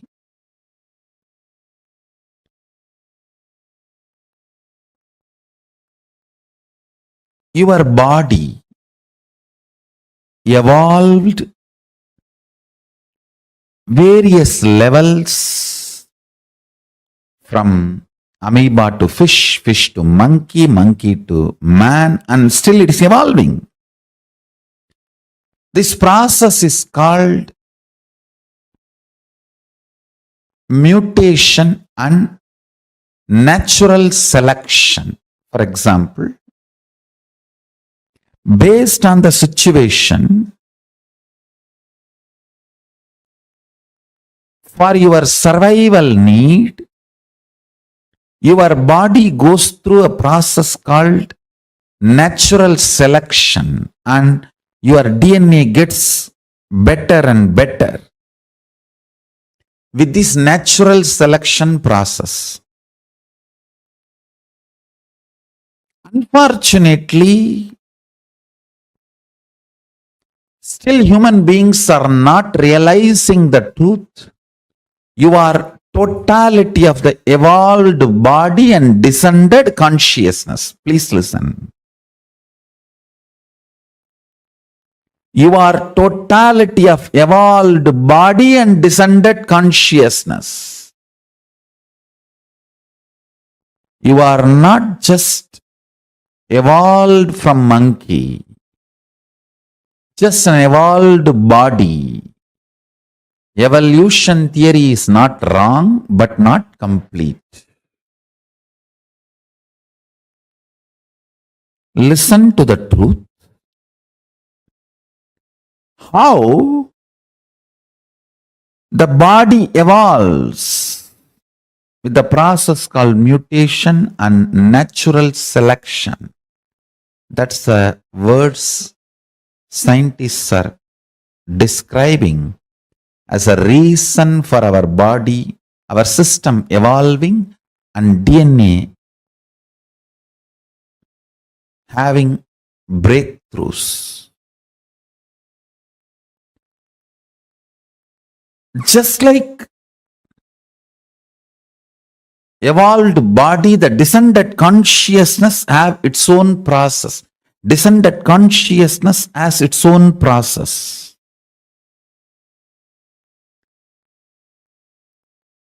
In the body, it's called natural selection. In the level of consciousness, I'll give this process, the equivalent of the natural selection process happening in the level of superconscious descending. I'll give the title of, listen carefully, conscious decision. In natural selection, you have to select from available options. In conscious decision, everything is possible for you. There is no limited options presented in front of you. There is no such thing as here there are million options, choose from this. No.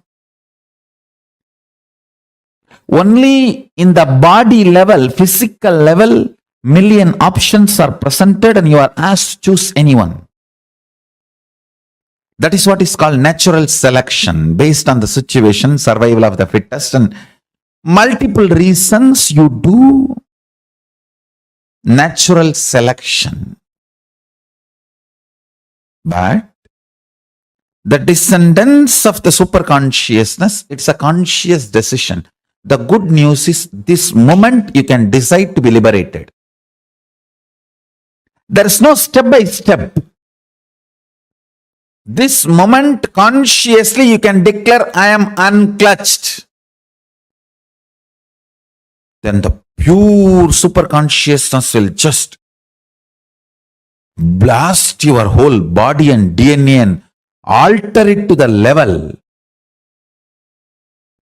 for the superconsciousness, Paramashiva, to manifest his glory, the state of Paramashiva, space of Paramashiva, powers of Paramashiva, and being of Paramashiva. For example, if you become devoted to unclutching, like a continuous, systematic, integrated practice, or if you feel pride about that science of unclutching, it just gets sucked into your Muladhara. Understand? About anything you feel pride, you celebrate, that gets sucked into your Muladhara, and that becomes such ecstasy. That is why I am saying, let us celebrate ourselves because we are consciousness. Then immediately, you feeling yourself as consciousness becomes pride. When something becomes pride, it gets sucked into your Muladhara and becomes your lifestyle. You start finding time to do that act. Anything about which you feel pride, you feel passionate, you start discovering time to enjoy that. I'll repeat, listen. I'm going to repeat this few times because this truth will make you levitate immediately. This can really make you get pulled towards Kailasa.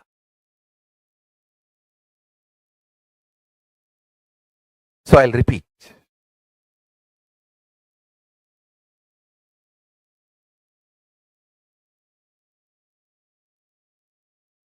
Your biology thinks.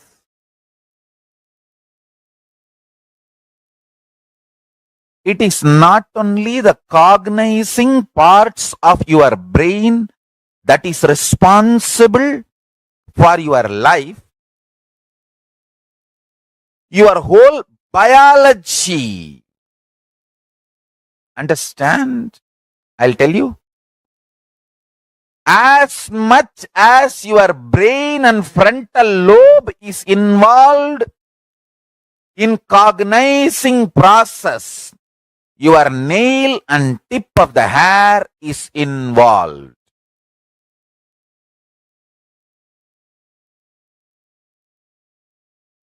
Whether neurology is ready to catch what I am saying or not, I am not going to bother about that now. Soon they will catch the truth of what I am saying. Listen. Your complete biology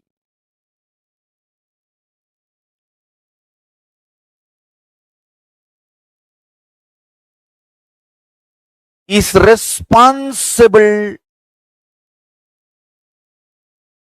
and involved, actively participates in your thinking. That is why the posture you sit and the cognitions you have directly is connected.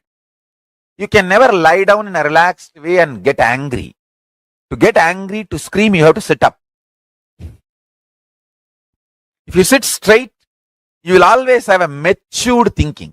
By sitting straight, you can never be confused. If your spine is straight, you cannot be confused. To be confused, your spine need to be bent, crooked, convoluted. Your spine need to be crooked for your thinking need to be crooked. You can never have immature thinking when your spine is straight. Whenever your spine is straight and aligned, you have a matured thinking. Listen, first thing I want to tell you. The moment you cognize, your biology thinks. It is such big empowering cognition. I tell you, this is the most powerful cognition I've ever revealed. Because if you just cognize this one truth, your biology thinks, you just know you can never be destroyed. Understand? Your biology can never be destroyed. Because there is something which can never be destroyed is inside you. Consciousness. That is why it is, the biology is alive. You feeling you exist is because something which exists forever is crisscrossing inside your biology, and that is part of you. Understand?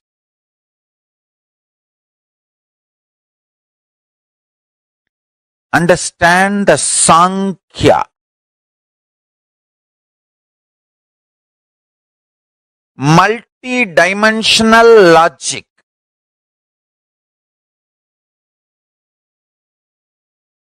I am revealing.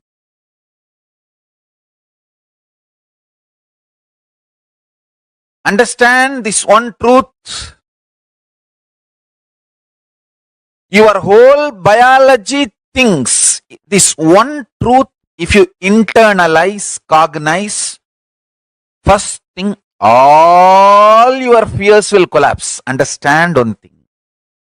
All your fears are nothing but the fears of losing your body or losing what you accumulated using your body. If you understand your biology things, you will know neither this body nor what you accumulated through this body can be lost. The essence of this body and what you accumulated through this body, the conscious blueprint is always carried by you, and you can manifest it again wherever you want. Listen. If you understand your whole biology thinks,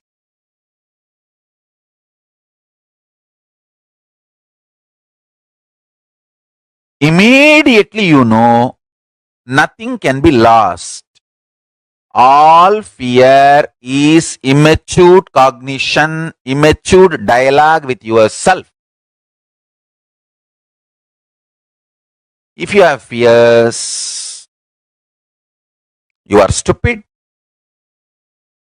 mentally retarded, immature, and all other dash dash bad words.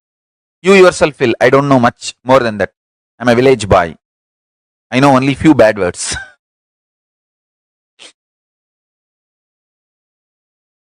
You fill all the city bad words in this dash dash. I don't know. Understand? When you cognize your whole biology things, you just know you are going to be here forever, and there is nothing to hurry or worry or suffer. And I tell you,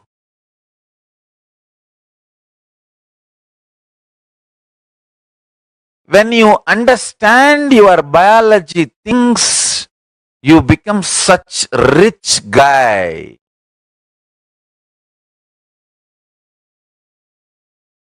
Wealth is nothing but learning the methodology of making yourself useful to people. Enrich the world in a way you like, you will become wealthy. Enrich the world in a way you don't get tired or bored, you will become wealthy. That's all. I can sit and go on initiating people, teaching people, making them experience powerful cognitions. I never get tired or bored. I go on enriching the world. I don't even bother about the wealth. A Nirahari, within a month, he or she will know the specific timing they feel depressed, specific timing they feel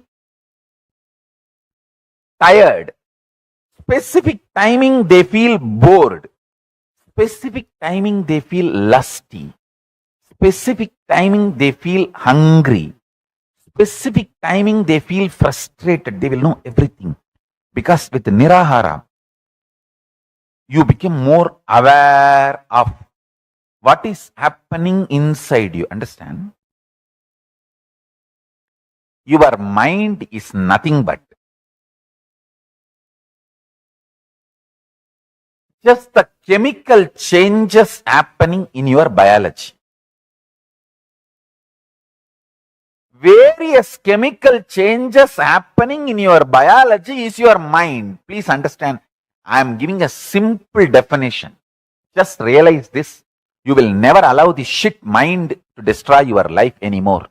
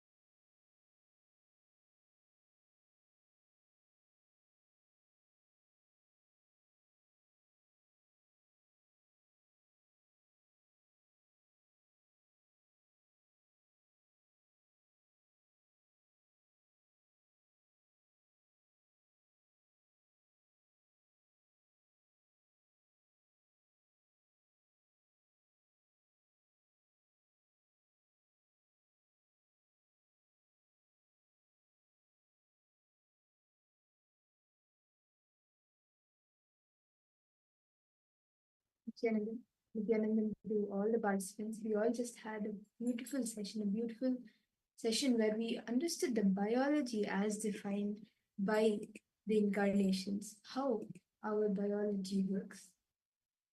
Now, shall we all enter into a small kriya where we will be understanding it's actually a kriya for the awakening the Jataragni in us, for the digestion, to make our digestion happen and function in a much better way. So it is a guided kriya. Swamiji will be directly guiding us. So I request each and every one of you to settle down, and as Swamiji conducts this kriya, please follow along. Very beautifully, we learned from the session how Swamiji, how the definition of biology as per an incarnation, as Swamiji says, biology is alive, it is a living thing.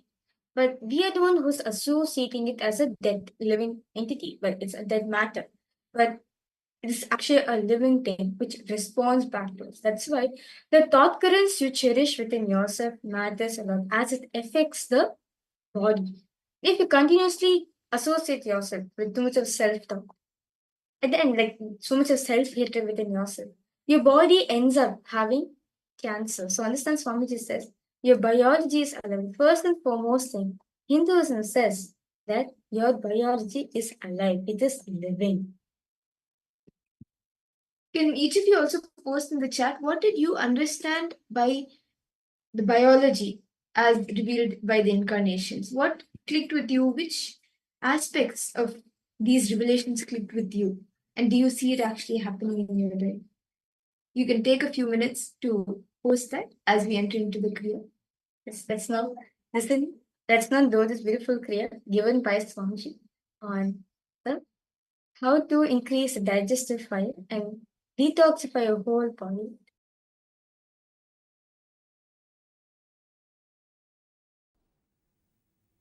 So first Nitya Kriya for digestion. Jadaragni Kriya.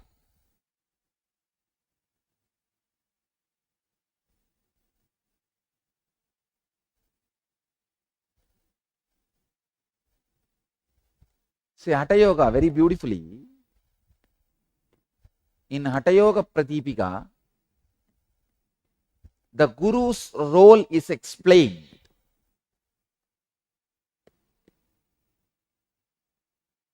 Let me describe that and move to Kriya now. Supta Guru Prasadena Yata Chakrati Kundali Tada Sarvani Batmani Vidyante Krantayopicha.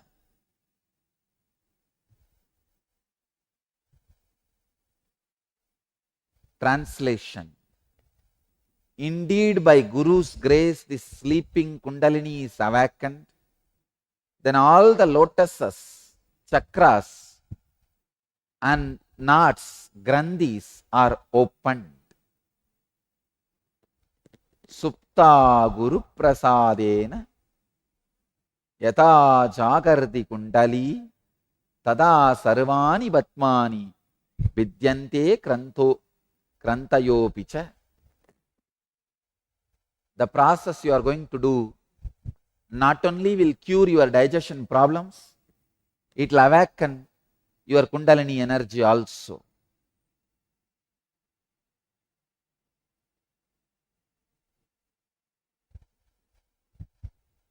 Next verse.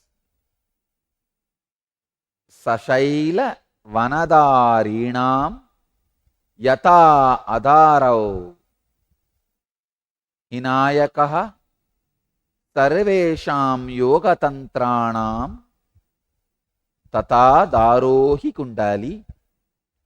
As the serpent upholds the earth and its mountains, Seshanaga upholds earth and mountains and woods. So Kundalini is the support of all yoga practices. Now, through this Kriya, we are going to awaken the Kundalini Shakti. Next verse. Now we are entering into the exact technique.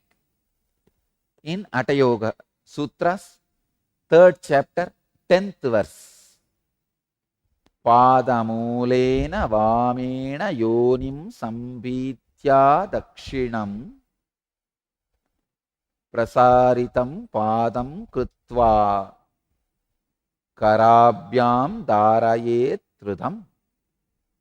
Understand? Now I am giving you the first instruction.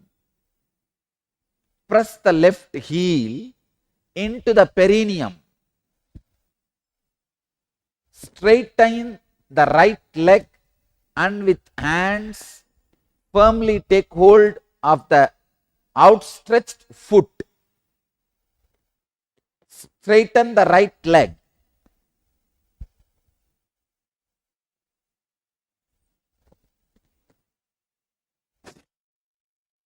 Please understand? Now make enough space. Okay. Stretch the left leg. Press the left heel into the perineum. Hope you are able to see how I am sitting. And with hands firmly take hold of the outstretched foot. With hands, how much you can stretch? Yes. Stretch and take hold of the outstretched foot. Naturally, you have to bend the front.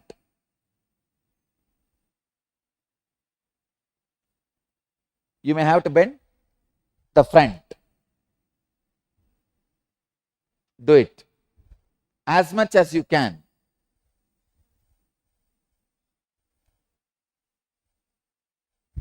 Just inhale, exhale very slowly, steadily in that same posture. Inhale and exhale slowly and steadily in that same posture 11 times. You can bend your neck, bend your head, bend your body. You can even bend your knees little bit, no problem. Not fully, very little. You can bend your knees, no problem.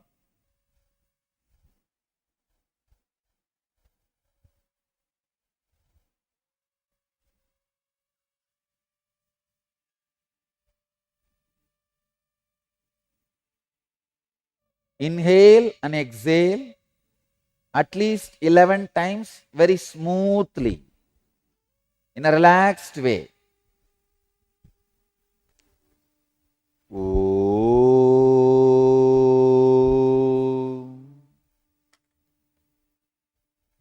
Soham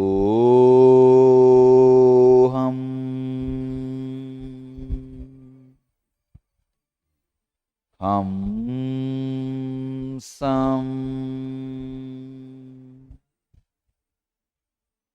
Hamsam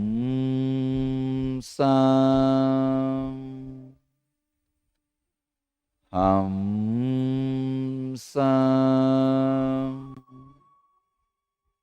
Hamsam.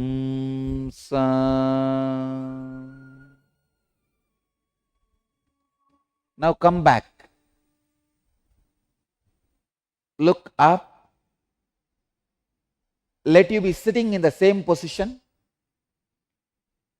Your heels into the perineum. Straight right leg. But you can look up, look straight. You can leave your hands now. Next instruction. Next step.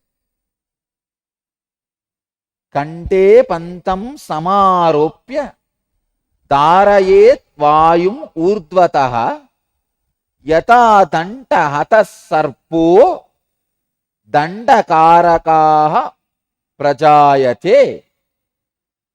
By locking the throat and retaining the breath, the prana rises straight, just like a snake beaten with a stick becomes straight. Understand? Now you can support with your left hand your body and make your body straight. Your right hand can be on your knees, relaxed way. Your left hand, just like how I am sitting. Put the left heel exactly on the perineum. It has to go inside completely. See how it has gone inside.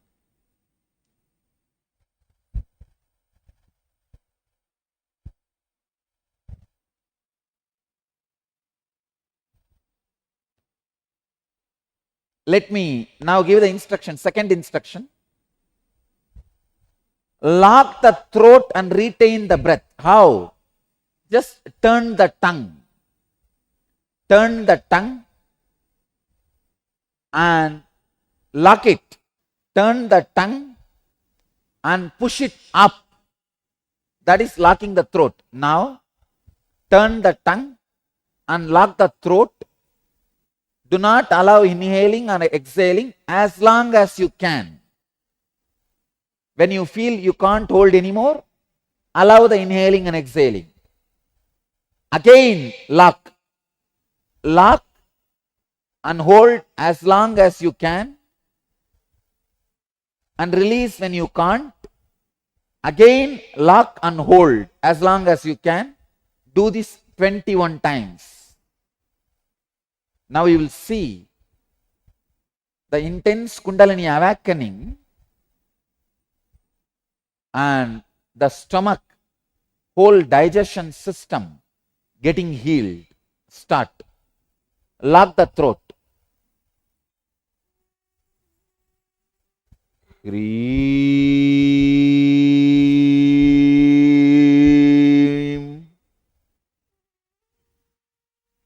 Hreem.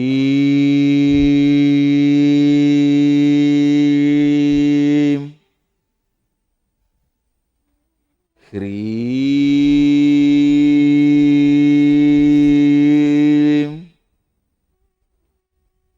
Hreem.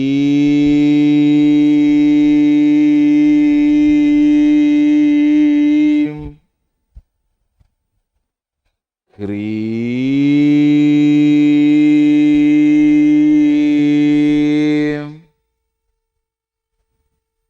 Hreem.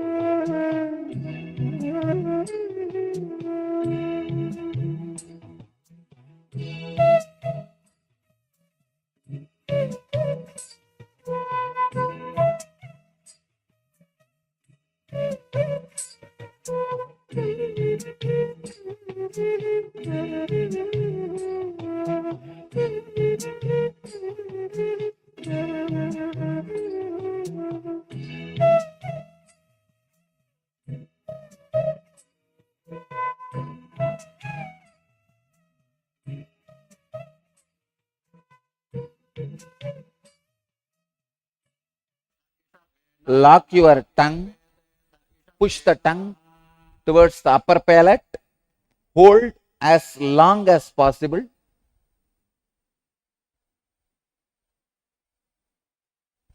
When you feel you can't hold anymore, relax, exhale slowly and gradually, not quickly, and again hold. Holding as long as you can. Do this 21 times with closed eyes. Your body can be straight. You can use your left hand to support your body. Right hand can be relaxed on your knees. Close your eyes and do this holding 21 times. Om Hrim.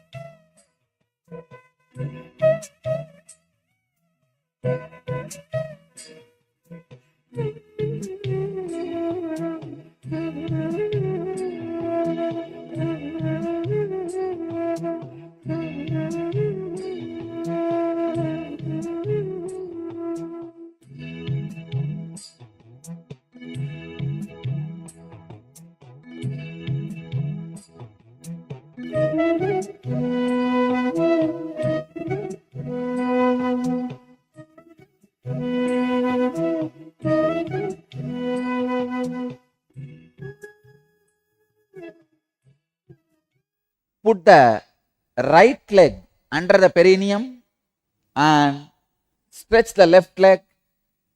Do the same. Let me give you the sutra. Chantrankedu samabhyasya suryange punarapyaset yavat tulya bhavet sankhya tato mudram visarjayet. After practicing on the left side, practicing on the right side, when the number of rounds is even, discontinue and release the mudra. Please understand? Now put the right leg under the perineum, stretch the left leg, and now again turn the tongue and lock it in the upper palate. Hold as long as you can. When you feel you can't hold anymore, exhale slowly. Don't exhale quickly, slowly and steadily. Hold as long as you can and exhale slowly, steadily. Do this 21 times again.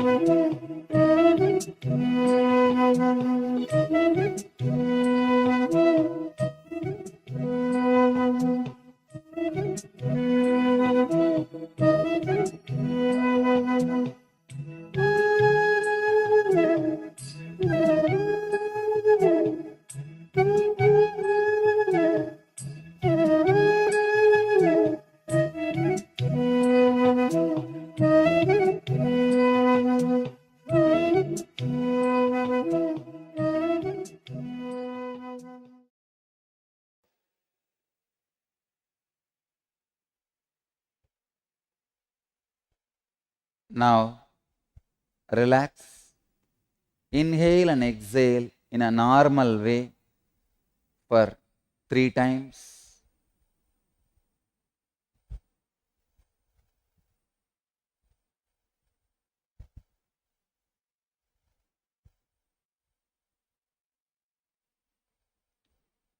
Now I will describe the benefits of this process Iyam kalu mahamudra mahasiddaihi pradarshitah maha kleshadayo doshaha shiyante marana dayaha mahamudrancha tenaiva vadanti vibudot tamaha.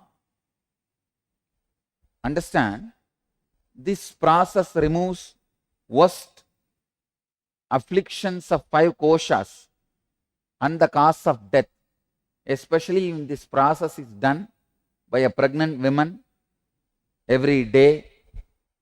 Never there will be abortion. Every day, pregnant women should do this process till the last day. Till the last day, she should be able to do this. So that she should start the 3 months itself, so that she is able to do this till the last day of the delivery. There will not be any abortion or any premature death. For one who practices this process, there is nothing wholesome or unwholesome. Anything can be consumed. Even the deadliest of poison is digested like nectar. I am not saying drink poison, no. But Hatha Yoga Sutras are giving the guarantee anything you eat will be digested. And it is true. Nahi patyam apatyam va rasaha sarvepi nirasaha apibuktam visham goram piyusham abhijiryati. Means there is no patya apatya. Anything you eat will be digested.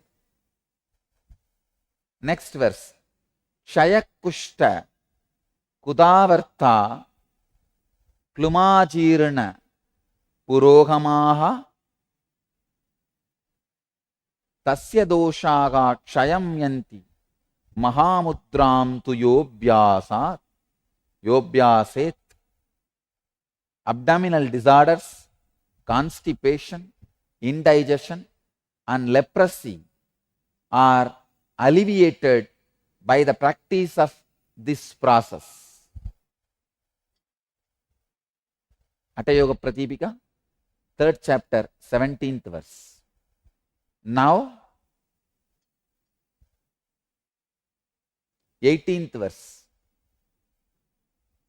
Katiteyam mahamudra mahasiddhikaran ranam gopaniya prayatnena nadeyayasya kasyachit. Thus Mahamudra has been described as the giver of great siddhis. It must be kept secret and not disclosed to anyone. Hatha Yoga Pratipika, 3rd chapter, 18th verse. Thus this process has been described as the giver of great siddhis. It must be kept secret and not disclosed to anyone. Understand? This instruction, it should not be disclosed to anyone, is given so that there is no wrongdoing. If somebody does it wrong, it can create some disturbances or side effects, after effects. That's why they don't want this to be disclosed to everybody. If you are sitting in front of my eyes or in front of the two-way conferencing, the final step, sit straight, internally bring both your eyeballs to your brow center and turn the tongue and press the tongue towards the upper palate. Understand? Let me give you the sutra and the instruction.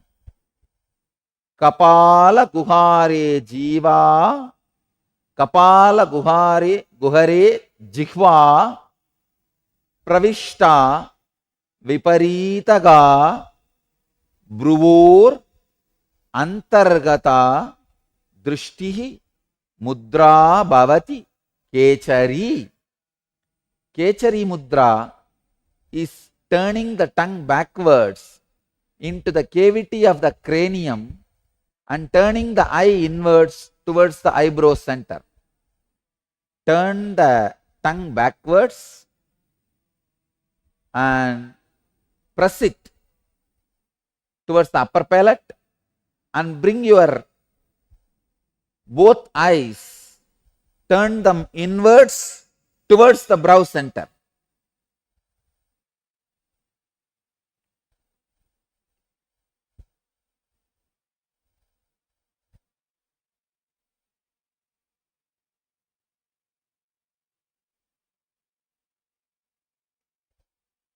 Press the turned tongue up, upper palate. Second, turn your eyes inwards and towards to the brow center. Lock like this. When you feel you can't hold anymore, then exhale slowly. Again lock it. Do this 21 times. Up.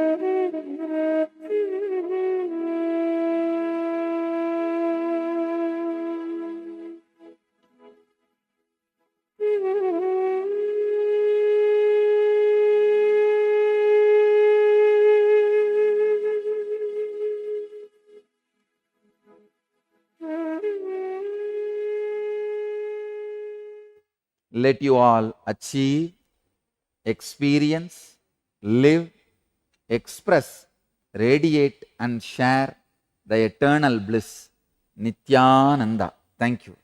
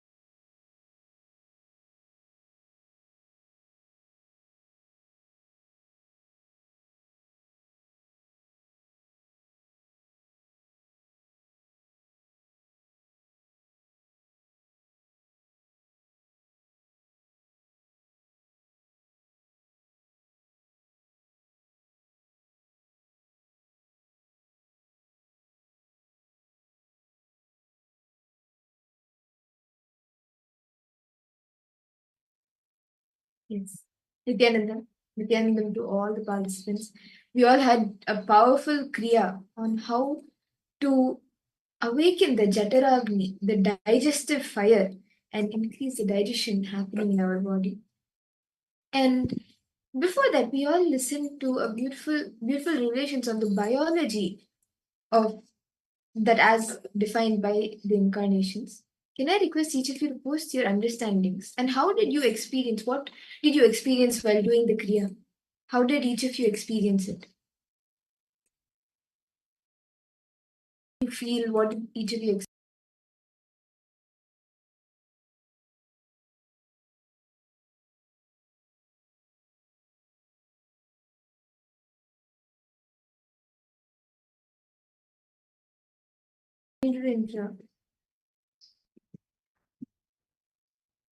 Yes. So can I request each of you to please post your understandings?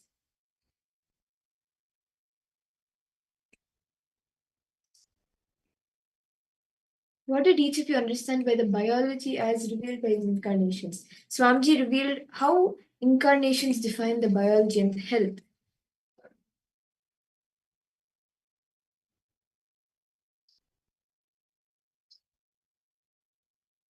You understand today you will be blessed with the best health. And can I request each of you now? See, dharma that you have means natural existence of life. If you eat when you're hungry, you sleep when you're sleepy, that is how you need to operate. Now, can I request each of you to take a few minutes and pen down how many times in the day do you take decisions against your natural flow of existence? Means when you're sleepy, you go and eat, thinking you'll feel more awake. Or when you're hungry, you'll go and sleep to forget the hunger. Against this natural flow of existence, how many times have in the day do you decide things against your natural flow? Can I request each of you to take a few minutes and write this down?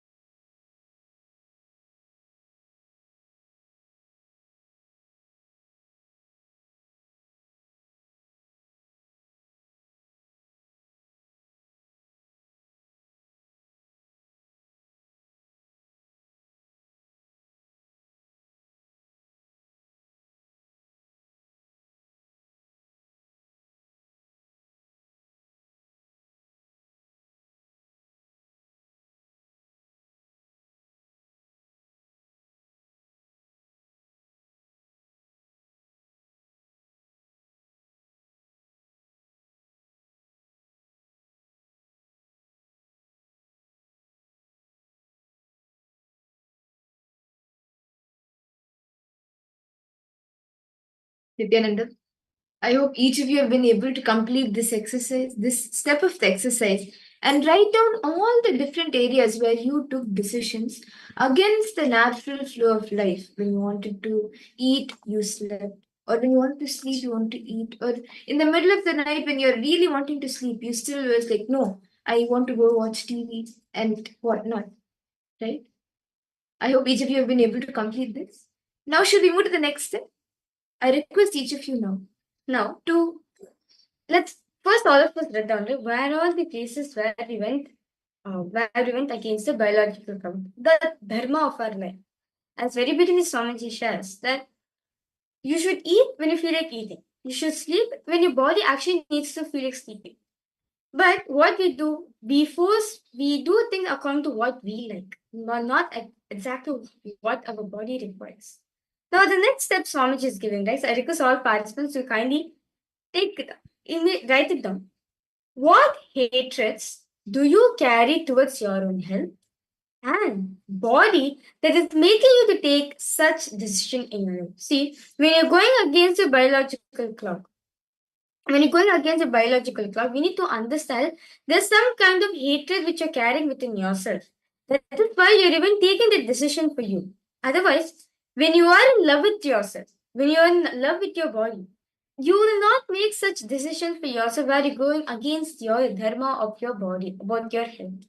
So now request all participants now to take few minutes, write down.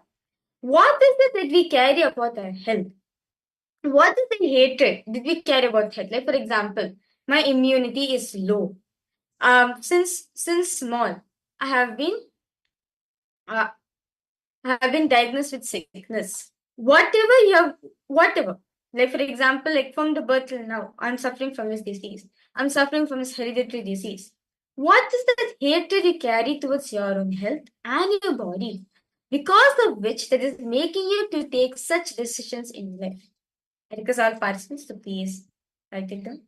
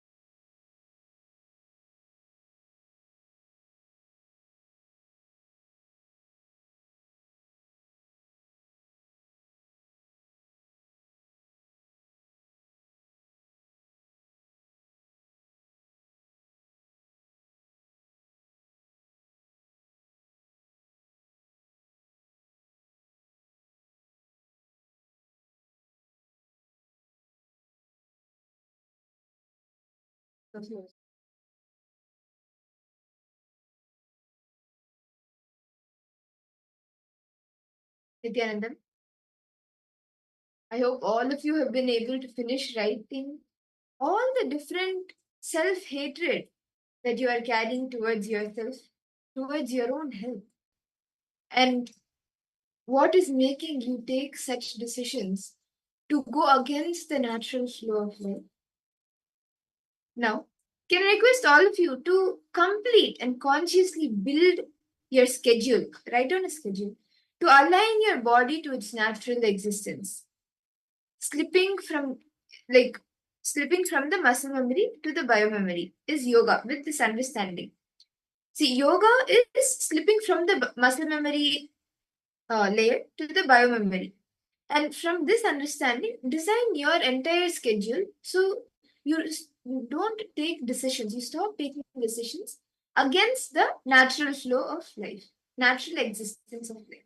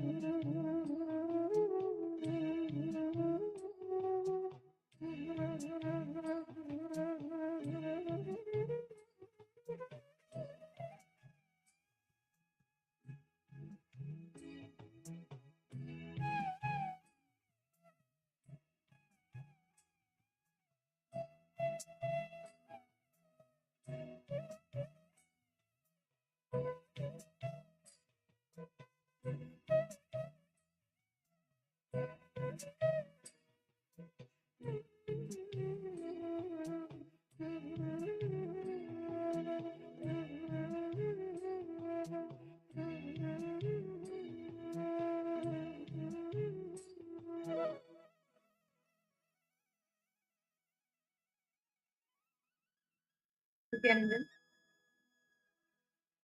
I hope each of you have been able to complete, and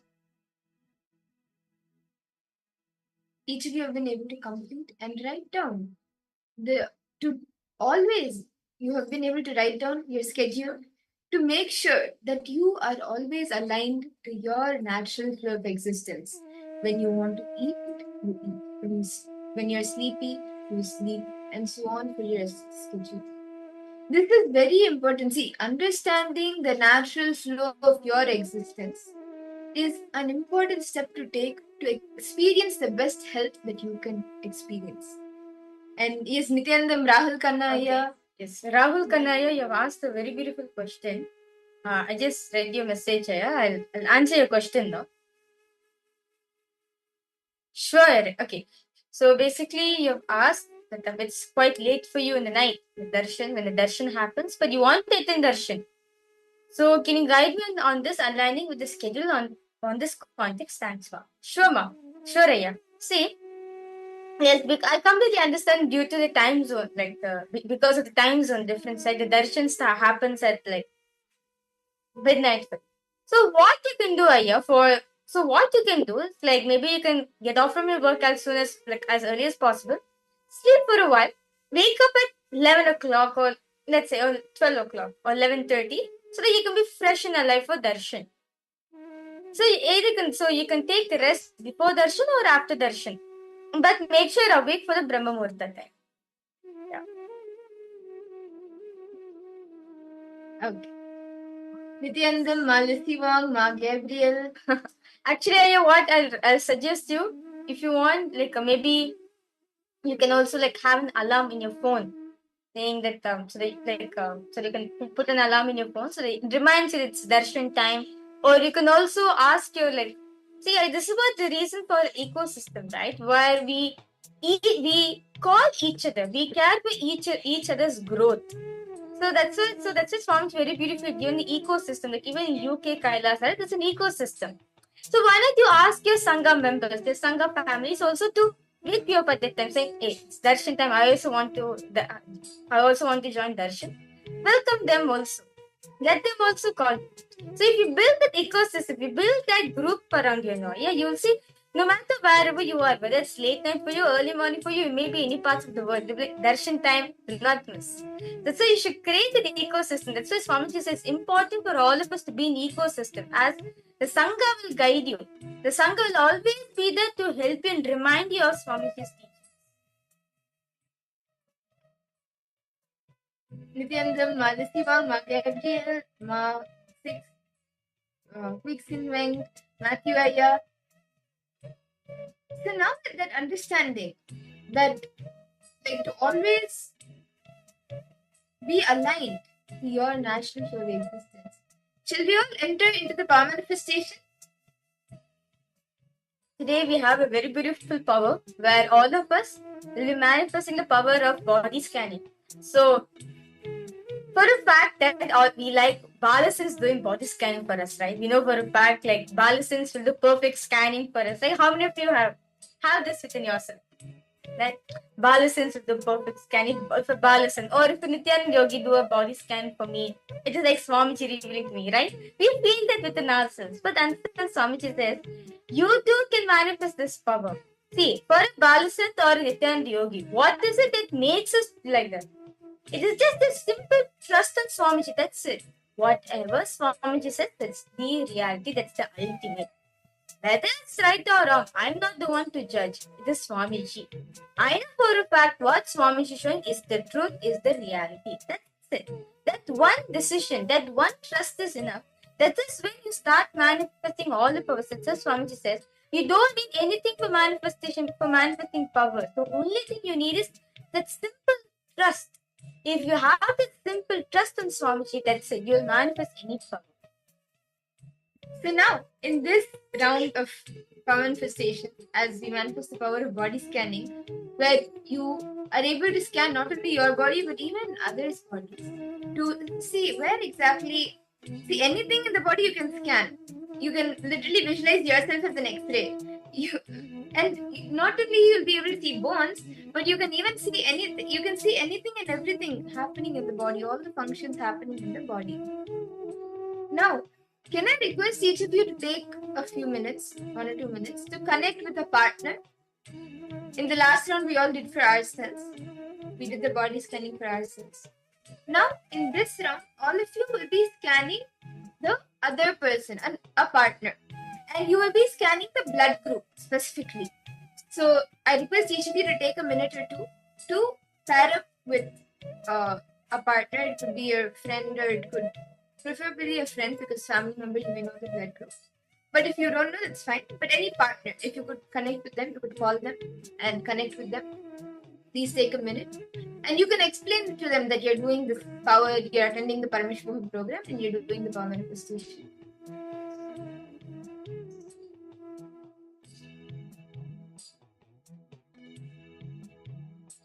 Yes. I request all participants now. Okay, if like I understand for some of you it's quite late and everything. So let's manifest the power of body scanning. See, in the first round, we all of us did the self body scanning for ourselves, right? We did self body scanning for ourselves. So now we're going to be doing a body scanning amongst the participants. Amongst each other will be manifesting. So who would like to volunteer for this round? Matthew Vishikasana, Rahul Kanaya, Kixing Wang, Malisi Wang, Gabriel Harris. Okay, how many of you want to? Okay, who wants to volunteer? I'm just asking one person. Who wants to volunteer for this run? All the participants of this run. Margarita, Manita Chagar, Maharling Gomez. Who wants to be that person? Well, along with you, the Balasans also will be doing the body scanning for you too.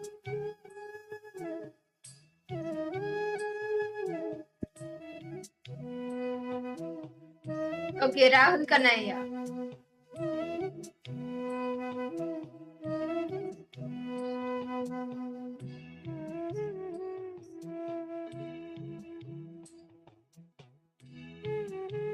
Okay, Rahul Kanaya has volunteered.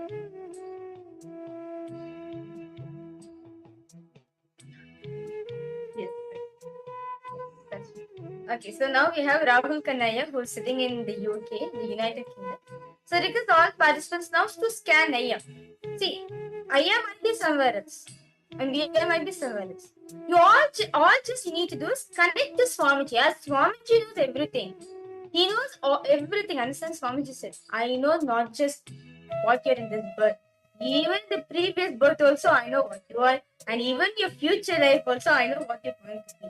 So the only person who knows everything is Swamiji. So connect to Swamiji. When you connect to Swamiji, he will reveal what is the problem. Okay? So we have I to discuss I'm like I know for you two want to scan, but Rahul Kanaya Yes, his answers we'll do for it. After we'll do for you. In the next rounds, we'll be doing the power for you too. We'll be scanning for you too. Okay. So request all participants now we have Rahul Kanaya. So request all of you now to please close your eyes. Okay. All of us close your eyes. Connect to Swamiji intensely.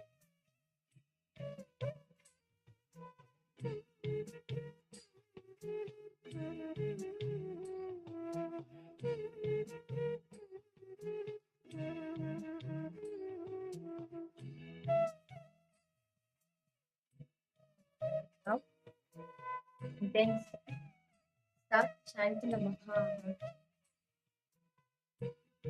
Om Nityananda Paramashivoham Om Nityananda Paramashivoham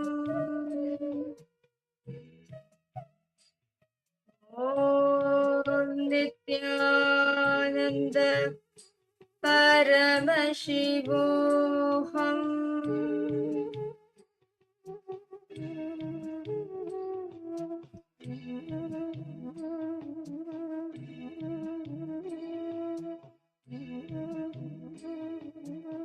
Then chant the Bhagavad.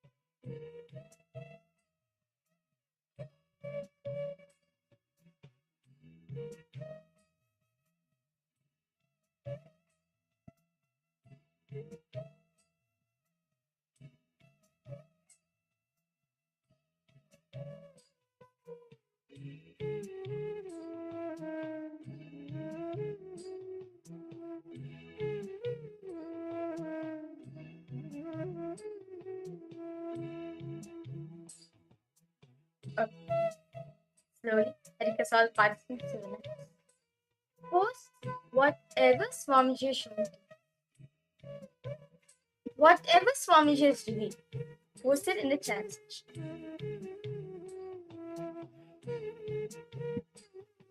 Sivan,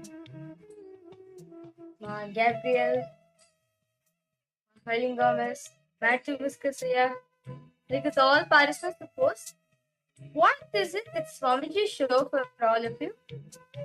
Like, what is the what is Rahul Kanai is experiencing? I request all participants to post.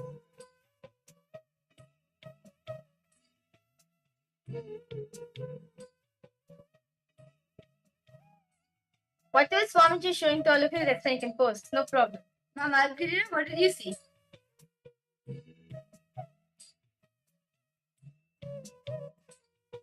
Gabriel, you want to share more?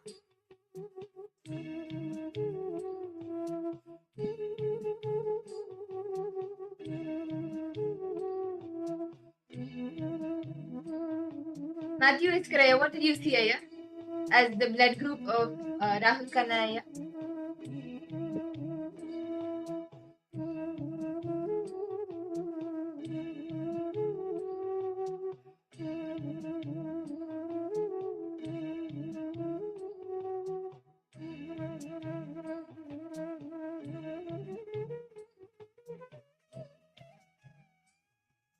Okay.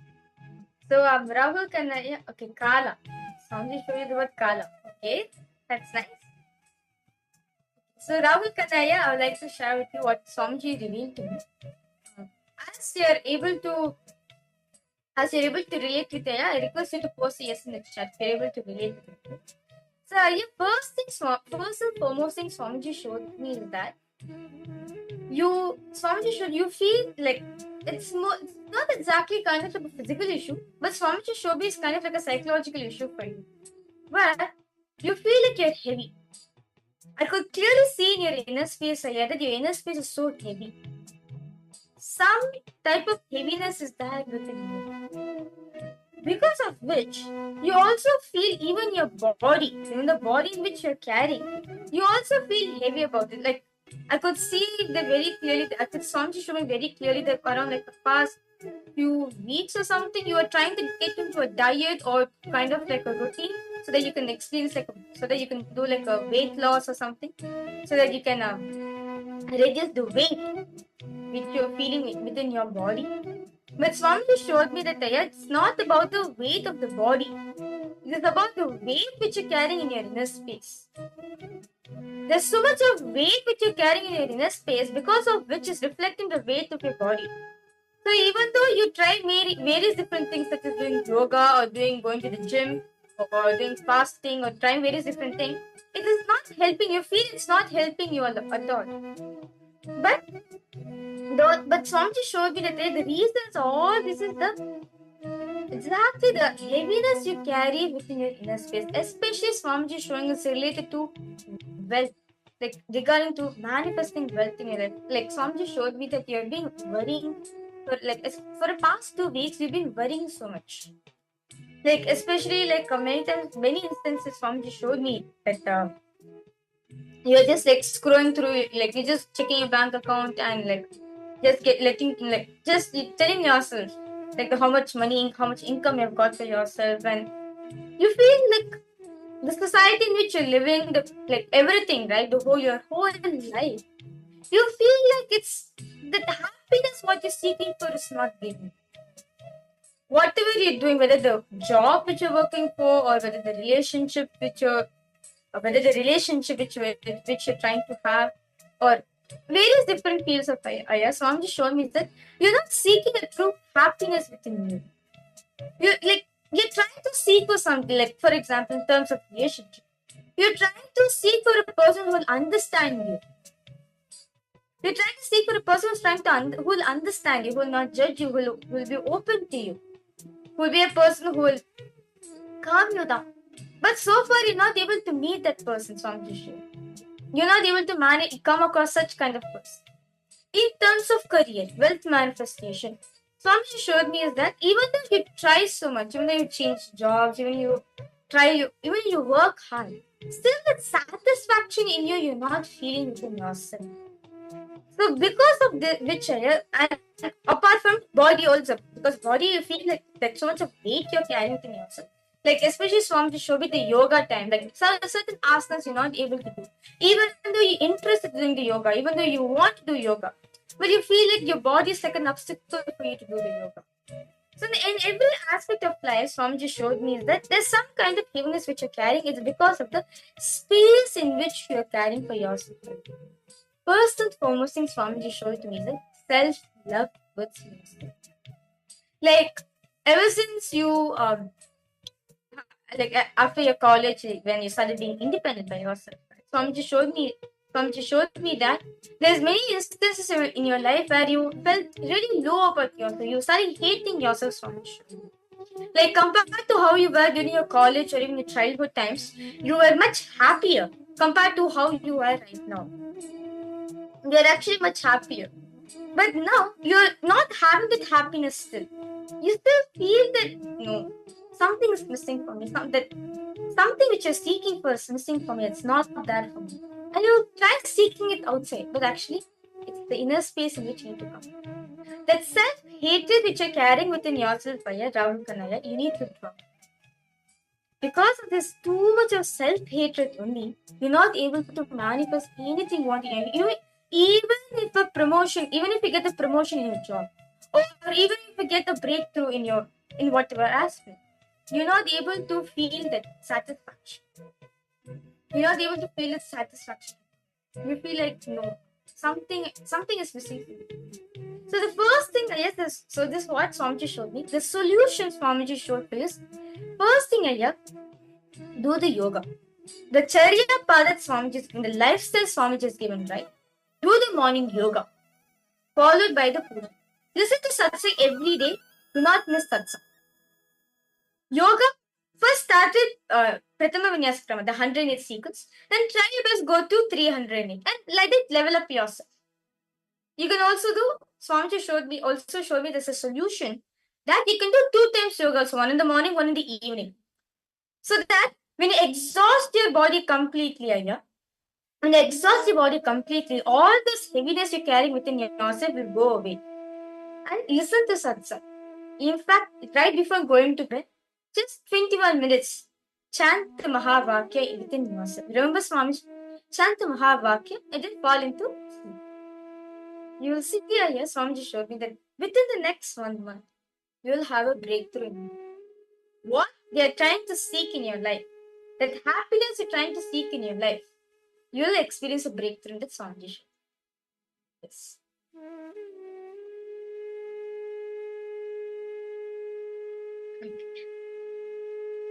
Yes, so Rahul Kanaya, request you to post whatever experience or if you're able to relate with the answers to give.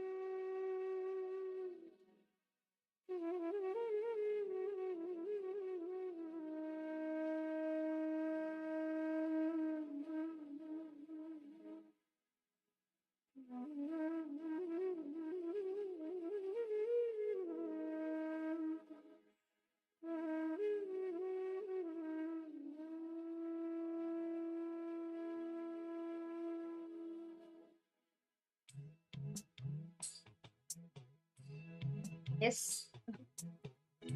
Well, that's when Rahul Kanaya, it's Swamiji's energy. Do not worry. As soon as Swamiji healed you, as soon as Swamiji's energy fell on you, as soon as the third eye fell on you, the healing energy has already started. Okay.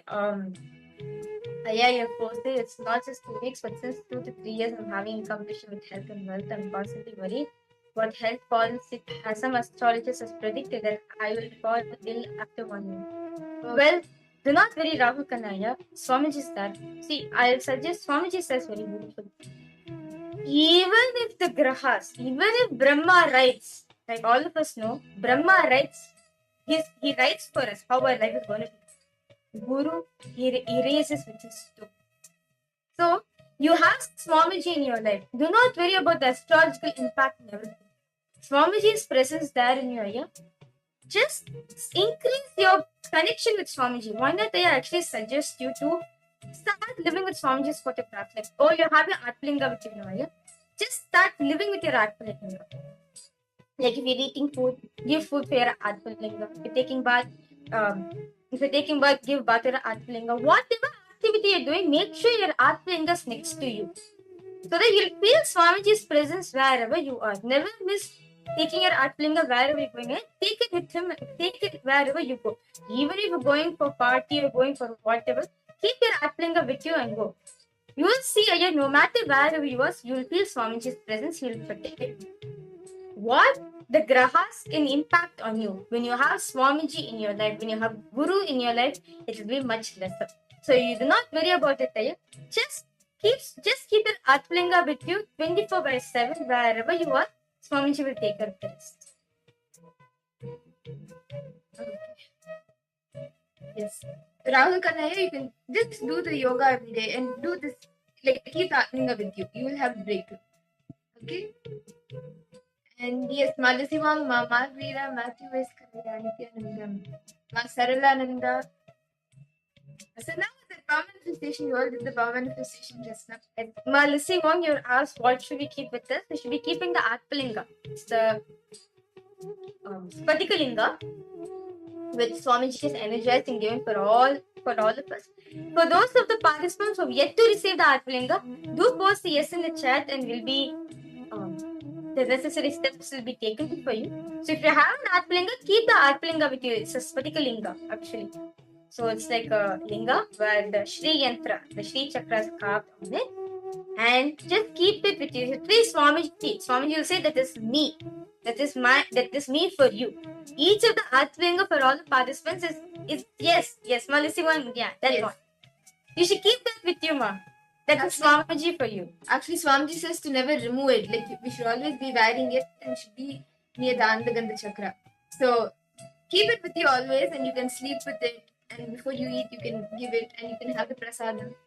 And yes, keep it always with you, even when you go for work. Always have it with you. Okay. So that's wonderful.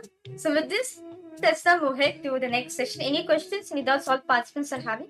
See, now all of us did the body scanning for Rahul Kanaya, right? It is just the trust on Swamiji, that's it.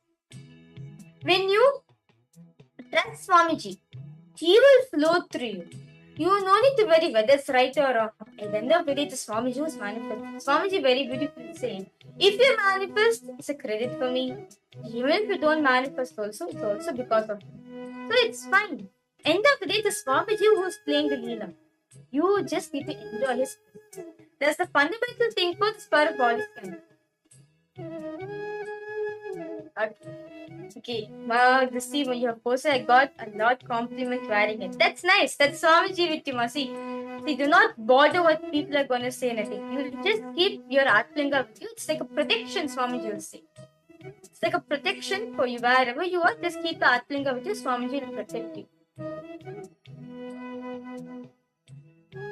Yes. So with this, let's now move ahead to the next session. So in this session, we learned the definition. What an incarnation. What an incarnation tells about health, right? In this session, very beautifully we learned that our biology is living. It's not a dead matter, it's a living entity. It's a living thing. But now, let us now listen to what this Hinduism has to say about health. As per Ayurveda, what does Ayurveda describes about health? We'll be detailing. See, Ayurveda is one of the oldest texts that contain the Hindu medical science, and that is what we will be seeing. What is Ayurveda and the health in that aspect? So let us all listen to these beautiful revelations from Swamiji directly now.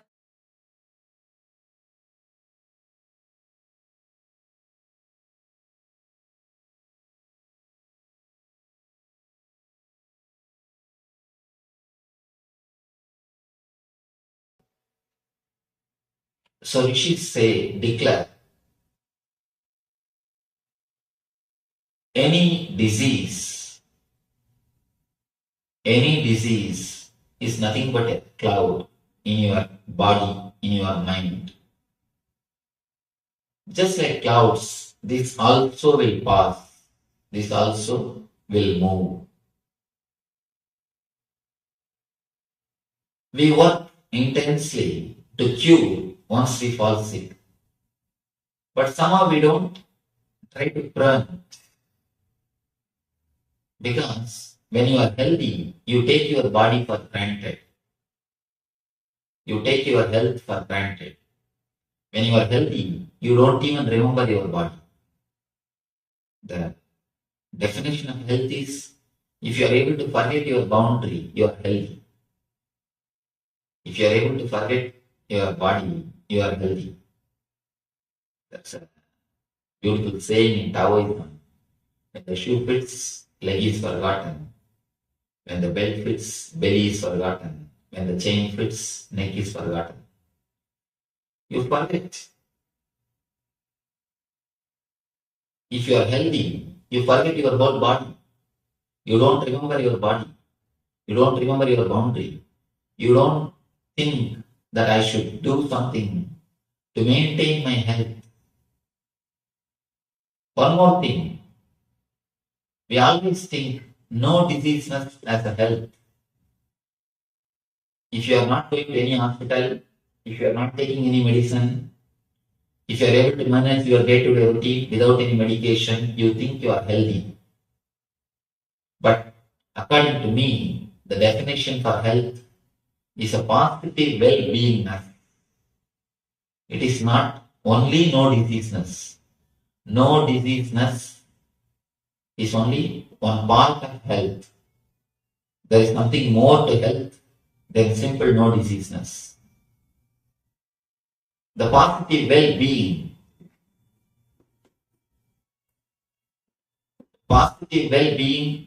more than no diseaseness is what I call health. Life. If you look at the life from the point of view of the masters, ancient masters, the rishis, they say it is just to be lived in a blissful way. They say Anandam Brahma Navyajamanat. That's the quotation in Sanskrit. It means existence is bliss. Don't waste it by missing it. Existence is the very existence.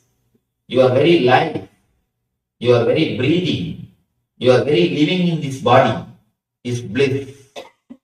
They say the body is filled with nectar, with bliss. The very life is bliss.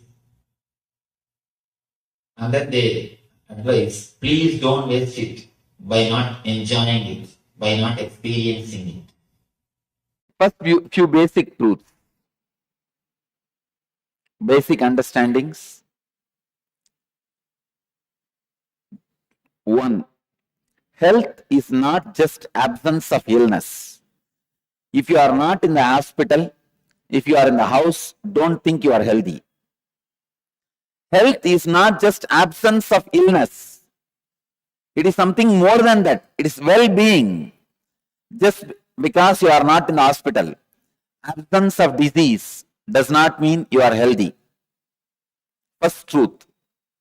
I want you to internalize these few truths so that we will further work on some homeworks. Second, health is a state of physical, psychological, emotional, and spiritual well-being where you feel life is good. Rarely, sometimes when you wake up in the morning, maybe for 10 minutes or less than 10 minutes, you will feel life is good. Wow. But very rarely you feel that. Those are the moments you are healthy. But in the modern day, especially city life, the stress level is so high, you forgot like this. Sometimes you even feel life is good. Health is a state of physical, psychological, emotional, and spiritual well-being. I wanted you to understand not only your patterns or engram, even the way you feel about you is very important for your health. Even if you don't have any external stress, but if you have a wrong idea about you, that itself can destroy your health. I have seen many villages. They don't have any stress. They are not in corporate companies. They don't need to get up and just eat their breakfast while driving and land in the corporate office and whole day get kicked by the boss, and the evening come back and just sit in front of TV for 1 hour and fall asleep. No, they don't live that life. Many Indian villages still retain their innocent life. Morning slowly they will wake up around 9 o'clock, come and sit in the village tea shop and drink the tea and talk the whole politics and story, everything till 12 o'clock. Then slowly 1 o'clock take bath and go around and see the land, the agriculture happening, come back 7 o'clock and sit in front of TV till 10 in the night, fall asleep. There are people, even they fall sick and they also don't live long because the concepts they carry about themselves, the ideas they carry about themselves. Not only the active pattern, the passive beliefs you have also affects your system, also affects your health. See, there was a time 140 was the diabetes sugar level. Overnight, when the diabetes association decided that they are not having job, they brought it down to 100. 60% of the country suddenly became diabetic overnight. Understand? Yeah. So there's so much of hope, the whole drama, vested interest going on. This belief, all diseases, whether mental or physical or hoax, is the best belief I can give you. Got it. And with any belief, till it becomes your realization, there will be little struggle. With this belief, Yeah, okay. Okay. even the struggle will be a great practice. Okay. See, with any belief, till it becomes realization, there will be little struggle. Even if that little struggle is there, this belief will be the best practice. So, more and more drilling this belief into your system. More and more completing all other ideas other than this belief.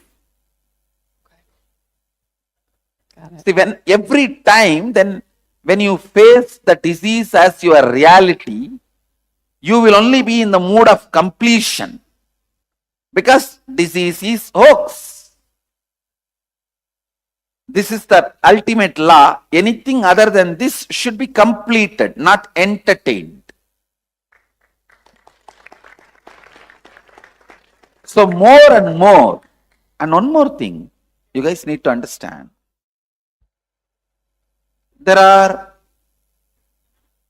tons of powers sitting inside us only for us. They are all waiting just for us to recognize them. For example, just because you can't bend and touch your feet, you think you have a stiff body. Only suddenly, some rare occasion, you will realize your capacity to bend back and touch your calf muscle.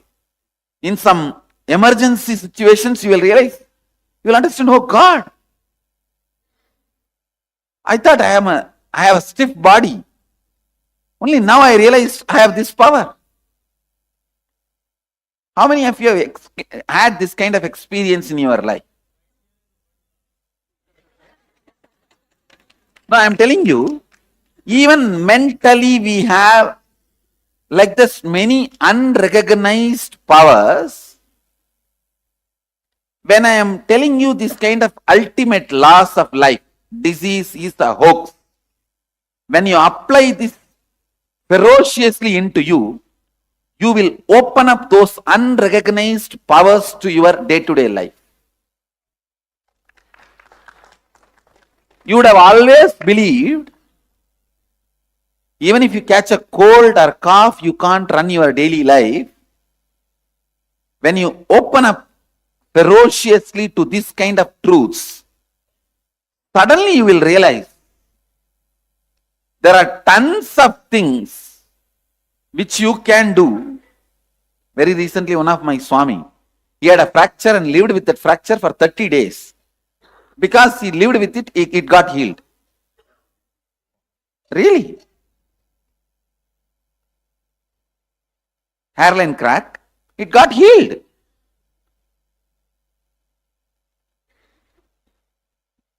When it settled, almost, only the remaining little bit was there left. He went for X-ray and the doctor said, it happened and over now. You don't need now any medical attention. You just go.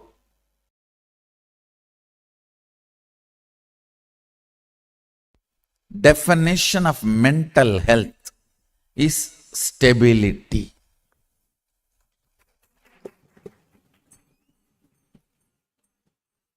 In anything you do, stability is the definition of mental health.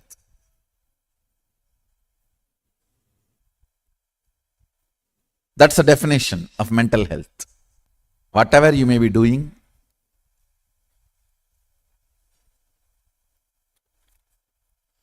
but stability is the stability is the scale to measure your mental health. Will persistence is the scale to measure your conscious growth. Understand? If you consciously grow, you will have amazing will persistence.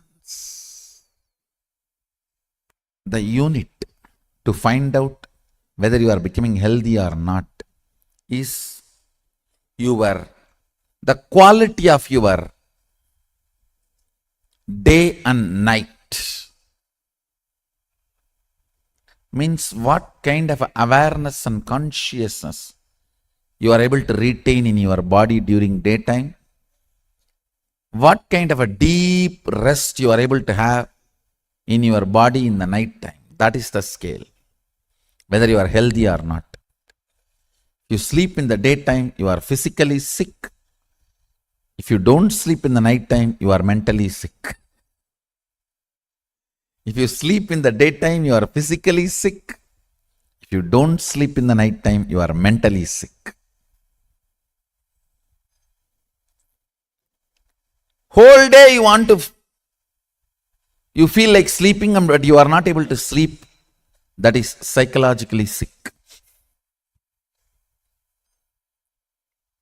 The unit to measure your physical health is the quality of your day. Unit to measure your mental health is stability. Unit to measure your conscious growth is will persistence. Health means not letting your chemicals, hormones disturb your thinking towards your goal. Pitta, fatigue, stops your flow towards your goal. You are not healthy. pitta, fatigue.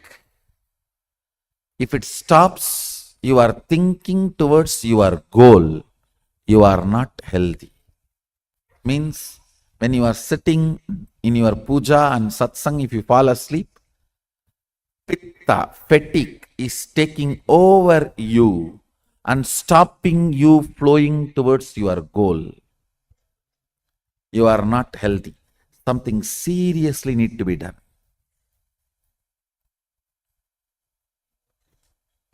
Health means your hormones and chemicals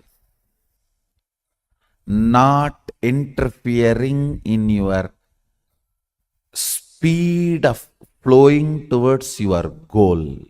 Understand? Health is nothing but ability, shakti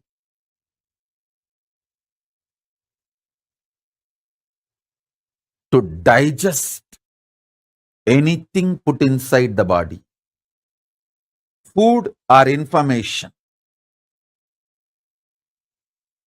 Food or information, anything.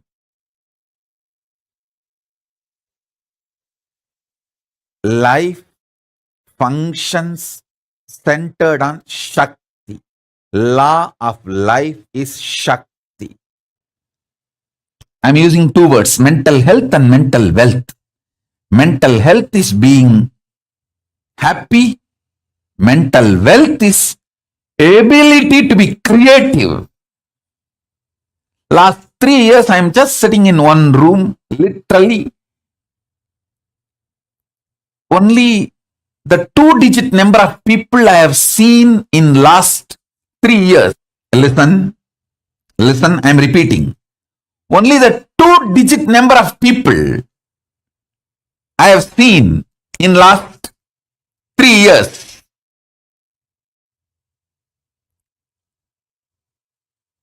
Per day, I see only 1-digit number of people who give me little juice which I am drinking, like a neem juice or some herbs. I dropped this habit of regular eating or regular sleeping. Both doesn't exist for me.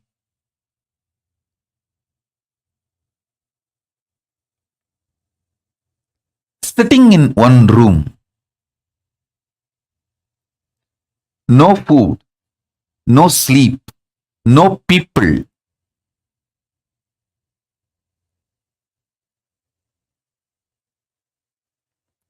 My body has not melted down, means collapsed. My body has not collapsed. It has only become healthy.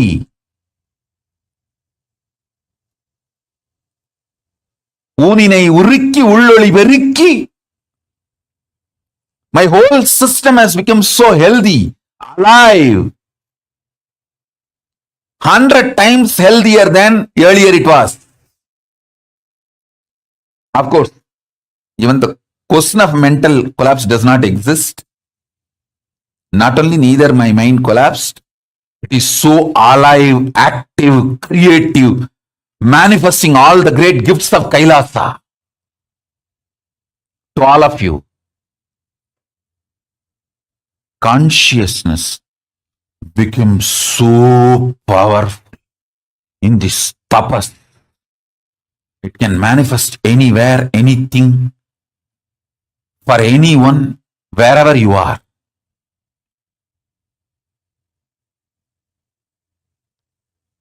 All the best things have happened just because I know the science of how to rejuvenate myself without getting destroyed in this pralaya.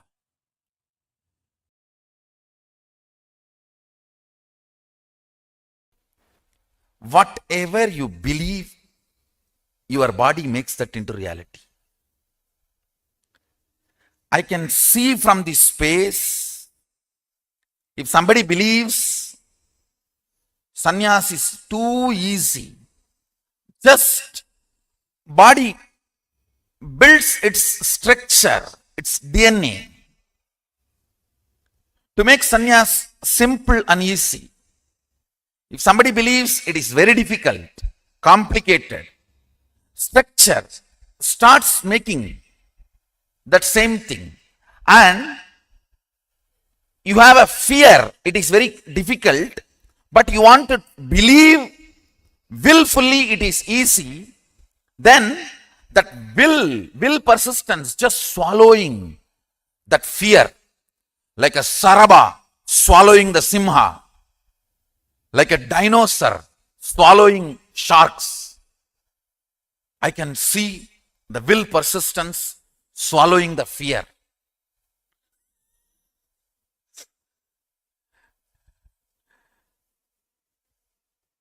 If you feel living in this place is the best, I am seeing you manifest that.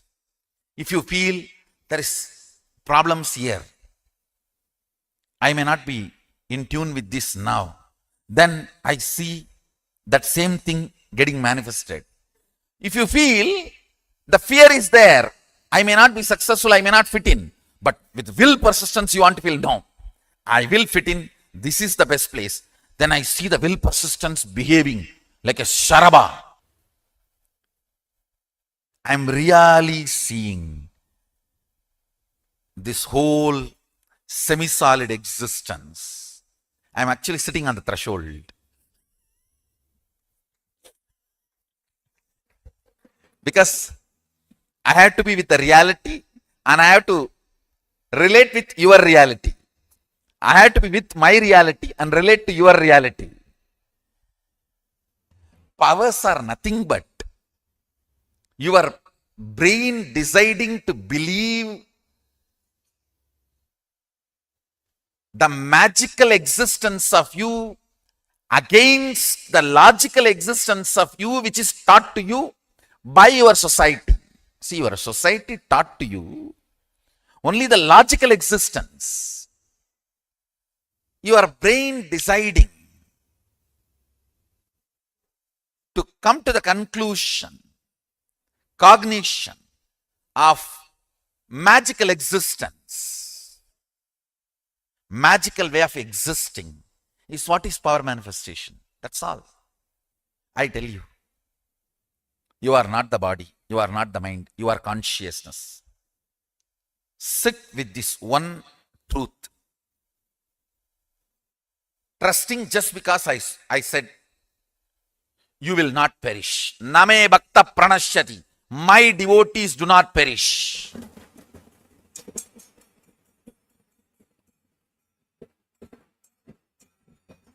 When you come to the conclusion, your consciousness, your pleasures will change. Your purpose of existence will change. Why you want to exist will change. I tell you, whatever you feel as you, whatever you concluded as you, whether you like it or not, just by your breathing, you spread that. If you are joyful, by your breathing, you spread that. Listen. I am not 4D theater, Universal Studio to shake you and give you the experience of earthquake, accident. No. I don't need to do any of that. My words are enough. I tell you, really I tell you, today I'll make you experience how liquid you are.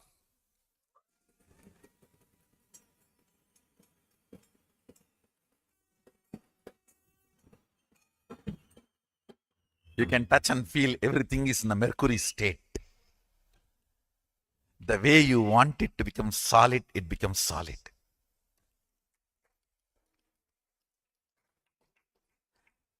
Your cognition solidifies it. That is what is consolidation. Your cognition solidifies it, consolidates it. Sit as pure consciousness. If you don't know how to visualize it, you can decide to visualize Mahasadashiva. The form here carved with thousands of heads means all the heads here are your heads. the head of the Indra, head of the Chandra, head of the Surya, head of the Shani, head of the Guru, head of the person who is sitting in Batala, everything is part of your head, your neck. All those identities are your identities. Sit with that cognition. You may not know how to come to the conclusion about consciousness. So come to this decision, conclusion. Everyone here, everyone everywhere, every animal, everything exists. Big sharks inside the ocean. Huge living and non-living entities. No, I should not use the word non-living, sorry. Animate and inanimate. They may be inanimate, but they have life. They are alive. Stavaram jangamam vyaptam. Whether it is stavara or jangama, you penetrate everything. You pervade everything. Sit with that decision. Sit with that conclusion. I'll show you how liquid this whole universe is. It is your bhava does the spanda. It's your bhava does the spurana. Cherishing the style of thinking which empowers you, strengthens you day by day, more and more, is liberated thinking. Day by day, if your health is getting better, you are growing younger, you are going to live longer. If day by day your health is deteriorating,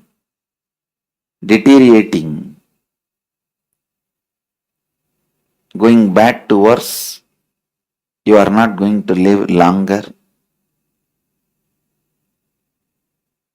So please understand, day by day, if your thinking is becoming more and more clear, powerful, intelligent, you are going to live longer. If your thinking is going from bad to worse, suffocating you, you are going to suffer worst thing. You will be ideologically imprisoned. The worst suffering which can happen to a human being is ideologically imprisoned. Instead of liberated thinking, you will be carrying suffocated thinking. Suffocated thinking destroys you.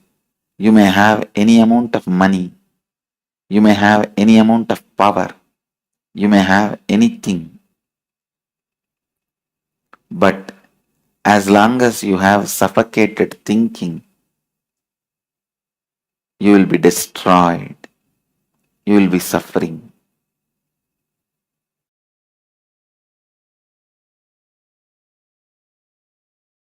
In reality,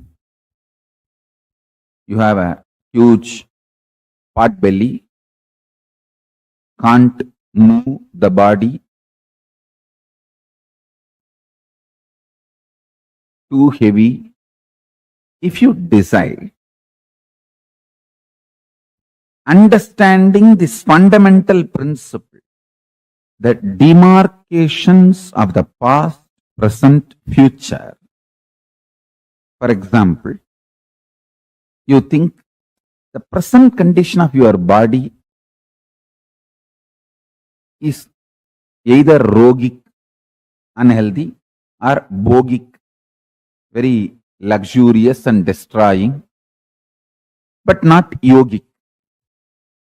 Maybe if you become sincere, in the future you may have yogic. These are all the thought currents usually run in your mind. Now the statement I am making, please understand. If you decide consciously you should have a yogic body, well built, 6-pack or 8-pack or muscled and fully flexible and energetic yogic body. If you create that Satya Sankalpa intention, that becomes your existence in Turiyatita, and the influence of Turiyatita, that highest state, Paramashiva state, in your present condition, when that starts influencing your present conditions,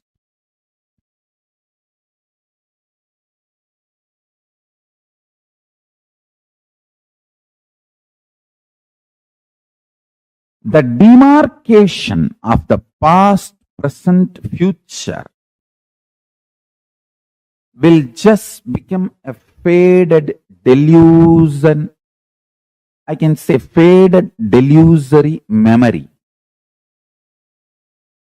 You will start manifesting more and more your pure Satya Sankalpa, Shiva Sankalpa. That is why in puja we say, Mama Sankalpam Shiva Sankalpamastu. My Sankalpa, let it become Shiva Sankalpa. You want to become very healthy. It means you have to attract the kind of people who are inspiring you every morning to get up and do yoga and do panchakriya and eat healthy. So if you want to be healthy, you need to attract the kind of people, setup, system, place where people are all happy and wake up early morning and breathe that fresh ozone and bend the body, do the yoga and eat healthy, live happily, don't accumulate toxins. You need to attract that kind of a jagat, world around you. So for everything you want to manifest, you need to attract that kind of a world around you.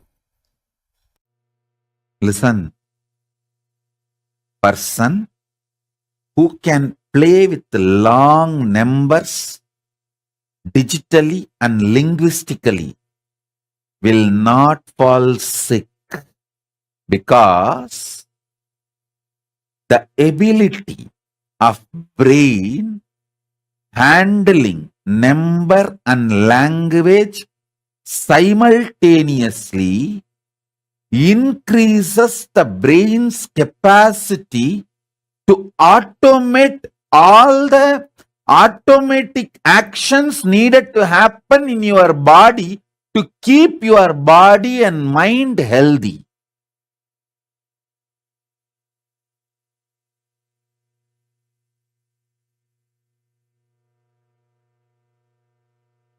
One of the conclusions I am giving you is,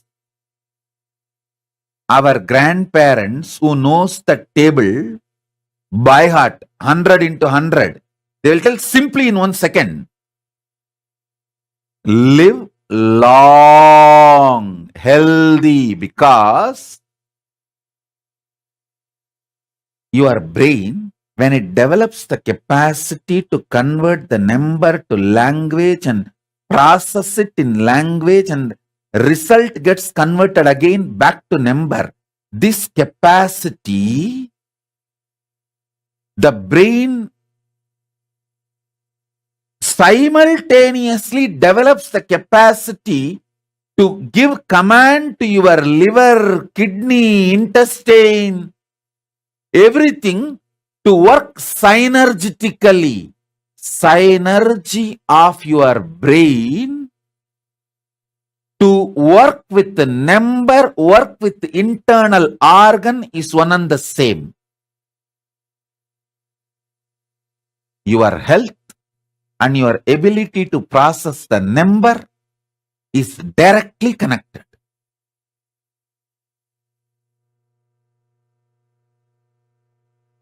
The Iyengars, Ayers, who eat so much ghee, curd, they will have huge stomach. You will never hear them having heart attack and dying young. They will have huge bellies.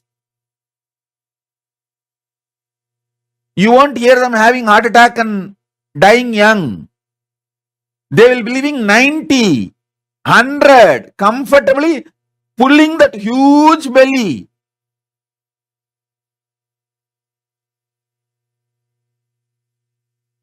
They will defy all your medical science because their brain knows how to synergetically command all organs. Hey, listen. Matripuresha, sit straight. Saumya Solai, sit straight.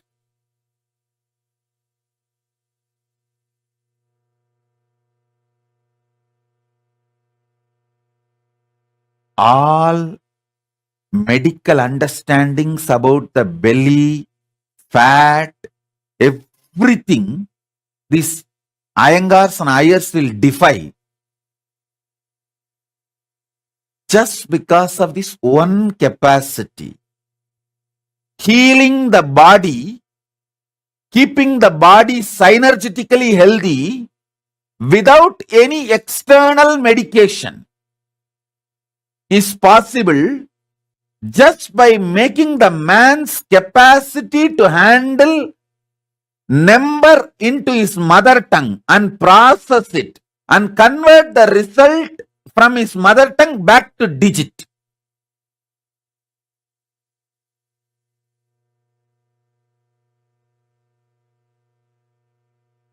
Understand?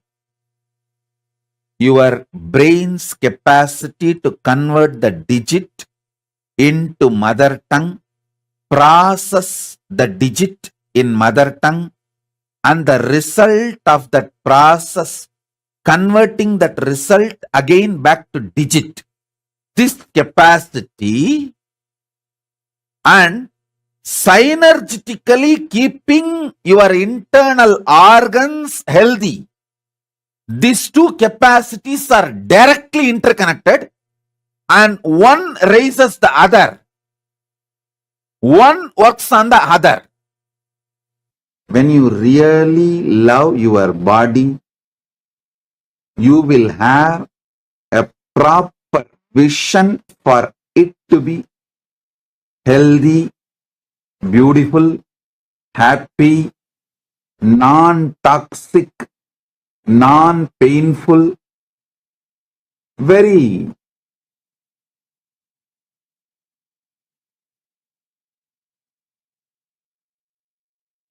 naturally flowing with the cosmos. You will have that kind of existence for your body. Listen, the health,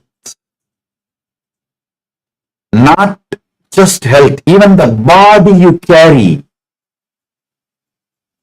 is the habits of your multiple janmas put together is the body you are carrying. Your habits of multiple janmas you carry is the body you are carrying. The muscle memories, biomemories you collected during your multiple births and deaths is what is your mind, chitta.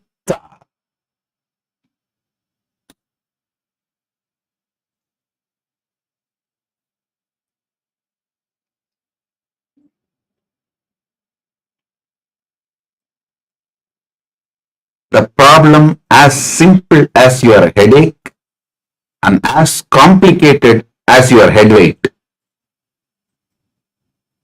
everything is just because of your habit. There is nothing called accident. There is nothing called luck.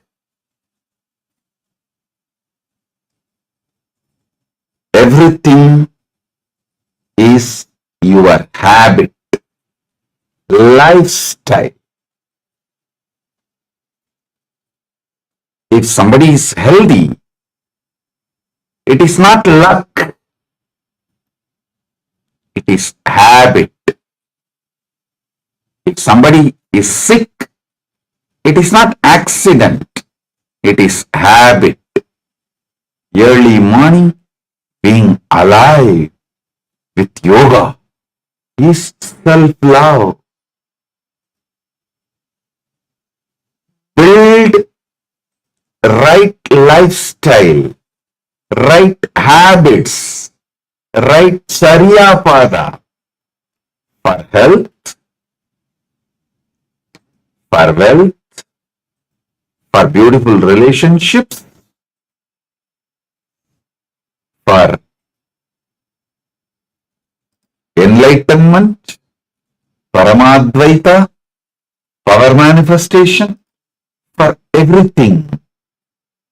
Build right lifestyle, right habits,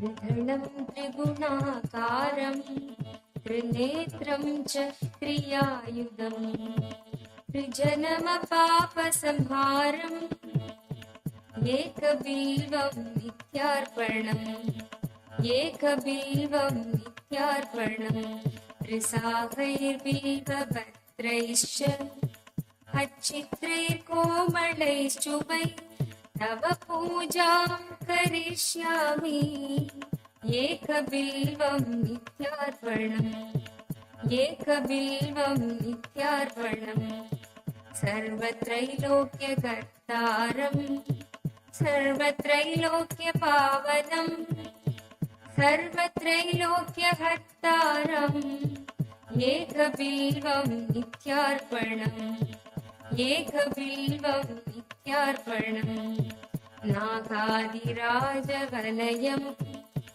नागहारेण भूषितं नागकुण्डलसंयुक्तम् एकबिल्वं नित्यार्पणम् एकबिल्वं नित्यार्पणम्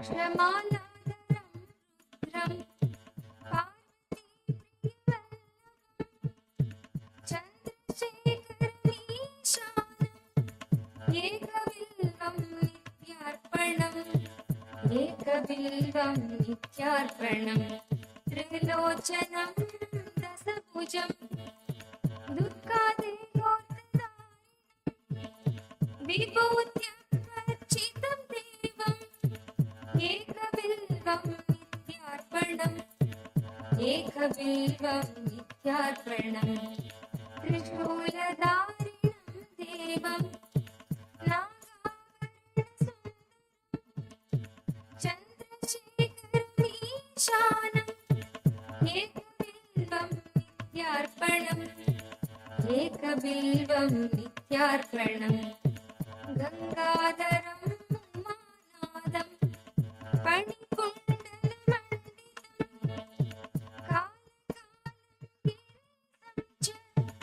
एकबिल्वं नित्यार्पणम् एकबिल्वं नित्यार्पणम्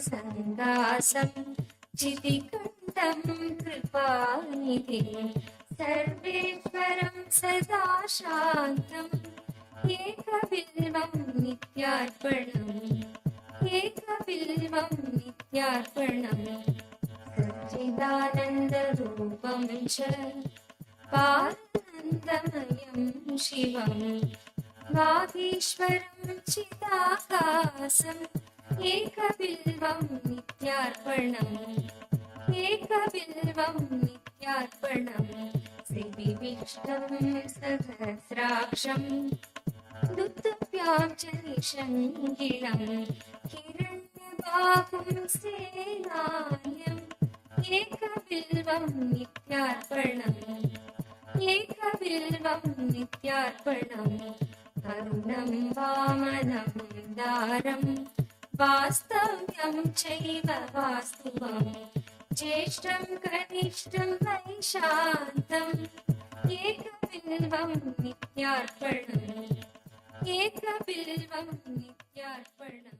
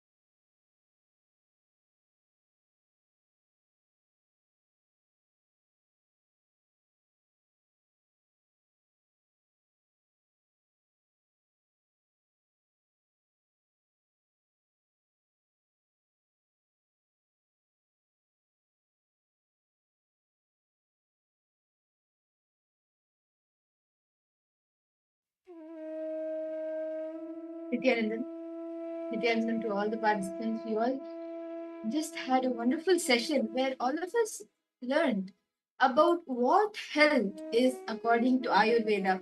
What was each of your clicks and what did each of you understand?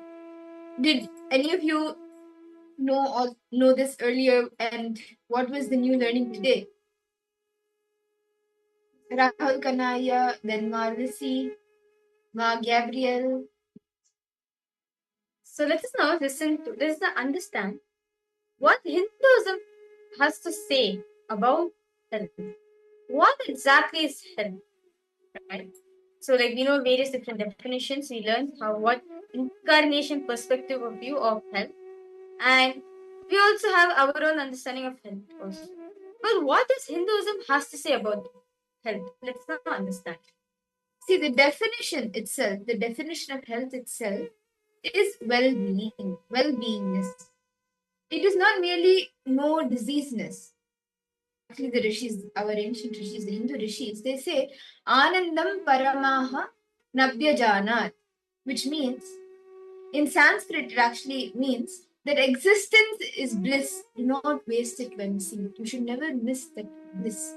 And the Rig Veda understands the source scriptures of Hinduism. The Rig Veda refers to cosmology known as Sankhya, which literally lies at the base for both Ayurveda and Yoga.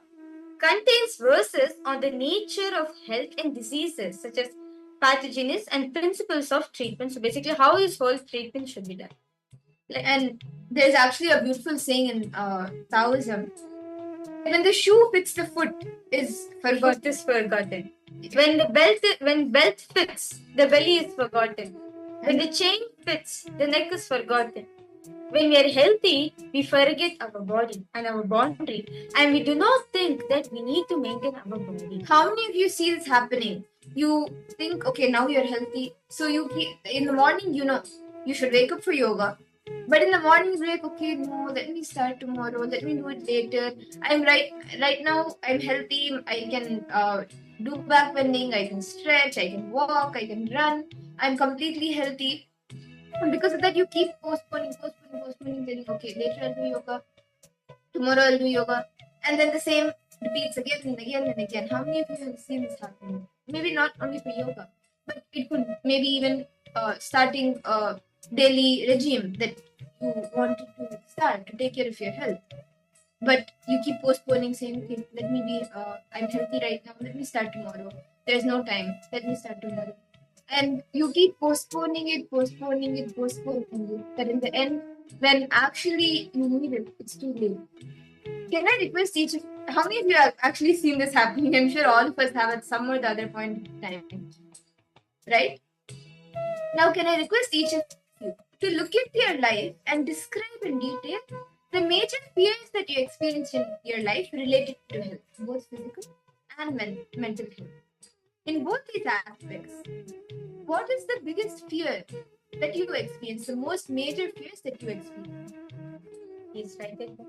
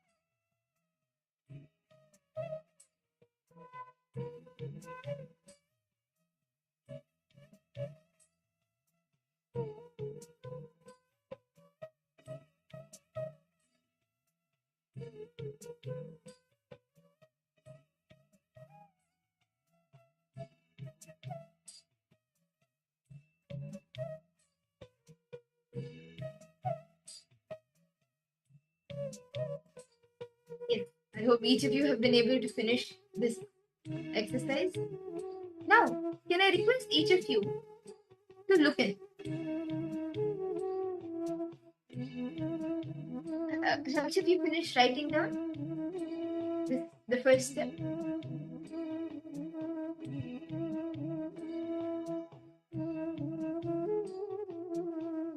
All of you can post in the chat if you're done writing down.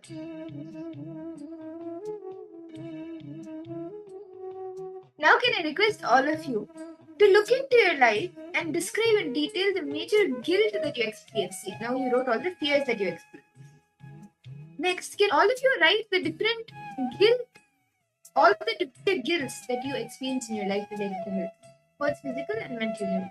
For example, I have guilt about my smoking habit. Could be that.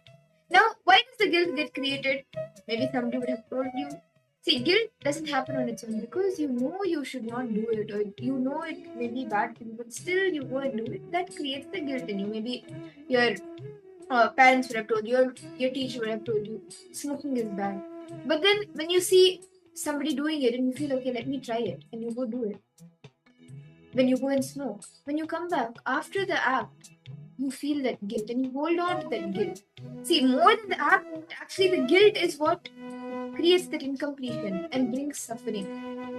So, now can I request each of you to look in and see all the different guilts that you carry about your health, both physical and mental? Please take a few minutes to write this down.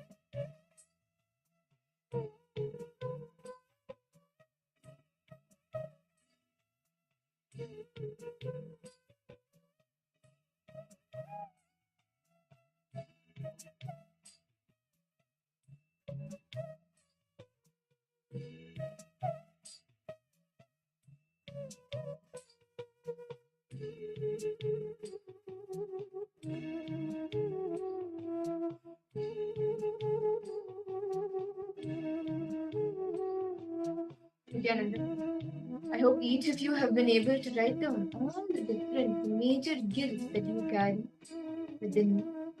Now, can I request all of you to take a few minutes and look into your life and describe in detail the major pains that you experience in your life related to health, whether it's physical or even psychological, both physical, mental, everything. For example, I have a chronic knee pain, I have a chronic back pain, or something similar. All the pains that you carry, the major pains that you experience in your life related to health, please take a minute, 2 to 5 minutes to write this down. And any questions here, please feel free to ask. As you write down, you can answer some questions as well. Okay, Ma, this year I'm just reading a message now. Ma, you have asked. I fear I had cancer genes because my father had lung cancer. I fear of my daughter's mental health issue that she can't take care of herself. Okay, Ma, Lissy, this is the biggest fear you're carrying, right? Okay. Yes. So this is the biggest fear you're carrying within yourself. I request all participants to post any questions, any doubts you have. Do feel free to post in the chat section. Malisi, I completely understand that this is the fear you're carrying. Yeah, physically Right, as a mother. The mother, you're a mother figure, right? So you feel that. Now, I request you, Ma, to detailedly pen down the pain you're carrying. Like sometimes you may have like the fear which you're carrying right now, right? It's nothing but a pain which you're carrying within yourself because you see your daughter is suffering, that you feel like she's not able to take care of herself. So it's like a psychological pain which you're giving for yourself. Or about the cancer. You feel the pain within yourself. Okay, who knows? What if may I get it? See, what we think within ourselves, we manifest that. Our body, Swamiji says, our body is like a receptor where it just receives anything we say. Anything we say to our body, it immediately receives it. If you go on putting negative cognition towards yourself, saying I am this, I am that, who knows, I may get cancer or all those things. One day you are going to experience it because you believe in that. Because you believe in that only, you feel it's gonna manifest. But if you strongly believe, okay, even though my father had, even though let's say your grandfather had it, but it does not mean that you will experience it too. Like to give an example, like my grandmother. I'm just giving an example. My grandmother, she's a diabetic. My mom, since she has her gene, will naturally be diabetic, right? But she's not diabetic. I understand you. That's because she carries the cognition within herself. I can mold my body. Same way, Malisi, even that fear which you're having in you is nothing but a pain which you've carried, where you have seen, you have developed from people that, oh, because some of their people, some family members are having it, so they are connected to it by biologically, so they too will experience it. But actually, Swamiji said, just you have the power to consciously build your body. Each time when you regenerate, when you detox your whole body, there's so many detox methods Swamiji has given right now. When you detox yourself completely, you're not just detoxing your body alone, you're detoxing even your mind. And not this easy, actually. We tend to get these cognitions from either our elders or from the society that, okay, because I have this problem, somewhere you also have this problem, these genes are there. And we create the cognition, okay, I also have this problem. But if you see, even somebody who is not a biological child, like maybe it could be an adopted child, when the parents, like when it sees that, okay, the parent is having this problem, and then it sees, okay, whatever my parents have, I'll also suffer.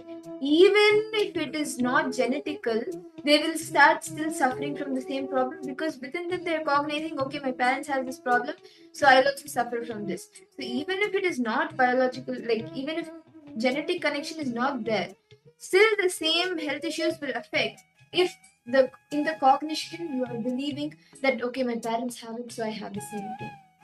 And it is this fear that you will be completing with today. And you will have a breakthrough with this. Like, you will be able to come out of this fear, come out of the guilt, and have a breakthrough in health. Yeah, Rahul, you said everything was human. Disease is a hoax. That's very true. Disease is a hoax. And now, and how numbers can help in keeping body healthy was amazing. That's very true, Swamiji says. That disease itself actually is a hoax. There's no such thing called even disease existing. It is just that the cognitions we carry within ourselves only manifest as disease. Like Swamiji says, actually study is also being done that the cognition you carry to yourself, right? The cognition you keep on cherishing to yourself matters a lot, as you are the first person to receive it. You are the first person listening to your own cognition. So if you, to give an example, if you continuously say, I hate myself, I hate the way I'm looking, I'm not fit according to society, I'm not healthy. When you constantly self-beat yourself, self-hate yourself, this very thought current of self-hatred will lead you to physically, it will manifest as cancer. Same way, we're not able to hold any responsibilities, meaning when you feel too much is on my shoulder, too much is there in my back, too much is there in my shoulders, I'm not able to handle it. I'm not able to handle life. The responsibility, right? I can't take my responsibility. Immediately translates as shoulder blade pain. Like you say, right? I'm not able to handle it with my shoulders. Why? Because your shoulder keeps you up, right? The shoulders keep your body up, responsible. If you're not able to take up responsibility, feel yourself like a failure. If you feel stressed out, it immediately manifests as a shoulder pain. And actually, you will see that the shoulders start speaking like this. But when you start taking responsibility, again, you will actually feel that the shoulders stand back. And what you can do is stand like this, be like this, and cherish the thing. Yes, I am responsible. Cherish that. Actually, Rahul Kanaya, you have posted a question like, Ma, but the fear doesn't go. And more fear comes when I hear the body listens to you. One thing is that of not getting out of negativity, and then listening, that body listens to yourself. So, Ma, how to come out of it? Actually, Aya, see, this, we need to consciously declare, I'm not going to cherish the life negative cognitions. That is one thing. Whenever you have the thought, okay, I'm sick, I'm having this problem, having that problem, whenever the fear comes, see, fear is always there, it is a part of life. Swami says going beyond fear is facing the fear. Face the fear to go beyond it. That is one thing. And second, whenever the thoughts come, the life negative thoughts come, okay, I'm having headache, I'm having this, I'm having that. Stop and just unclutch from this. Instead, replace that thought current with I am healthy. Actually, one thing that really clicks with me is the cosmos actually always, it never listens to no or not. So if you say I'm not sick, cosmos hears it as I am sick. So instead, use sentences like I am feeling well, like I am well, I am healthy. So in whichever way you say, always you are telling yourself that you are healthy. Don't say that I am not sick. Otherwise, it gets translated as I am sick. Actually, it is a beautiful story. Rahul Kanaya, I request you to listen to the story, then you'll understand this whole thing Swamiji is saying. So, once this guy, one man, he prepares and goes to his office, so he takes his breakfast. His wife look at him and say, honey, you don't look well. What happened to you? This man will be like, no, I'm completely fine and healthy. What do you mean? I woke up in the morning, I had a shower, now I have my breakfast, I'm gonna go to job. I'm gonna go for my work. I'm completely healthy and fine. So he goes to his office. The receptionist stops and says, hey, what happened to you? Are you not well, sir? What's wrong with you? He'll be like, no, I'm completely fine and healthy, nothing is wrong with me. Then the receptionist will say, no, you look like you're having a headache and you're sick or something. No, I'm completely healthy. Then after that, his colleagues will come and say, hey, what's wrong with you? You look sad, you look sick today. Are you healthy? Did you go to the doctor? He'll be like, why do I need to go to a doctor? I'm completely healthy. I'm like, I'm normal today. Like, I'm completely fine. Then his boss, after something, his boss will come last. You wanna go to a doctor? You wanna take a day off or something? Like, you look sick. Are you fine? He'll be like, no, sir, no, boss. I'm completely fine and healthy. What's wrong? Nothing. Then, after all this, like, even the rest, wherever he went, everyone was saying to him, no, you look so sick and everything. Finally, next, at the end of the day, when he comes, right before he enters the home, his neighbor comes, looks at him. Hey, are you fine? Are you sick? Or do you need any help? I can come and help you and treat you. Or like, do you need any help? It's like, no, I'm completely fine and healthy, nothing wrong. But then, next day morning, this guy fell sick. Are you understanding, Aya? Actually, this is the experiment. Next day morning, he falls sick. The previous day, he was completely fine and healthy. But next day, how can he fall sick suddenly? Because the cognitions he believed to himself. As what Swamiji says, we manifest the cognitions what we believe. We manifest what we believe, not what we desire. What we believe manifest. So if you believe that sick, you will manifest that. Because this guy, he believed that he was sick. Next day, actually, he fell sick. First, at the beginning, he did not think he was sick. He felt like, yes, he's completely healthy. So even when people came to him, he said, yes, I'm fine. But when continuously people came and started telling him, you look sick, you look sick, you look sick, unconsciously the mind, he started thinking, I am sick, I am sick, I am sick, and finally he fell sick. And actually, this was an experiment that was conducted to see how the words actually work on our body. So start, whenever you feel that I am sick, instead shift that thought current. Say that I am healthy. Do not even use the sentence I am not sick, because otherwise cosmos may hear it as I am sick. So use the word, like the sentence that I am healthy. I am I am having the health that I want. So use the right words to yourself. Stop, like, consciously don't cherish those negative thought currents. Move to the positive thought currents. You will see that you have a shift. And one more easy technique is, whatever breakthroughs, whatever clicks that you get on health, share that with 5 other people. Enrich 5 other people on any click that you get from health. The sixth person, the next person who experiences the breakthrough in health will be. So the all participants understanding the cognitions you carry about yourself matters a lot. If we cherish something for a really long time, like for example our patterns, we cherish it for a long time. That is why they manifest as a disease for us. But the moment you identify it, this is a problem I'm having, this is the thought current, let me complete it. When you just stop the process of it becoming from psychological to physical pain, when you just put the barricade and stop it and apply completion, you'll be healed complete. So, all participants, any further questions, any doubts, all of you are having, do feel free to post in the chat section. So, now the step that Swamiji is giving to us is, now look at and see, deeply write down the pain you have caused for yourself, the pain which you carry about health. Like, whatever fear. Look at your life and describe in detail, detailedly write down the major pains you experience in your life related to health. What are the fears, pains you experience? Like, for example, for some people, just by looking at the word hospital itself, they will run away. Why? Because the torture they went through when they were in the hospital. It can be because the pain, the psychological pain, the physical pain they went through. So that's why even just by listening to word or seeing the word hospital itself, they will run away. So write down detail the major pains you've experienced in life related to health. I'm not asking about relationship or wealth or anything, just health alone. When you manifest your well-being, you will see you manifest well-being in all of the fields of. Let's now start.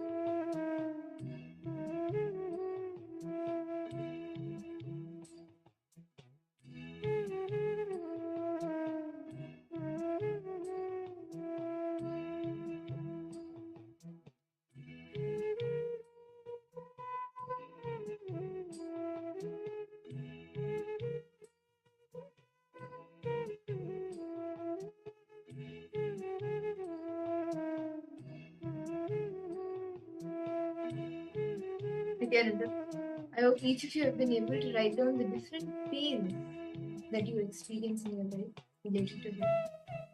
Now, can I request each of you to look into your life and describe all the worries, describe in detail all the worries related to health.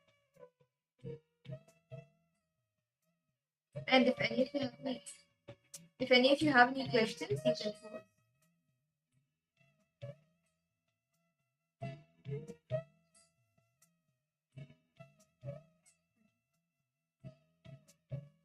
So now the next step Swamiji is giving for all of us to do is look at your life and describe in detail the major worries experienced in your life related to it. For example, I'm worried about my blood pressure level.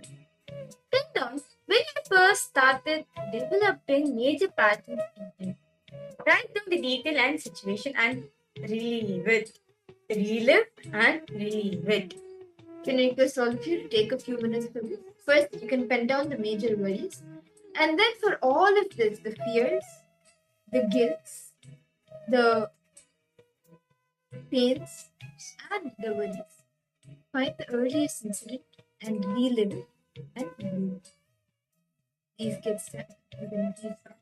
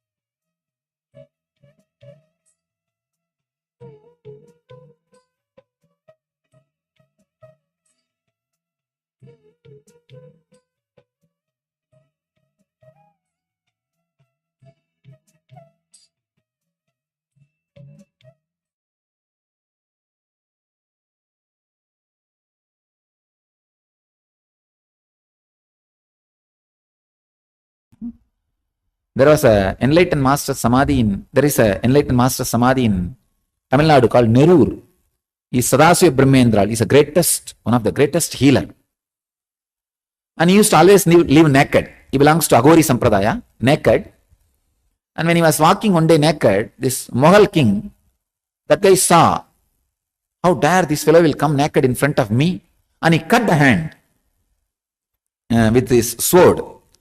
That master did not even bother. The hand fell and he just walked, did not even turn and look. Then this emperor got shocked and he understood.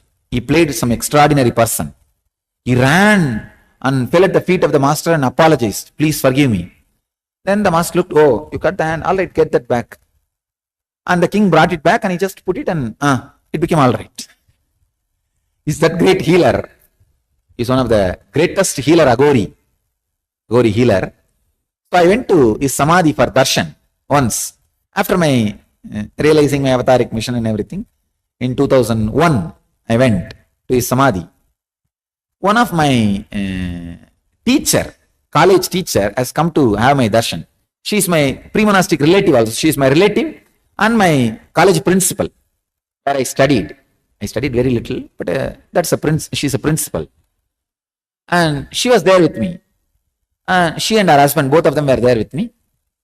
And when I was sitting there, she went on asking me, Swamiji, you heal everybody. How did you learn this energy? Teach me, initiate me. And I told her, just keep quiet, because I saw his darshan. He was standing in front of me. I'm in ecstasy. But this woman nagging, and you know how women nag. And nagging me, initiate me. I just said, why don't you keep quiet? I'm seeing him, keep quiet. Then she just kept quiet and I looked at him. Then I just made fun. See, you don't have a body, you don't have anybody to nag you. See, I'm having body, these guys are nagging me, you see. She's telling me to initiate her in healing. What can I do? Then he just laughed. And he gave me Dhruva grass and said, give this grass to her and tell her to touch this grass. She will be able to heal. When I touched the Dhruva grass and took it, suddenly I saw that the formula to initiate people into healing landed on me. The Dhruva grass from etheric plane came to physical plane, and the technology was just transmitted from him to me. He just transmitted the technology of initiating healers. Just I saw simply the technology to initiate into Anandagandha landed. Then I took one part of the Dhruva and gave her. And literally the Dhruva became physical. His darshan was etheric. She was not able to see him. Only I was able to see. But the Dhruva grass became physical. I opened the eyes, I saw Dhruva grass. I gave one small bit to her and told, you heal people with this Dhruva. And immediately I saw her Anandagandha got awakened. She got healing initiation. This is the way I started giving the initiation, healing initiation. Then her husband had knee pain. She touched just to test. In few minutes it went away. He had knee pain for 10 years. And it just disappeared in 2-3 minutes. And never came back again. Then the remaining Dhruva, I brought it with me. I was staying at the time in Tamil Nadu. I kept it safely. So that time, anybody who had healing initiation, I'll give that piece only small bit. So when I came to this land, this bamboo grew, only 2-3 roots were there. 2 or 3, and the whole thing was dead. This land people who donated this land to us, that owners, now donors, they took me around this land and they said, Swamiji, this is the 2-3 bamboos and it is dead, we will remove these roots. I said, no, don't do that. I touched with the Dhruva, that bamboo, and dropped the Dhruva there. Within 1 month, the whole thing came up. Just the whole thing came up. The whole bamboo grove, which you see, came up in 1 month. And still I do not know the mystery.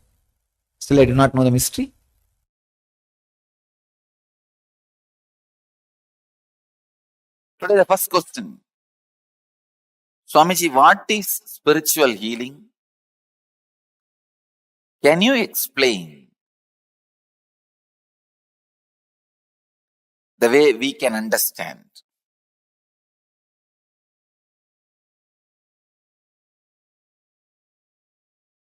First, I wanted to say few basic truths about the spiritual healing scientifically. The other day, I was reading an article by Dr. Bruce Lipton, who has done some of the breakthrough scientific discoveries connecting the science and spirituality.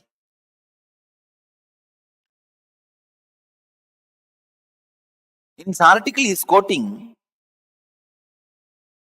a term called entanglement from quantum physics. In quantum physics, there is a term entanglement. Means when one energy source entangles with another, they interfere with each other.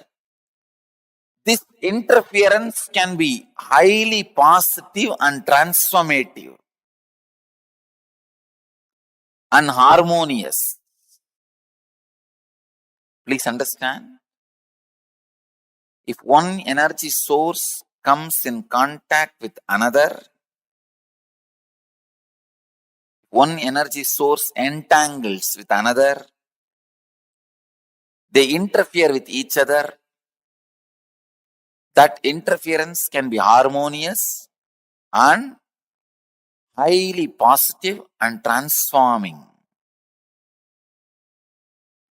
Another one physicist, Amit Goswami, he published an article in Physics Journal. In that, he very clearly proves entanglement directly affects human beings. Please understand, entanglement affects human beings. There are thousands of examples for entanglement. If you have some 200 pendulum clocks put on one wall, the wall can be any length. It does not need to be within certain length. It can be like China wall, any length. If you have few hundred pendulum clocks,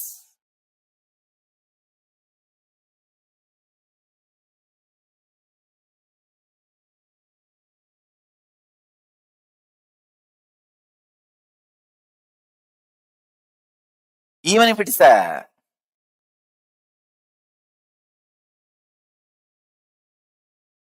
long wall, put hundreds of pendulum clocks and start them all at different times. See, within next few minutes, all the pendulums will swing in synchronicity.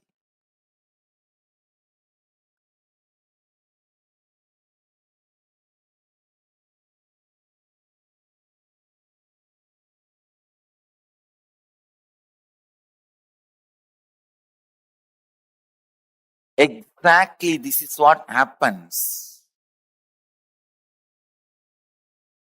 when you come in the breathing space of the healer. Please understand. When you come in my breathing space, this is what happens. Suddenly,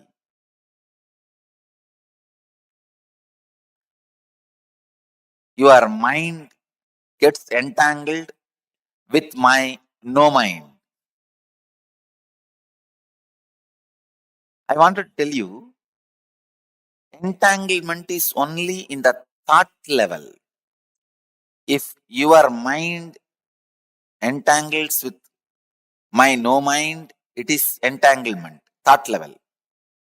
Next, please understand, if your muscle memory gets entangled with my muscle memory, that is called entrainment.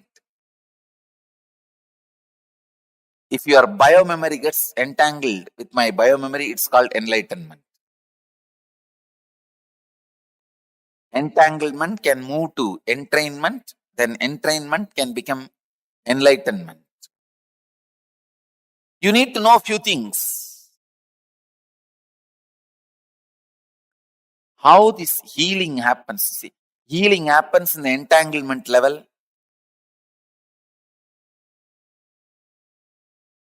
Kundalini awakening happens in the entrainment level. Levitation happens in deeper than entrainment. I can say momentary enlightenment.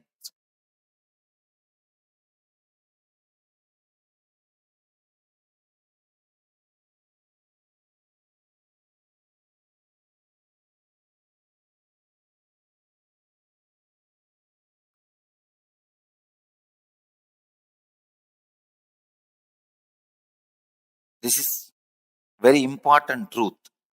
It's truth about the entanglement because this opens many doors, many possibilities, many understandings.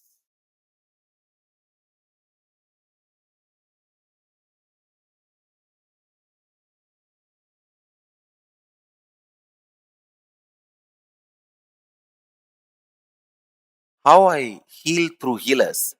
Because all my healers are pendulum clocks. Any other broken little altered pendulum clock, I add it in one wall. Both clocks start swinging synchronistically. Understand? That's all. Each one of my healer is my pendulum clock. If you are little broken, disturbed pendulum clock, if both are hung in one breathing space, your pendulum also starts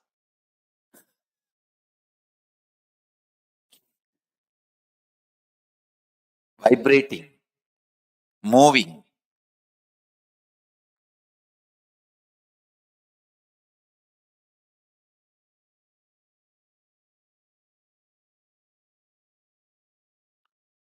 The same tune.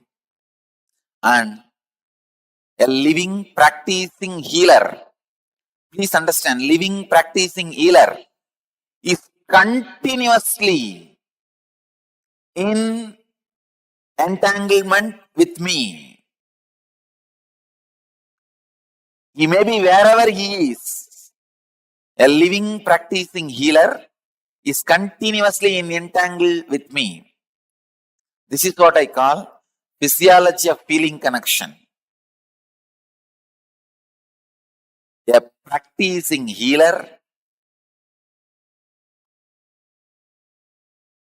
the healer who lives whatever I am teaching, as long as he retains the feeling connection, the very physiology becomes different.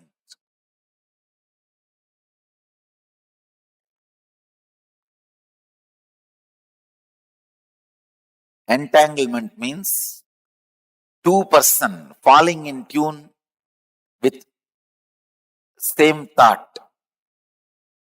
Entrainment means two person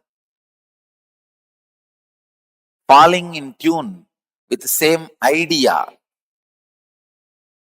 Enlightenment means two person uniting beyond ideas.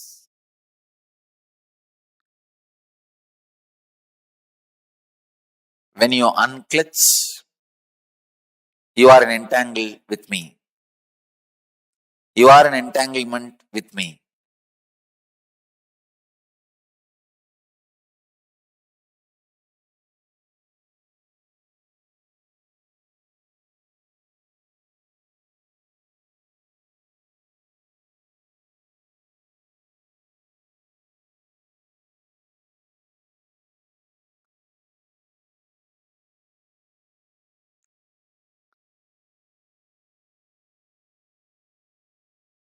This again opens a huge door.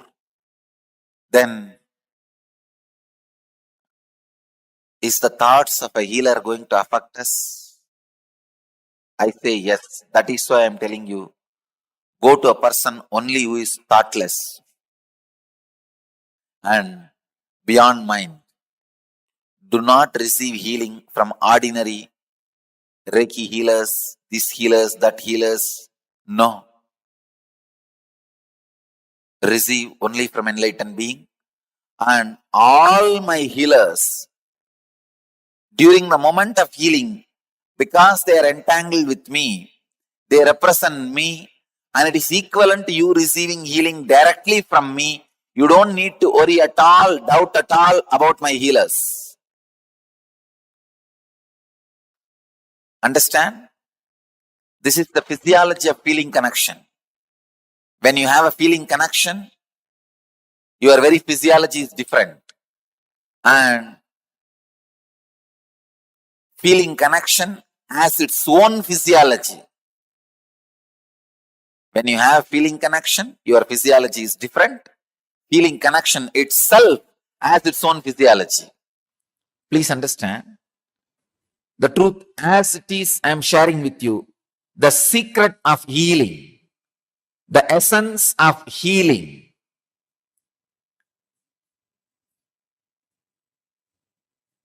The definition of healing.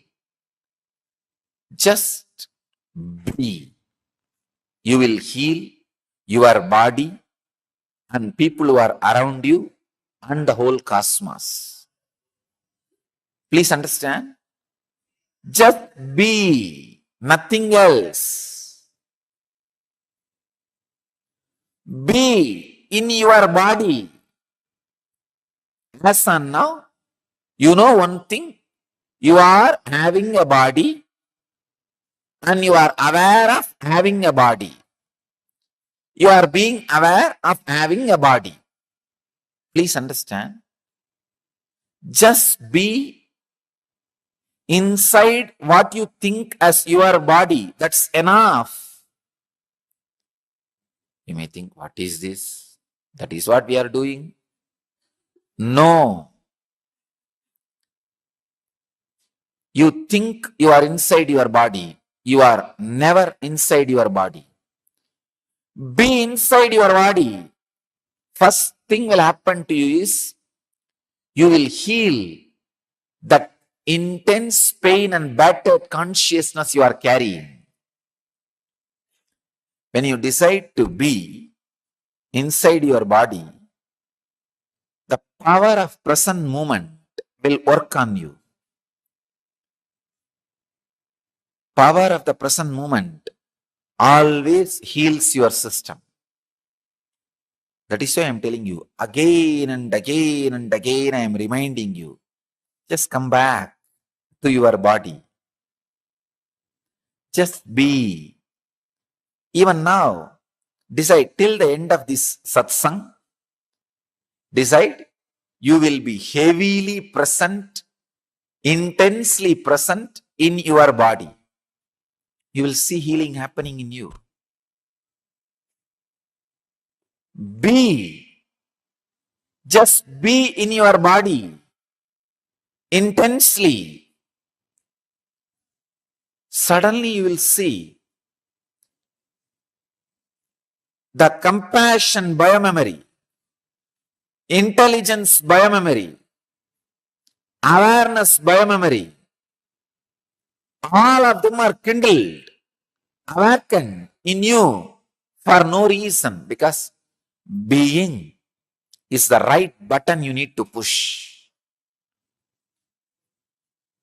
Be intensely inside your boundary, inside your skin.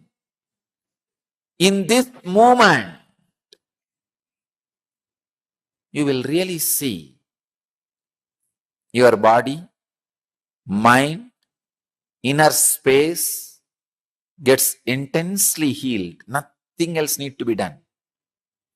Anything else is a ring attached to the gadget for easy pulling and pushing. To heal the cosmos and to heal yourself, you don't need anything else. Just be. Biggest problem is we think that be is too simple or too difficult. Don't decide it is too simple and think it will not bring the result. No. Don't think it is too complicated because you failed last few times and stop making effort. No. Neither thinking it is too simple, it will not bring effort, bring the right effect on you, nor thinking it is too complicated, it will not be possible for you, is going to help you. Just try to be now. If you are not able to do after half an hour, forget about it. It's okay.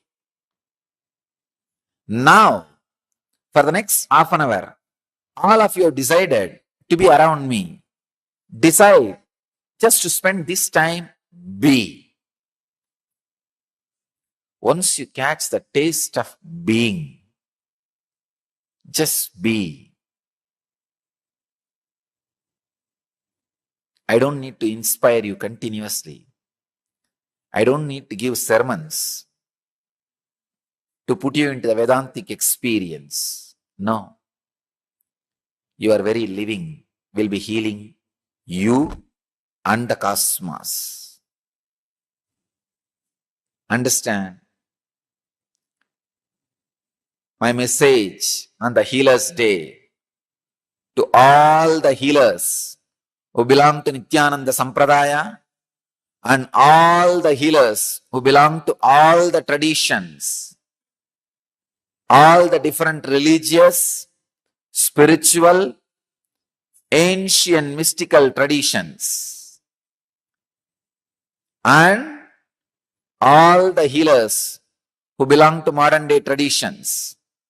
Whoever is in the field of healing the body and mind of all the beings in the planet Earth, my message to all of you is just be.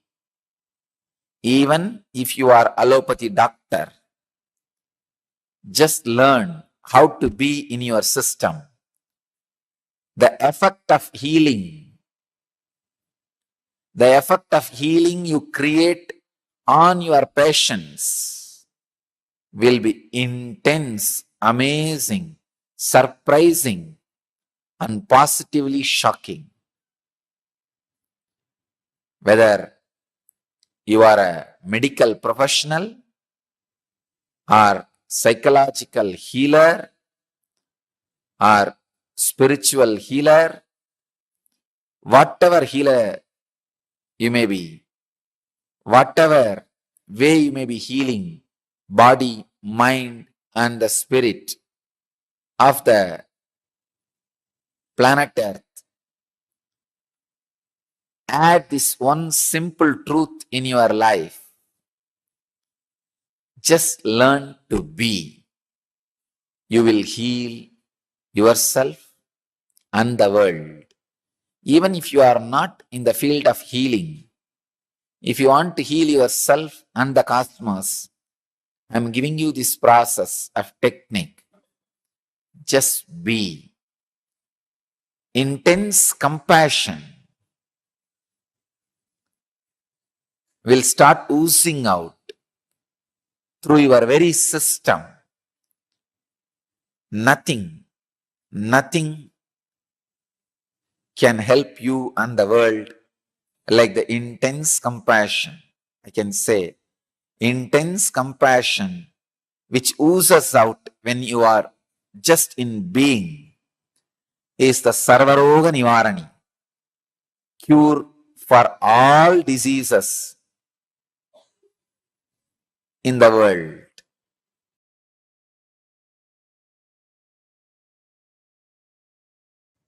Anandagandha Chakra, source of superconscious healing.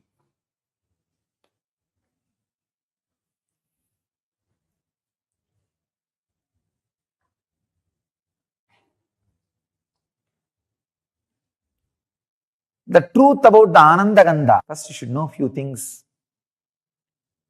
about the Anandagandha, the facts. Then you will understand the power of the science. In Bhagavad Gita, Krishna says, Raja Vidya Rajaguhyam Pavitram Idam Uttamam.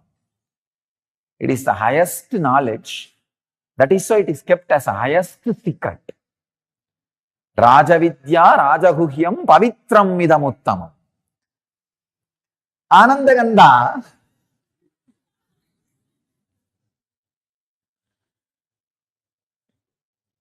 the science delivered to planet Earth only when incarnations land in planet Earth. I can say this is the ID card of incarnations. Social security number. Driving license. Maybe I can say flying license.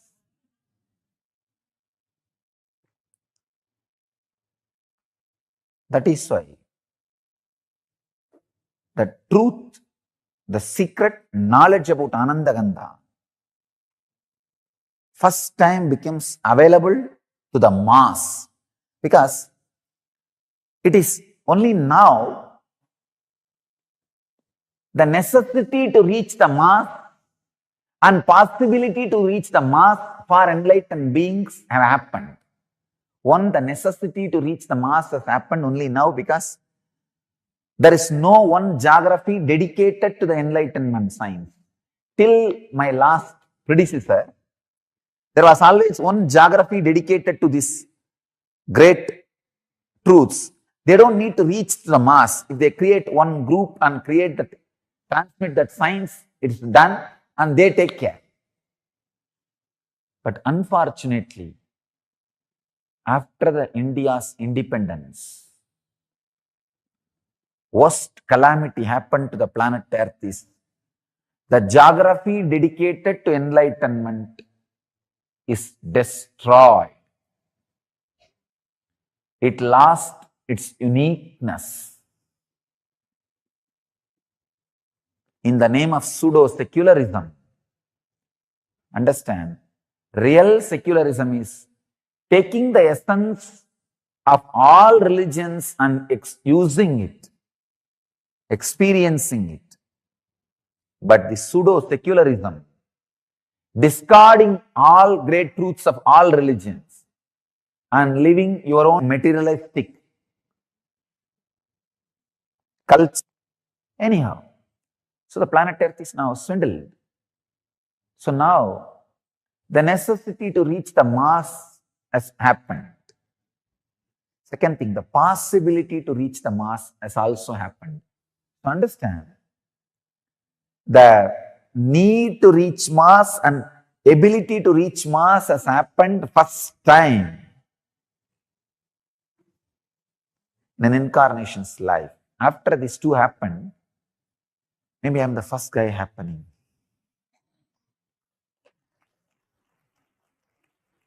So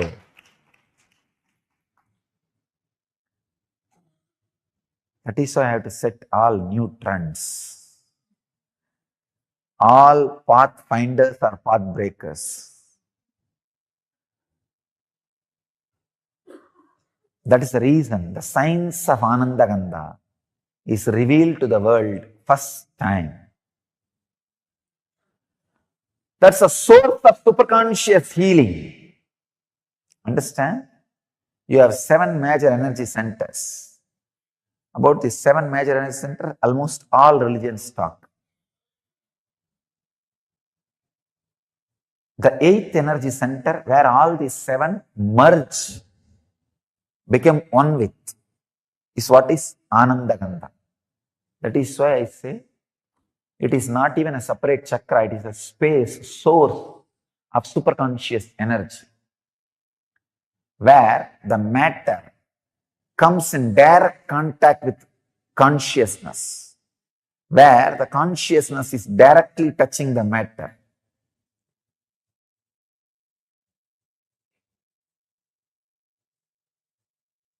It is the experience where the consciousness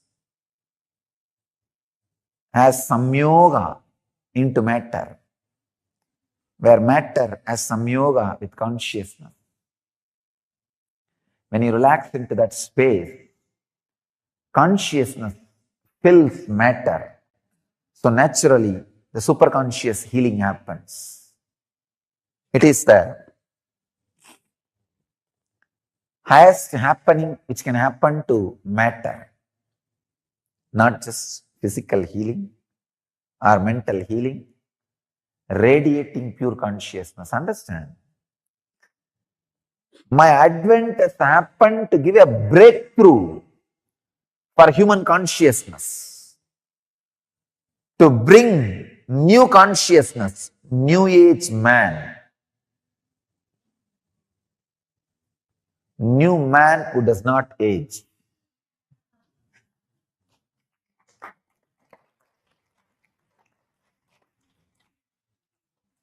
New consciousness, the source of Anandaganda,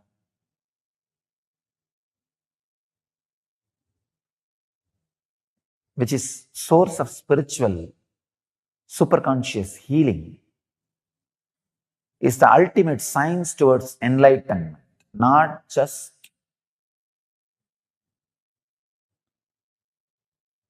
physical healing or mental healing. Physical healing also happens because your very DNA structure gets re-altered when you relax into superconscious state.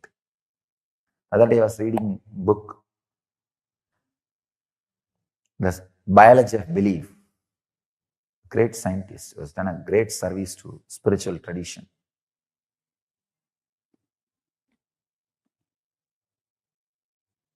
His researches really prove even the very DNA structure can be changed if your consciousness infiltrates the matter. Anandaganda chakra is the door where consciousness can infiltrate matter, where it can fill you.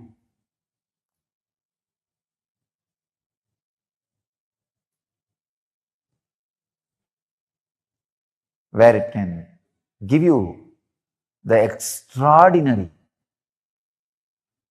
conscious experience, means breakthrough in human consciousness.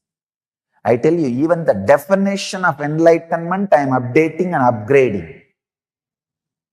Understand, I am not only updating the definition of enlightenment, I am upgrading the experience of enlightenment to human body.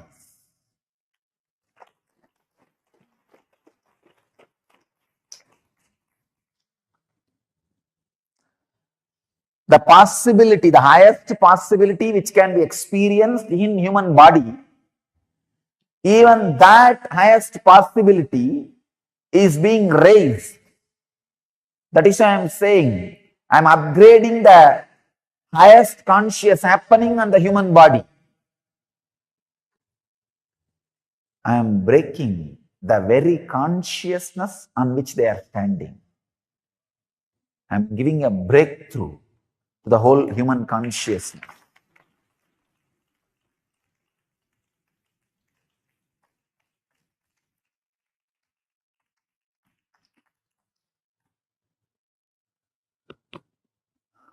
I am inviting all the people who feel the sacredness of my work, my contribution to the human society, to drop small differences, to drop all these petty ideas, one or two if you carry, and gather together to spread this science to the world and protect it without being extincted, destroyed by these unconscious groups, establishments.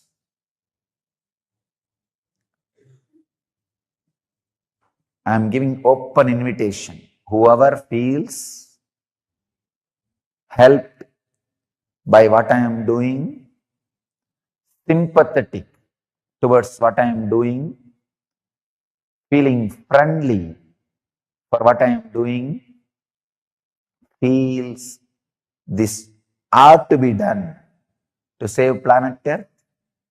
I invite all of you to drop these petty, foolish, small ideas, self-centered sufferings. If you are self-centered constantly, you will create suffering for you. Drop all those foolish things. Let's stand together to preserve, protect, and spread this great science of Anandagandha, the great process of giving breakthrough, great breakthrough, transformation to human consciousness. The very science itself cannot be described in one session. I'll try to give you the glimpse.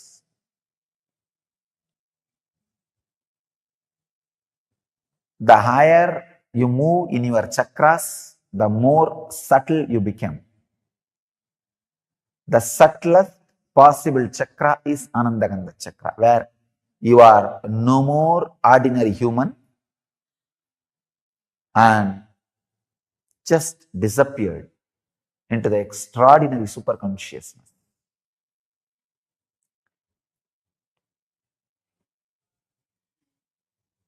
The technique or the process is two. One, if it has to be done just by your effort, unclutching.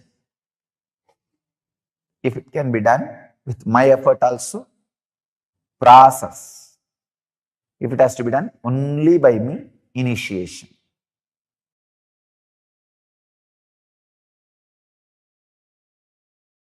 This is the bamboo stick for healers to heal others.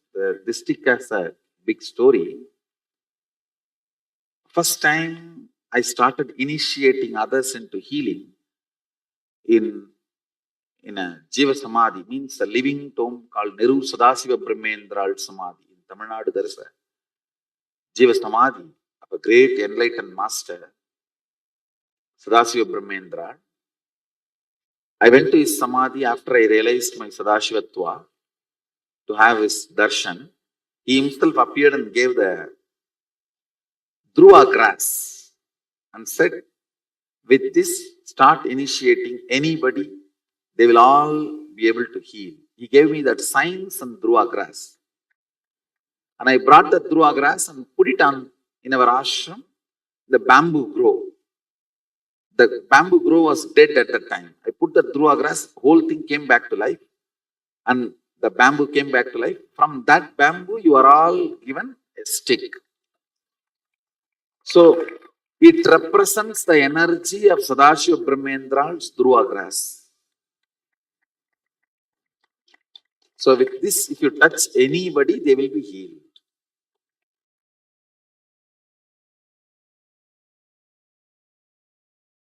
Actually, in the healer's initiation, I take the oath till you achieve the state of eternal consciousness.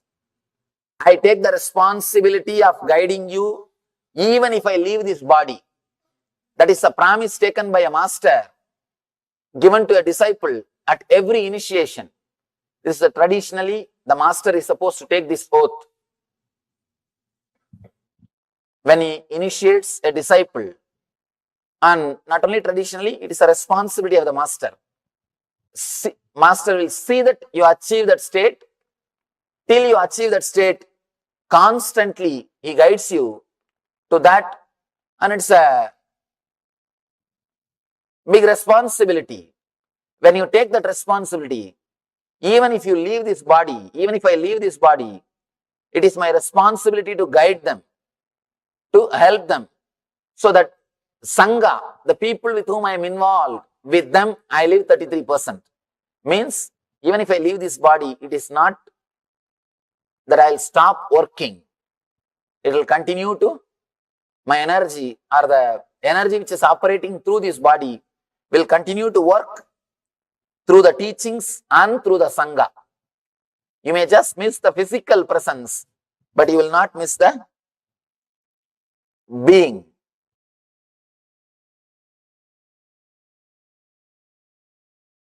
before you take the oaths, please be aware that to become a healer. That's what. Oath 1. I hereby swear that the power given to me by Swamiji will be used for the service of all, both animate and inanimate. Your first oath is never to refuse healing to anyone or anything in need of it, be they people, animals, plants, or inanimate objects. Any personal conflict or difference in ideology should never affect your healing. After all, this healing power is not yours to give or refuse. The power invested in you flows from a divine source. And the divine does not distinguish between right or wrong, saint and sinner. Divine mercy is unconditionally available to all who ask. The healing system I offer you has been created and perfected over the ages by the greatest ancient masters. It is the culmination of centuries of rigorous tapas. In fact, the original system developed by Patanjali was so sophisticated that it was beyond the comprehension of all. But a select few, the great spiritual masters who followed him, poured their life into simplifying the system and made this precious gift of knowledge available to all. In order to cherish this legacy and truly be benefited by it, you must be willing to drop your ego and share this gift with joy and compassion. The only reason you can have for refusing the healing would be if the person is likely to violate your person or property. If he is a thief, if you feel that by letting him in, he may disturb your property or you, only then you can refuse. But please ensure that your personal opinions are not influencing your decision. Actually, after initiation, you will find that this attitude comes upon you naturally. In the presence of this tremendous healing energy, petty considerations like differences in religion, ideology, or personal conflicts simply won't count anymore. For starters, try this exercise. For a moment, close your eyes and imagine that your worst enemy, mother-in-law, someone who has really hurt you in the past, has approached you for healing. Can you bring yourself to consent? If you feel certain, can you heal him? Without hesitation and humility and love, you are ready to take the next oath. Understand? Even if your worst enemy comes and asks for a healing, you cannot say no. Because this is a gift created by the divine masters, not for one family or one group. It is created for the whole world. One thing, we always have our own prejudices. He is right, he is wrong, but from his view, you are wrong. So you cannot hold on to your views that if somebody is right or wrong as far as healing concerned. It is for the whole world. It is for the whole world. You cannot say no to anybody, even any animals or the plants. So many animals or plants are having the benefits of healing. I have seen so many cases. When I go and touch the plants started giving flowers, started giving some trees. It was not giving fruit. She healed and it started giving fruits. And there are thousands of instances.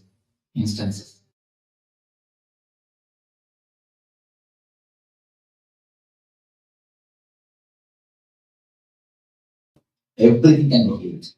It's a love energy. It's an energy. It can work miraculous. You know one thing, plants and animals get healed quickly because they don't have intellect. If you see my biography pictures, you will see one cat sitting on my lap. The cat was healed. If you see that person is not having resistance, you can go and tell nothing wrong. Better you tell nothing wrong. That's okay. Don't think that you are spreading yourself. You will never have that problem. Carry on. One more thing, there are many people, they heal only their family people, not everybody. Don't do that. Serve everybody. If you heal others, only then you will be able to heal your family people. If you understand few things that nothing you will carry, simply you will die without even your clothes. You cannot carry even your clothes. Understand that one thing. Nothing can be taken with you. So why to have after all few days, it's nothing but few days you are living here. Why to carry unnecessarily so much grumbling and grudge against people? And here we are going to die, and she is also going to die, they are also going to die. Nobody is going to live. As long as you live in a joyful, ecstatic way. If they want to rule, let them have their rules and let them have their regulation. You just safeguard your life without being disturbed by them. Just don't bother. Don't carry any wound in you. By carrying the wound in you, you will be continuously disturbing you. I always tell you, if you carry grumbling and grudge in your being continuously, that is the wound. That only becomes cancer. Cancer means don't think only the cancer is cancer. The grumbling and grudge which you carry against others, that is the root of the cancer. Never carry anything. After all, we are going to live here.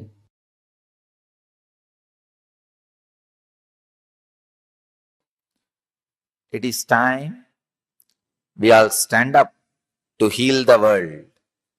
If not, I am afraid the very signs of healing may disappear from the planet Earth, which will be too costly. Too costly.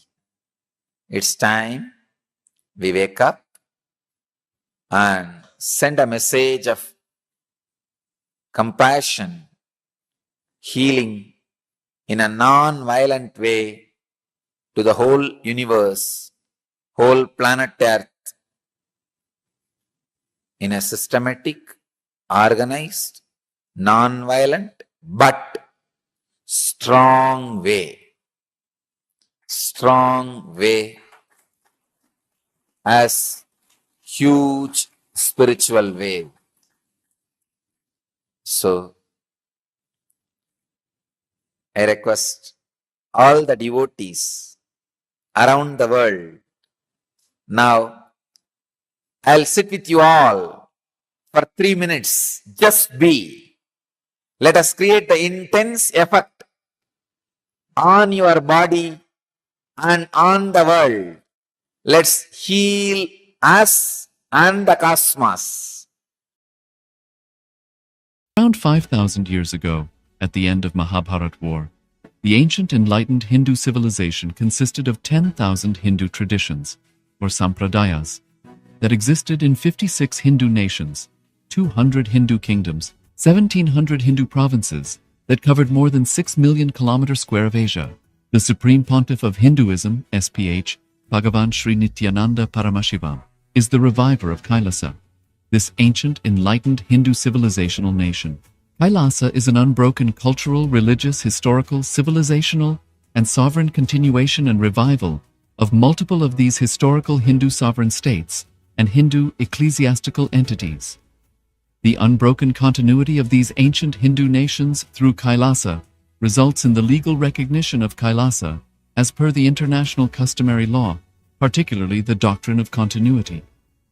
The international law, the doctrine of continuity, implies that upheavals and revolutions within a country, changes in government, territorial adjustments, measures taken during military occupation, or other internal transformations do not negate the existence of the country, do not affect the legal personality and international obligations of the country or state. The Vienna Convention on Succession of States in respect of treaties, 1978, addresses these principles of the doctrine of continuity as it outlines international law during situation of state succession or continuation. International law recognizes a state's legal personality by recognizing its identity. This perspective extends even during the period when the given state or country is annexed or occupied by a foreign power. Even in such cases, the legal personality of the state is considered to persist, enabling its subsequent re-establishment. Historical examples dating back to the 18th century include cases like Portugal and Genoa that were re-established after the Vienna Congress of 1815. More recent examples include countries such as Poland, Ethiopia, Czechoslovakia, Albania, and Austria that were re-established after World War II. Even when a nation is deprived of its territory, the nation continues to exist. Its sovereignty and international legal personality continues to persist. The Dalai Lama, as the spiritual and temporal leader of Tibet, exemplifies this principle. In 1959, the Dalai Lama was exiled and forced to flee. Despite the challenges faced, the Dalai Lama continues to advocate for the preservation of Tibetan culture and garners worldwide support for Tibetan autonomy on the global stage.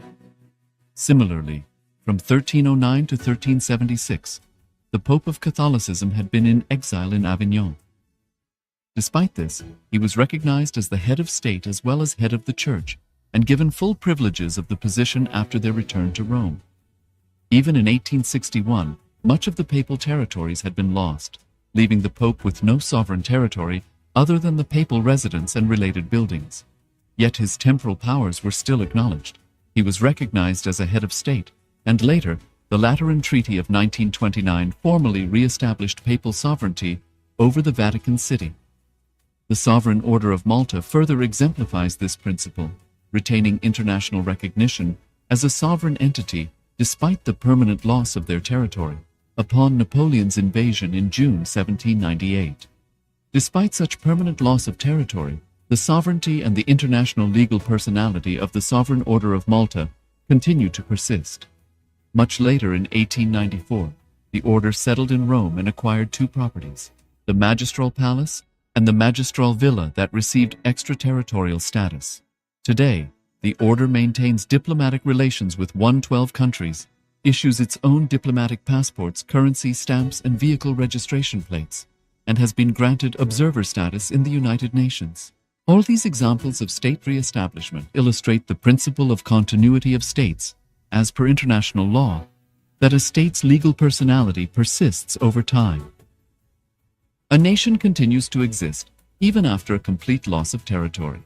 A far more striking example is of the oceanic countries, which are under the threat of their entire nation being drowned and submerged due to rising sea levels owing to global warming. In response to such existential threat of climate change, Pacific Island nations, including Tuvalu, have enacted constitutional amendments and made international declarations affirming that their nation and their sovereign rights will continue to persist, despite their entire territory being lost to the sea. This proactive stance is highlighted in the Constitution of Tuvalu Act 2023 and the Pacific Islands Forum Declaration of 2021. The Supreme Pontiff of Hinduism, Bhagavan Sri Nityananda Paramashiva, through the line of succession is the present 203rd Emperor of the Hindu Sovereign Kingdom of Surangi Samrajya. He was crowned on the 31st of December 2004 at the age of 26. Thus, by very same principles of the doctrine of continuity, through which the international legal personality of Portugal, Genoa, Poland, Ethiopia, Czechoslovakia, Albania, Austria, Vatican, Tibet, Sovereign Order of Malta, and several other nations has been recognized despite having undergone a period of exile, annexation, occupation by a foreign power, or despite loss of territory.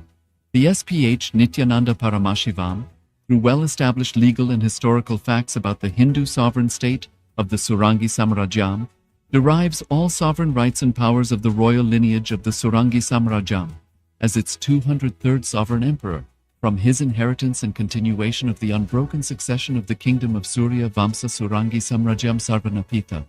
Surya Vamsa Surangi Samrajyam, through unification with 20 other sovereign Hindu states and sovereign ecclesiastical, historical entities, became part of the United States of Kailasa, which thus became a sovereign, independent juridical state, with the SPH Nityananda Paramashivam as the sovereign. Just as how the oceanic nations like Tuvalu have safeguarded their sovereignty from the existential threat of total submersion by amending their constitution and asserting that their sovereignty will persist regardless of the loss of their territory, Kailasa, which is a sovereign continuation of 21 sovereign Hindu states and sovereign ecclesiastical historical entities, is also reviving and continuing the Kumari Kandam Hindu nations that got submerged. As per the doctrine of continuity, these facts imply that the Kailasa's statehood is recognized by international law and manifests as a natural outcome of well-established historical legal facts. Share your time, talent, and treasure. Become part of Kailasa. Sign up as an e-citizen https://kailasa.ecitizen.info. Around 5,000 years ago, at the end of Mahabharat War, the ancient enlightened Hindu civilization consisted of 10,000 Hindu traditions, or sampradayas, that existed in 56 Hindu nations, 200 Hindu kingdoms, 1,700 Hindu provinces that covered more than 6 million kilometers square of Asia. The Supreme Pontiff of Hinduism, SPH, Bhagavan Sri Nityananda Paramashivam, is the reviver of Kailasa, this ancient enlightened Hindu civilizational nation. Kailasa is an unbroken cultural, religious, historical, civilizational, and sovereign continuation and revival of multiple of these historical Hindu sovereign states and Hindu ecclesiastical entities.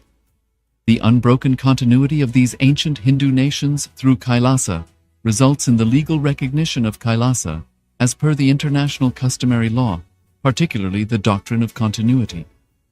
The international law, the doctrine of continuity, implies that upheavals and revolutions within a country, changes in government, territorial adjustments, measures taken during military occupation, or other internal transformations do not negate the existence of the country, do not affect the legal personality and international obligations of the country or state.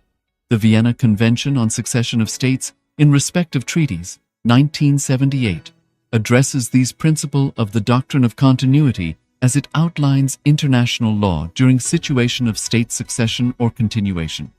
International law recognizes a state's legal personality by recognizing its identity. This perspective extends even during the period when the given state or country is annexed or occupied by a foreign power. Even in such cases, the legal personality of the state is considered to persist, enabling its subsequent re-establishment. Historical examples dating back to the 18th century include cases like Portugal and Genoa that were re-established after the Vienna Congress of 1815. More recent examples include countries such as Poland, Ethiopia, Czechoslovakia, Albania, and Austria that were re-established after World War II. Even when a nation is deprived of its territory, the nation continues to exist. Its sovereignty and international legal personality continues to persist. The Dalai Lama, as the spiritual and temporal leader of Tibet, exemplifies this principle.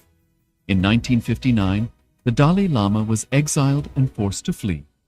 Despite the challenges faced, the Dalai Lama continues to advocate for the preservation of Tibetan culture and garners worldwide support for Tibetan autonomy on the global stage.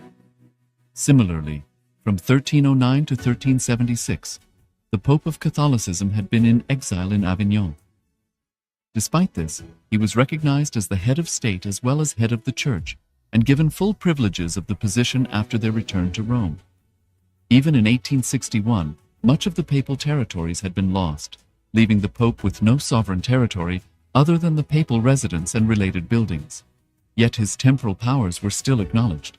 He was recognized as a head of state, and later, the Lateran Treaty of 1929 formally re-established papal sovereignty over the Vatican City. The Sovereign Order of Malta further exemplifies this principle, retaining international recognition as a sovereign entity despite the permanent loss of their territory upon Napoleon's invasion in June 1798. Despite such permanent loss of territory, the sovereignty and the international legal personality of the Sovereign Order of Malta continue to persist.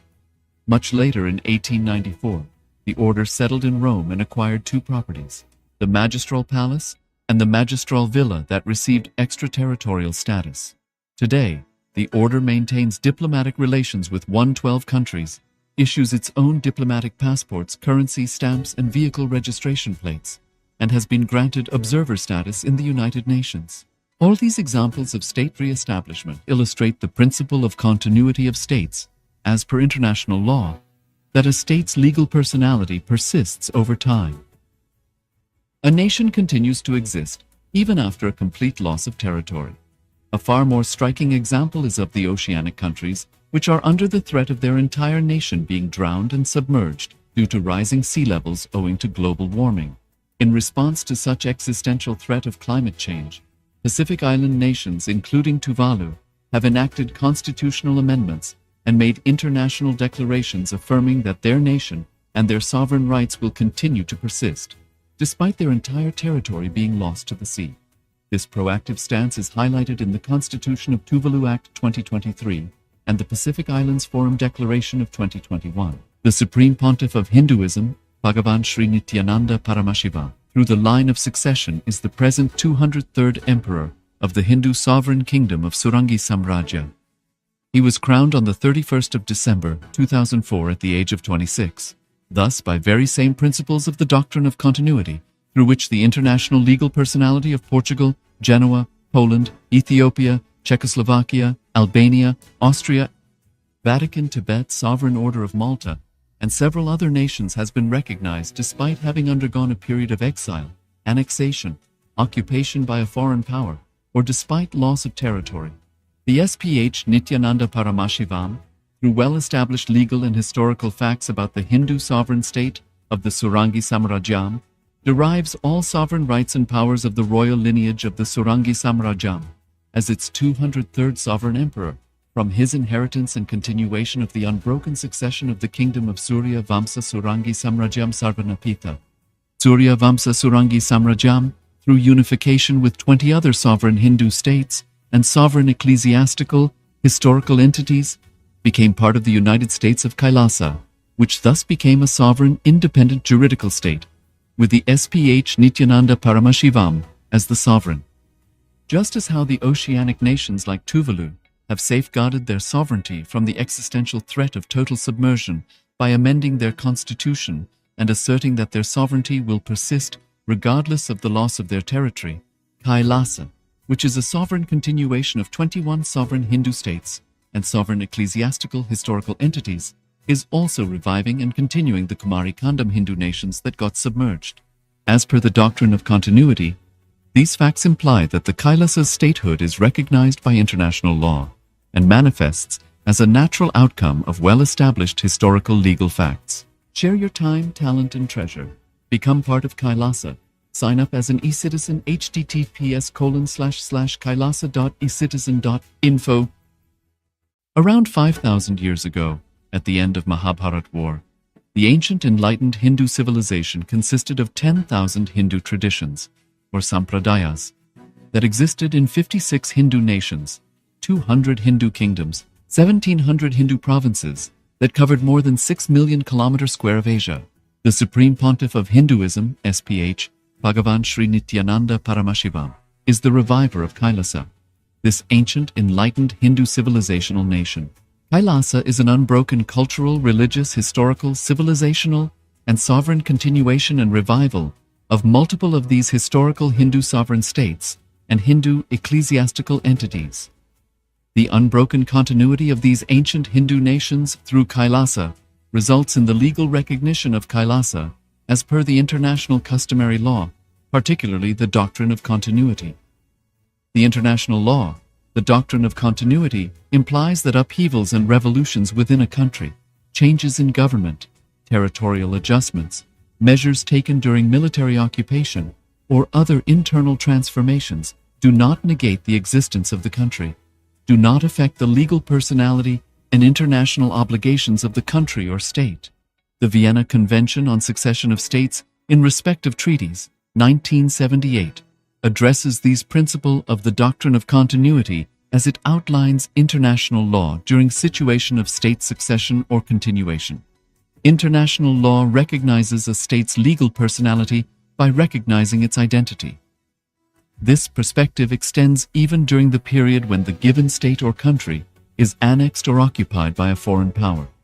Even in such cases, the legal personality of the state is considered to persist, enabling its subsequent re-establishment. Historical examples dating back to the 18th century include cases like Portugal and Genoa that were re-established after the Vienna Congress of 1815.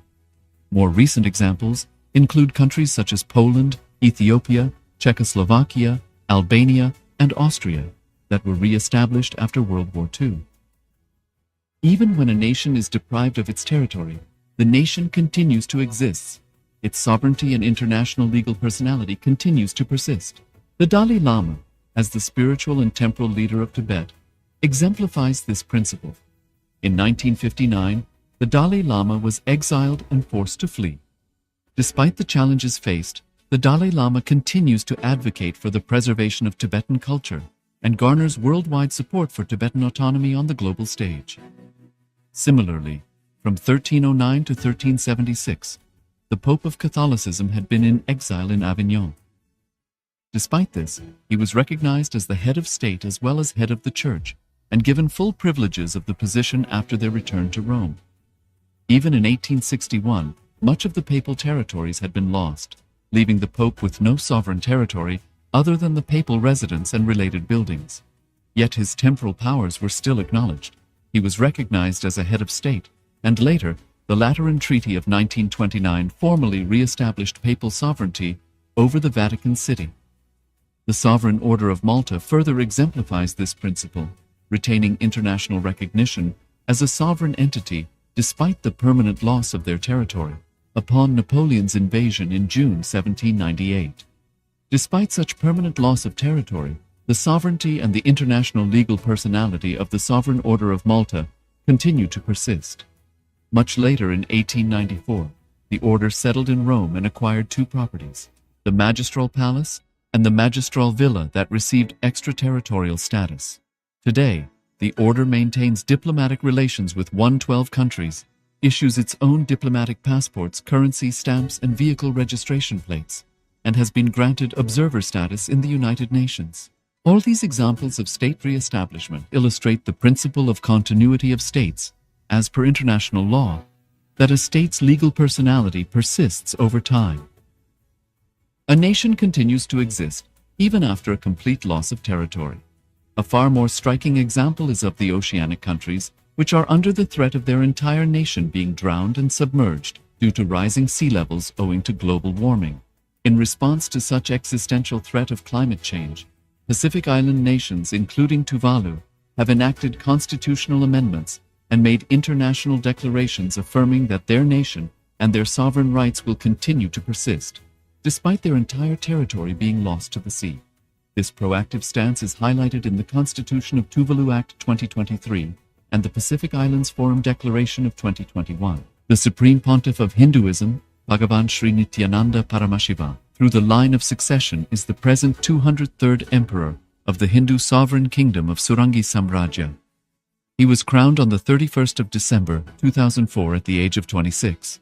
Thus, by very same principles of the doctrine of continuity, through which the international legal personality of Portugal, Genoa, Poland, Ethiopia, Czechoslovakia, Albania, Austria, Vatican, Tibet, Sovereign Order of Malta, and several other nations has been recognized despite having undergone a period of exile, annexation, occupation by a foreign power, or despite loss of territory. The SPH Nityananda Paramashivam, through well-established legal and historical facts about the Hindu sovereign state of the Surangi Samrajyam, derives all sovereign rights and powers of the royal lineage of the Surangi Samrajyam, as its 203rd sovereign emperor, from his inheritance and continuation of the unbroken succession of the kingdom of Surya Vamsa Surangi Samrajyam Sarvanapita. Surya Vamsa Surangi Samrajyam, through unification with 20 other sovereign Hindu states and sovereign ecclesiastical, historical entities, became part of the United States of Kailasa, which thus became a sovereign, independent juridical state, with the SPH Nityananda Paramashivam as the sovereign. Just as how the oceanic nations like Tuvalu have safeguarded their sovereignty from the existential threat of total submersion by amending their constitution and asserting that their sovereignty will persist regardless of the loss of their territory, Kailasa, which is a sovereign continuation of 21 sovereign Hindu states and sovereign ecclesiastical historical entities, is also reviving and continuing the Kumari Kandam Hindu nations that got submerged. As per the doctrine of continuity, these facts imply that the Kailasa's statehood is recognized by international law and manifests as a natural outcome of well-established historical legal facts. Share your time, talent, and treasure. Become part of Kailasa. Sign up as an eCitizen https://kailasa.ecitizen.info